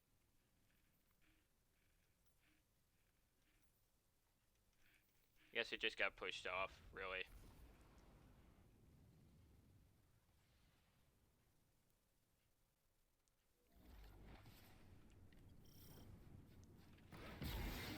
The Cabal incursion is isolated around a nearby Vex structure. They haven't yet had a chance to fabricate heavy fortifications. The Vex are agitated. Expect their interference as well. Go show them the power of humanity's champions.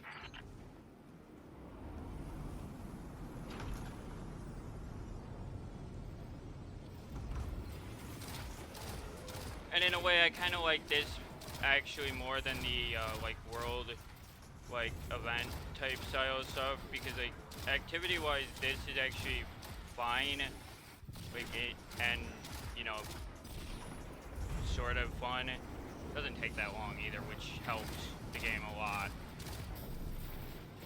You don't want things to take too long, and some of the public events, especially that moat one before Titan and them disappeared for a reason they still haven't explained, which that's a great plot line to work with. All of a sudden they just disappeared. No question, no reason why, they just disappeared. Like they never existed.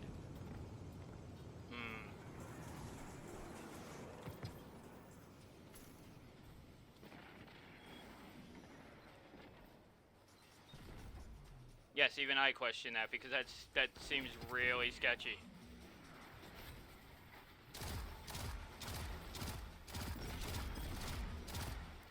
I mean, there is news strikes that they've put in and things too for the Cosmodrome and that, but like that stuff's not... Like I could literally do those once and then I would never want to do them again because they're just a thing that I've done far too much of, and they're just not challenging. You know, even this isn't really all that hard.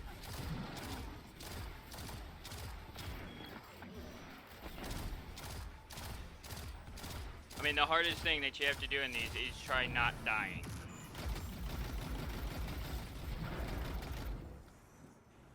Which is by far one of the hardest things to do.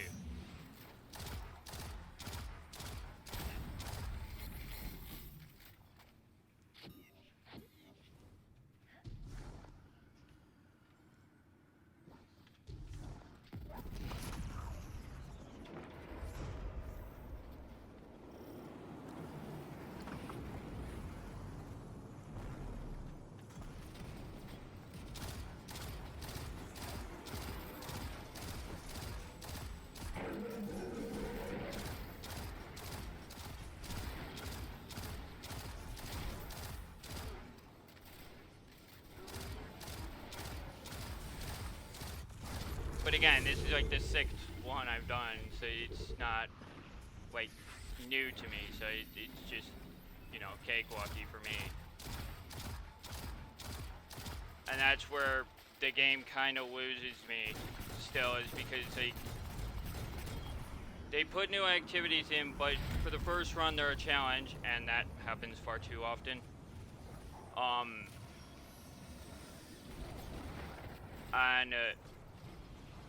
For the first run, they're challenging.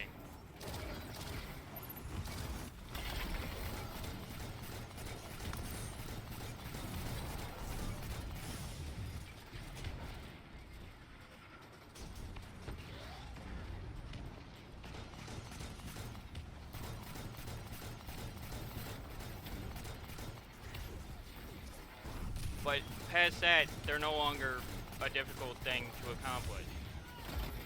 And as you get, you know, more people that get, you know, to a point where they just get so, you know, advanced and have so much shit, we'll get towards this second or third week of the season, these will be just become like sleepers events where basically you just have to show up. And that's where the game loses so much, because you shouldn't have a player base that basically after a certain point will be so powerful that we don't really have a challenge. And, you know, to the point of in every strike, I can literally not fire at a single enemy, and my teammates will literally be able to carry me without me having to do a fucking thing. And that's not right.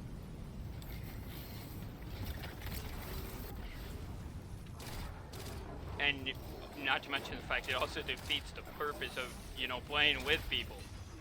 The purpose of playing with people is not to fucking, you know, is not to, what's the word I'm looking for? Is not to just let them do all the work. But yet, in this game, that's completely okay. That's not, you know, that should never be your objective in that case.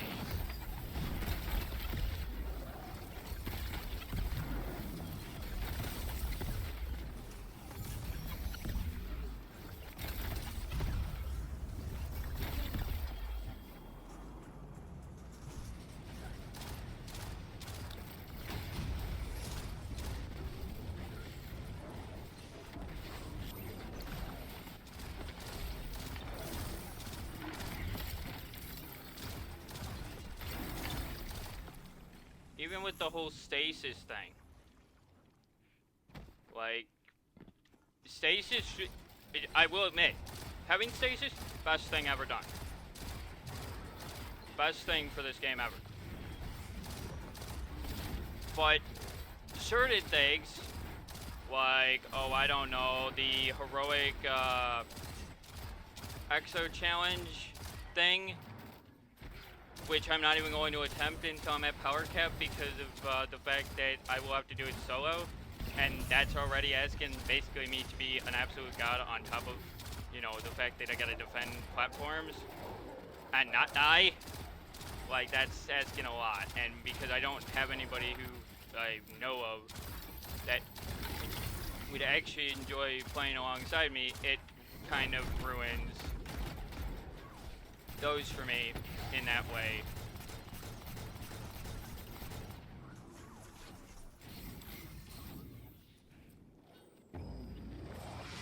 So there's a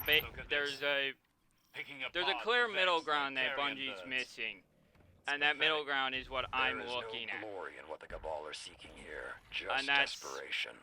Agreed. what I'm not liking. The middle ground is literally boring. In the case of this game, the middle ground is boring. Which is not right. Because, well, yes, this is fun and I'm, you know, enjoying what I'm doing right now. And I am. I truthfully am. I will admit, I am actually having fun doing what I'm doing right now. But the thing is how many times can you run through a thing before you absolutely just hate doing it? Answer, about 10 when it comes to this game. Even after a run of Gambit, when I did all my grinding back in to get Breakneck, Delirium, and all those, I hated that because it took endless amounts of time. But did I do it and did I get the weapons? Yes. Not because I had to, because I wanted them. There's a big difference there. It's not because I had to do those things. It's because I wanted to. There's a huge difference between that line. And in activities like this, you have to provide some form of incentive for doing it. Call him out and show him the power of the light. And right now, I don't really see one. You know, if you're gonna say it's, you know, Ingrams or this thing or that thing, okay. But there's millions of other ways I can get Ingrams from stuff. Like, typically if I do a Lost Sector run of the same Lost Sector, by the third run I typically get a Prime Ingram. third to fourth run on a typical Lost sector, I get a Prime Engram. Typically.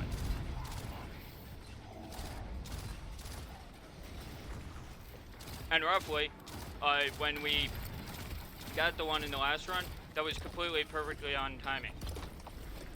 Because I've actually found out it's actually down to an enemy count that actually causes it.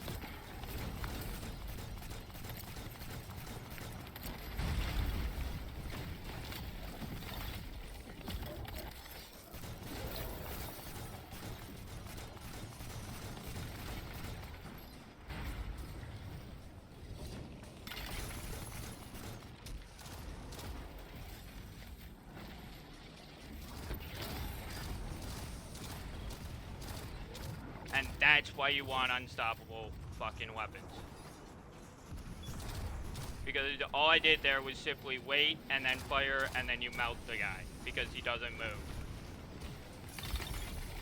And that's why that is super useful.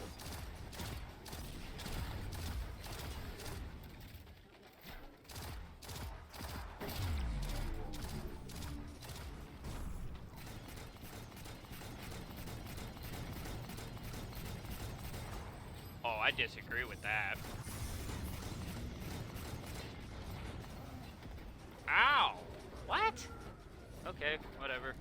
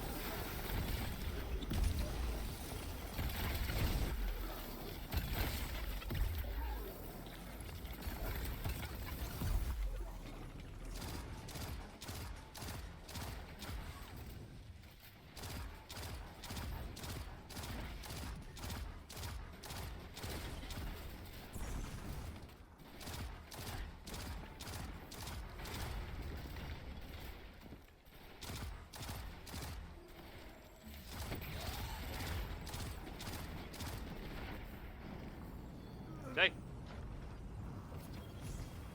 Ooh, nice. And that's a scout rifle.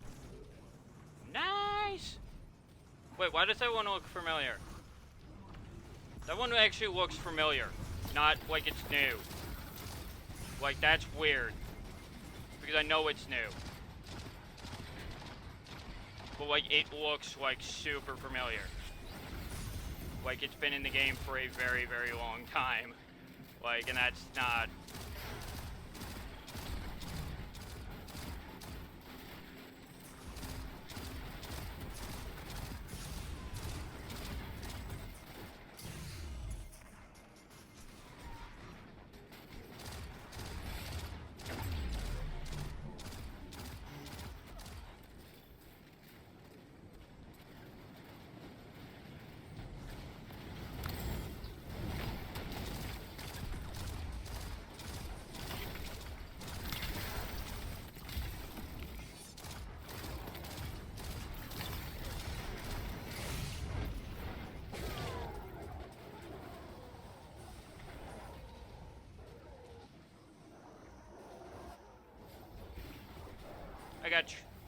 I got Trinity on him too that I can keep on him if need be.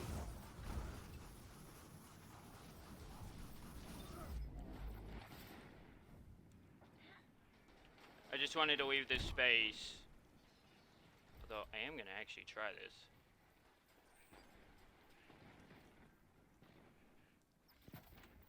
This gun just seems...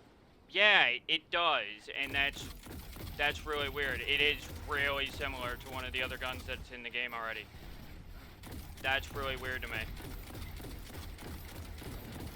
Like, we have loads of scouts that are like that, where there are several ones that do sort of line up in certain ways.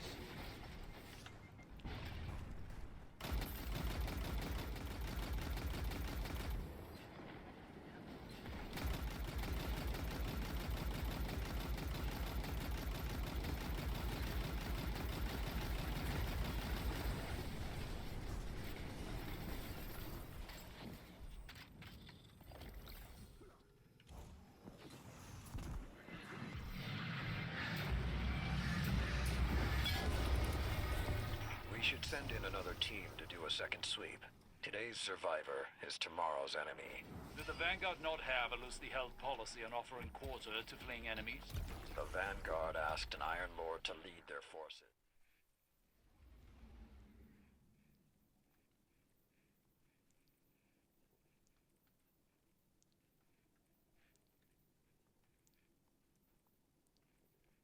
I mean, it looks nice, but it looks awfully freaking familiar.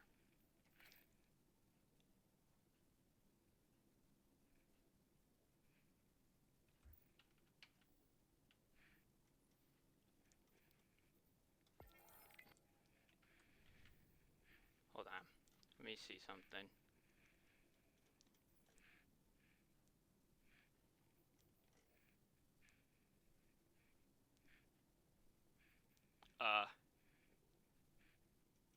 Bungie?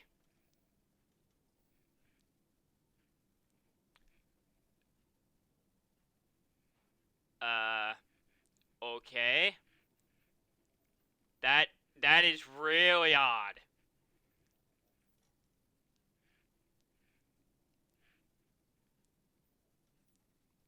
Okay, Bungie. There's an issue there. Clearly.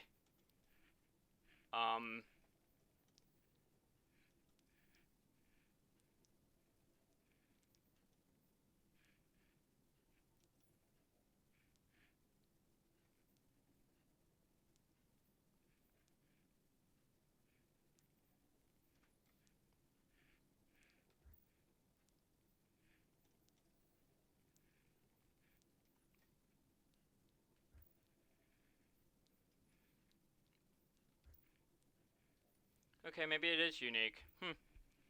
It doesn't seem like it, though. It seems, you know, like it looks like one of the others, but, you know, maybe that's just me being who I am and that, in that way.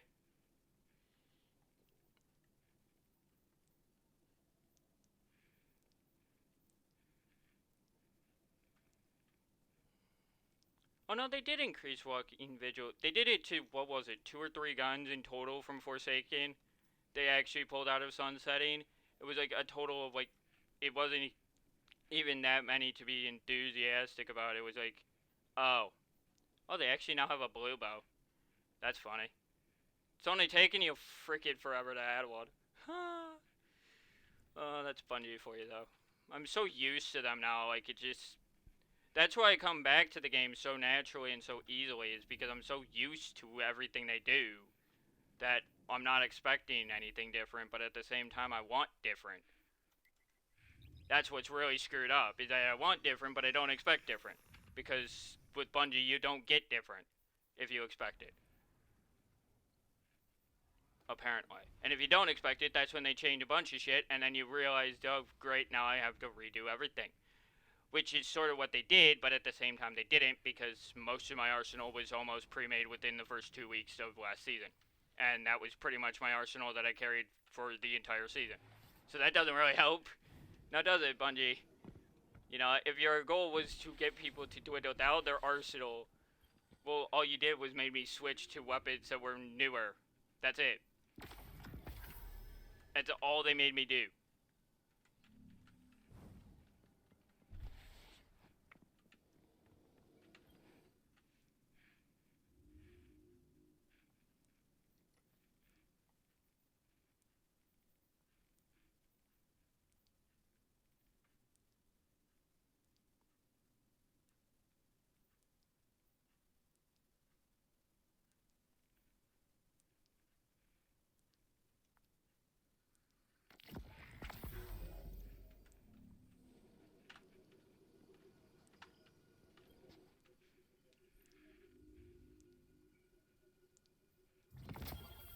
Hey, the bow! Sweet. So we can always, Huh. Well, that's a bow I'm keeping for a while, because at least that's a useful thing.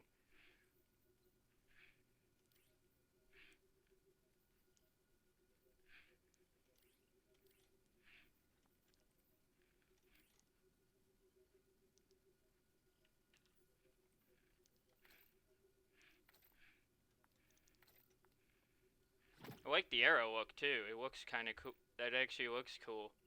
So that'll be kept. At least for now. It won't be kept on this character, but I will definitely use it on this character first.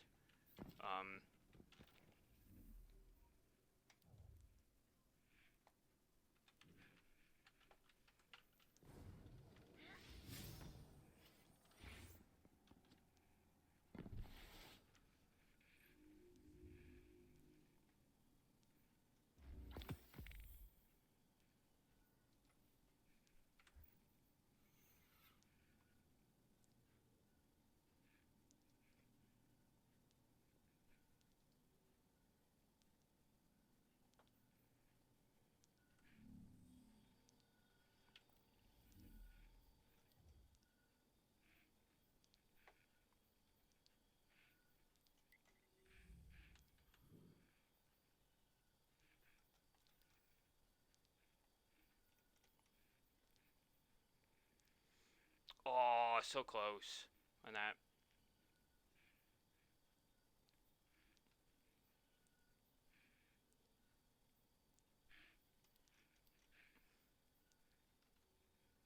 Which you could get Cabal Gold from public events on planets and other things.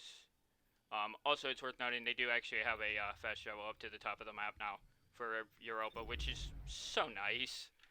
Like, that is a bonus, or a good thing, to say the least.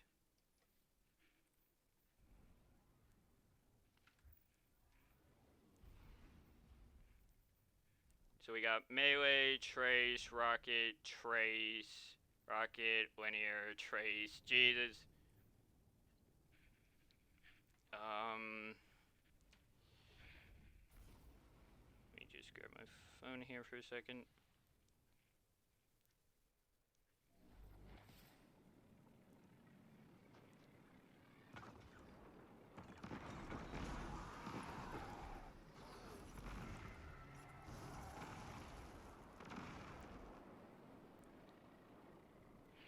Should be enough.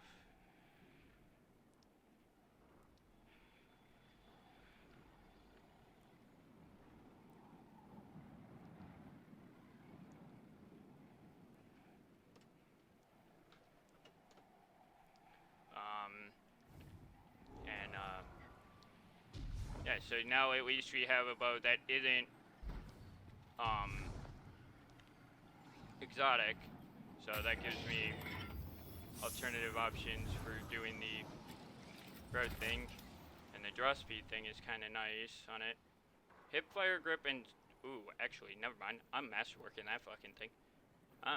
Yeah, I don't care anymore. Like, it's immediate. When I see perks like that on something that I don't really use much anyway, it's still worth, you know, and eventually, you know, although I do tend to refuse to dismantle my masterworks also tend to be things that I tend to keep for a very, very long time.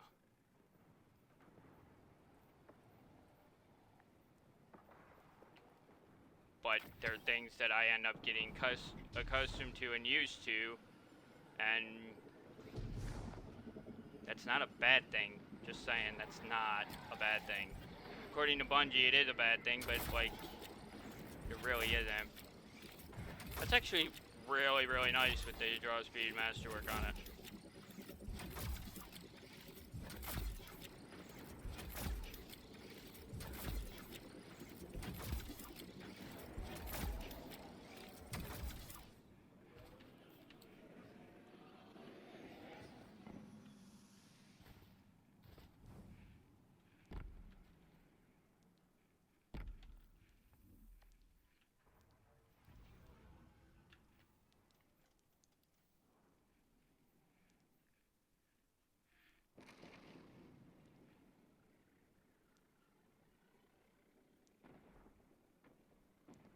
That was the other reason why I was using that bow so much. The exotic bow so much was so I could get the combatants that I need to defeat with it done.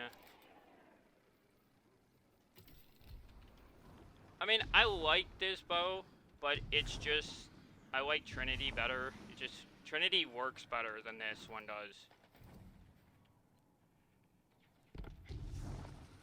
And that's the problem with the exotic list, not having sunsetting applied to it. I know that, yes, they're exotic and they're supposed to be weapons that are supposed to be absolutely godly and this, that, the next thing, but the problem is I'm sitting here and I'm comparing this bow to a bow that does a completely different thing, but that bow outweighs this one because its ability is actually better than this bow. If I couldn't use Trinity, I wouldn't be doing that.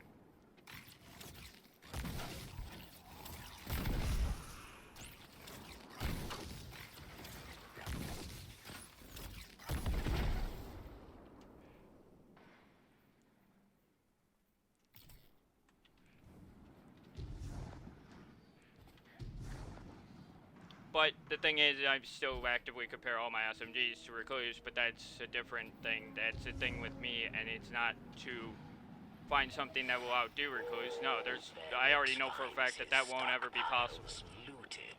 Because Bungie will never make that happen. Because there's only one way to make Recluse worse, and that's give its perk to another SMG, which they won't do. Because it's exclusive to a Pinnacle.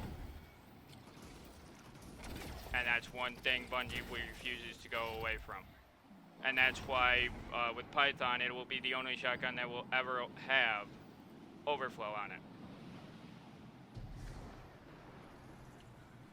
The reason why LMGs can still get overflow on them, even though it was Delirium's original thing, is because LMGs in general, if you get overflow on them outside of Delirium, and well, with my Delirium, I had a backup mag on it, so I could have over 100 plus rounds of ammunition when it overflew, or actually 200 rounds rather.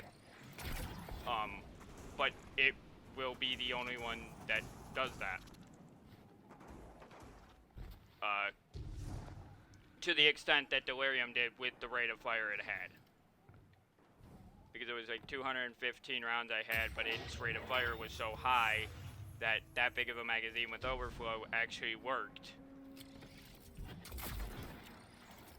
But I would be mad if any other LMG got that way.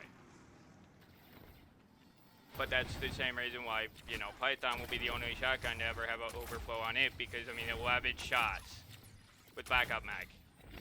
11 shots. Actually, no, it's 12 with the backup. That's a lot of fire ability. And a lot of usefulness to that.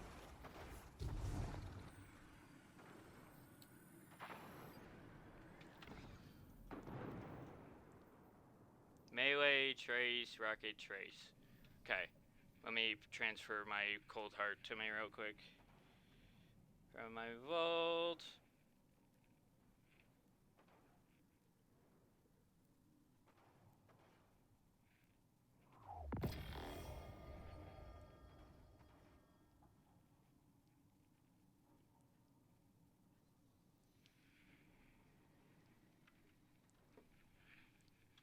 Which they still refuse to give me the goddamn catalyst for, even though I use this gun way more than I use a lot of other traces because of it.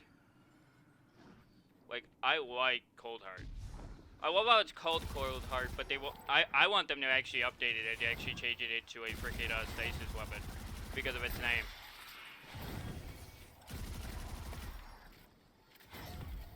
And believe it or not, in my opinion, a trace rifle could actually get away with being a stasis weapon because of the fact of, you know, how ice works. In a solid beam form for Destiny, it would work great.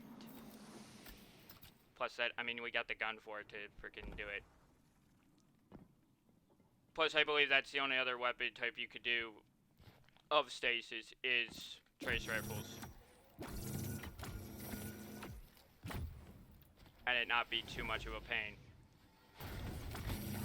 Because, I mean, it just, you use it, you freeze someone in place. That's all it does. You hit your target, it freezes them, or it has a chance of freezing them, let's put it that way. it doesn't immediately freeze them, but as you hold, you know, it on them, that chance gets higher.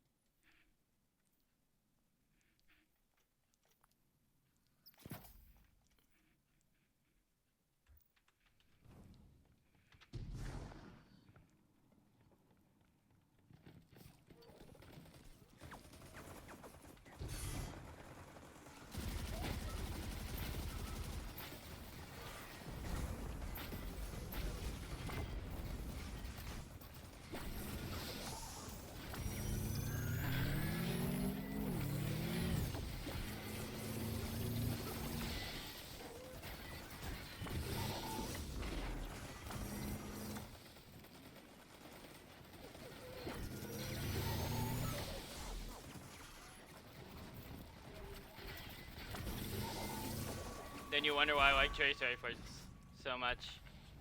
They're so fun. It was actually one of the first exotics I actually got that I actually liked, was this gun here.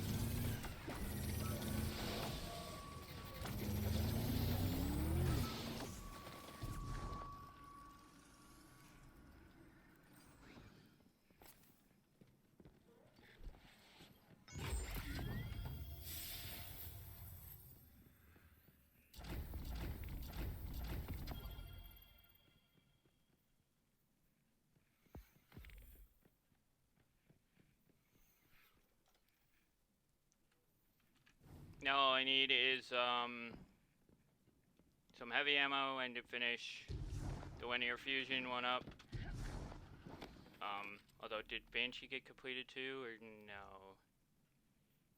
Yeah, one more, which is the linear fusion that I have.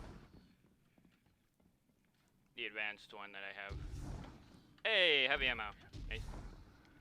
How did I miss that when I was coming through the first go around? Anyway, doesn't matter. Don't matter.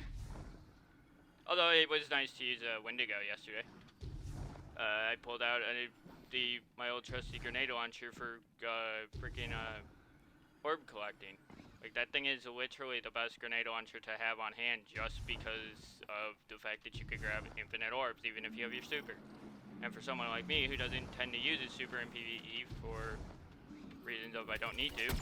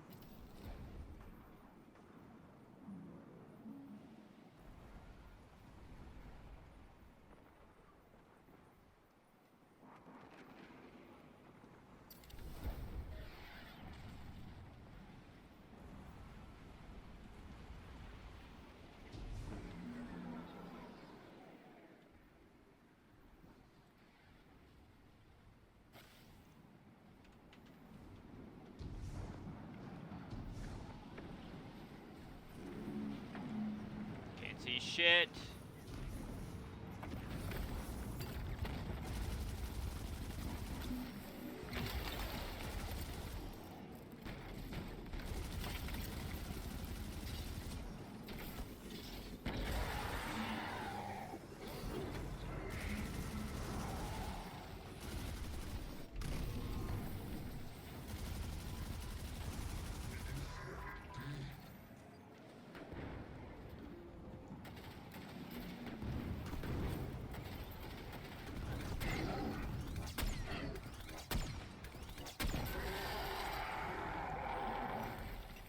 Go. There's another kill, although that wasted a lot of freaking heavy ammo.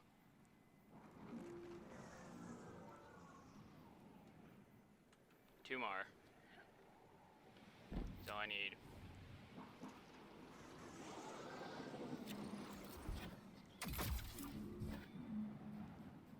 And there's the ammo I need to be able to do it.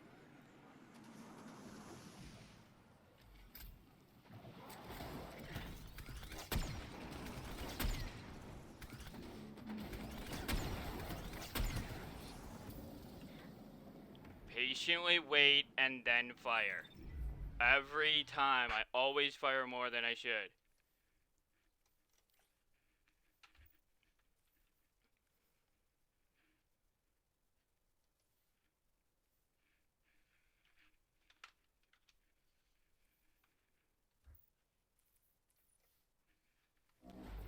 I know he'll see the video later, but I want to send him these now just so I can...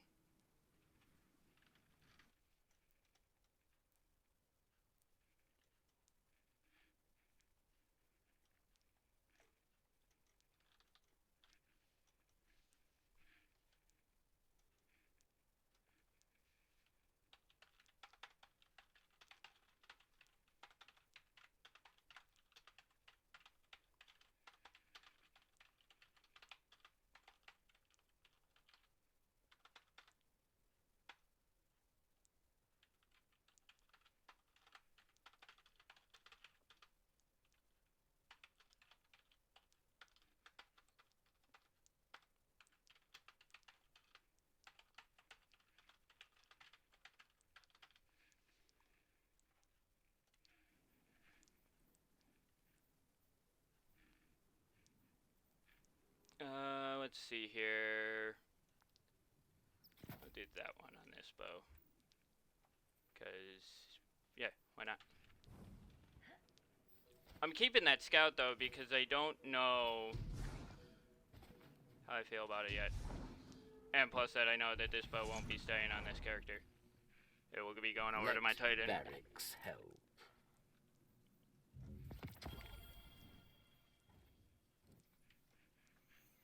Thank you. And then when I complete the bounty that's in here, now I go meet. Now I go over to the tower and Dr. Banshee.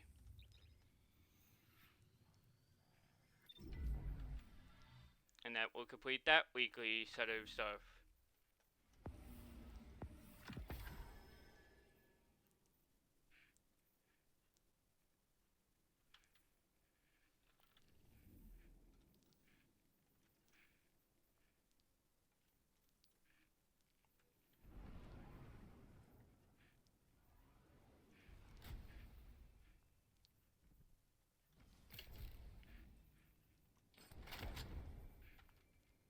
There we go. 61 now, which means I'm at 56. Nice. So you will keep that for sure. That scout will be staying. Basically, everything that's in my current inventory will be going back to my Titan pretty much. Yeah, except that will be staying. Probably, yeah. Hawk will stay, and then the scout will stay. And then I'll figure out which one of the heavies I'll keep.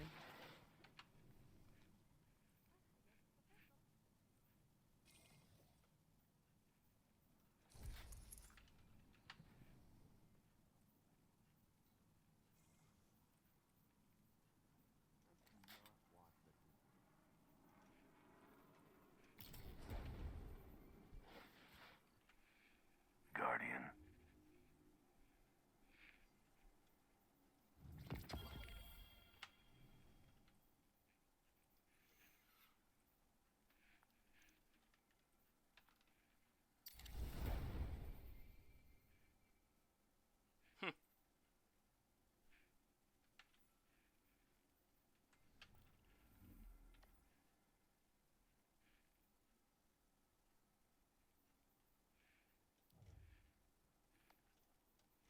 And then we'll go up to the helm, turn in the Ingram, and then I'm gonna call it for the day.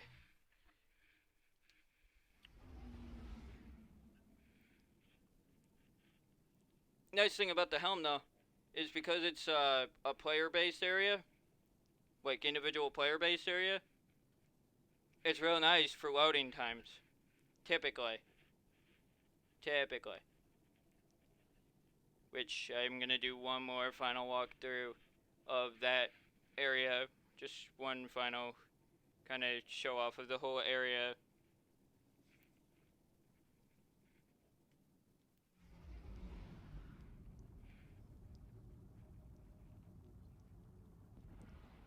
Which I'm gonna say something, and I may be completely off base, but I have a feeling that the area that this area here, what they are using it for is only a starting point for this area.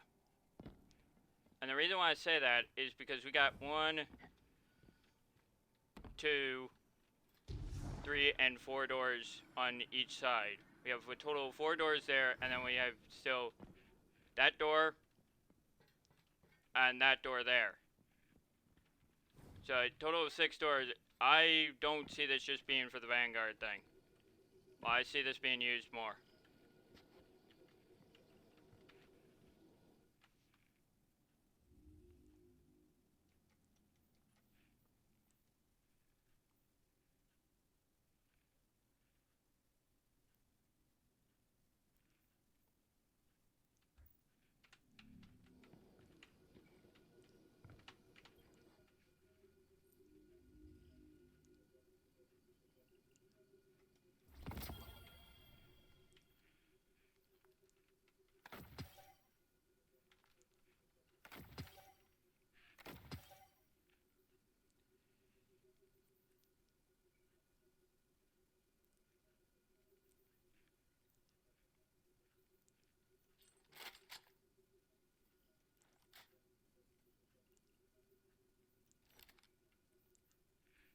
That will be what the Warlock keeps. And now I transfer everything back to my vault, which conveniently is right here. So that way, on my Titan, I just have to go to the vault here and take everything back that I need.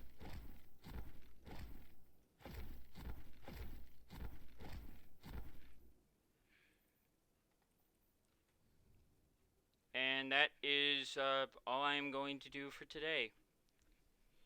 I do hope you guys enjoyed. Destiny is not a game I tend to play much of, but I do play it from time to time. Mainly when the new season comes, I normally show everything off so a friend of mine can enjoy it. Because he can no longer play the game because of stupid ban. And I do mean it, it was a stupid ban. But yeah, that's why I'm actually jumping up into the windows, is because the stream is going up on my YouTube channel afterwards for him. So he can look at the area effectively. Because he believes it's from the first game.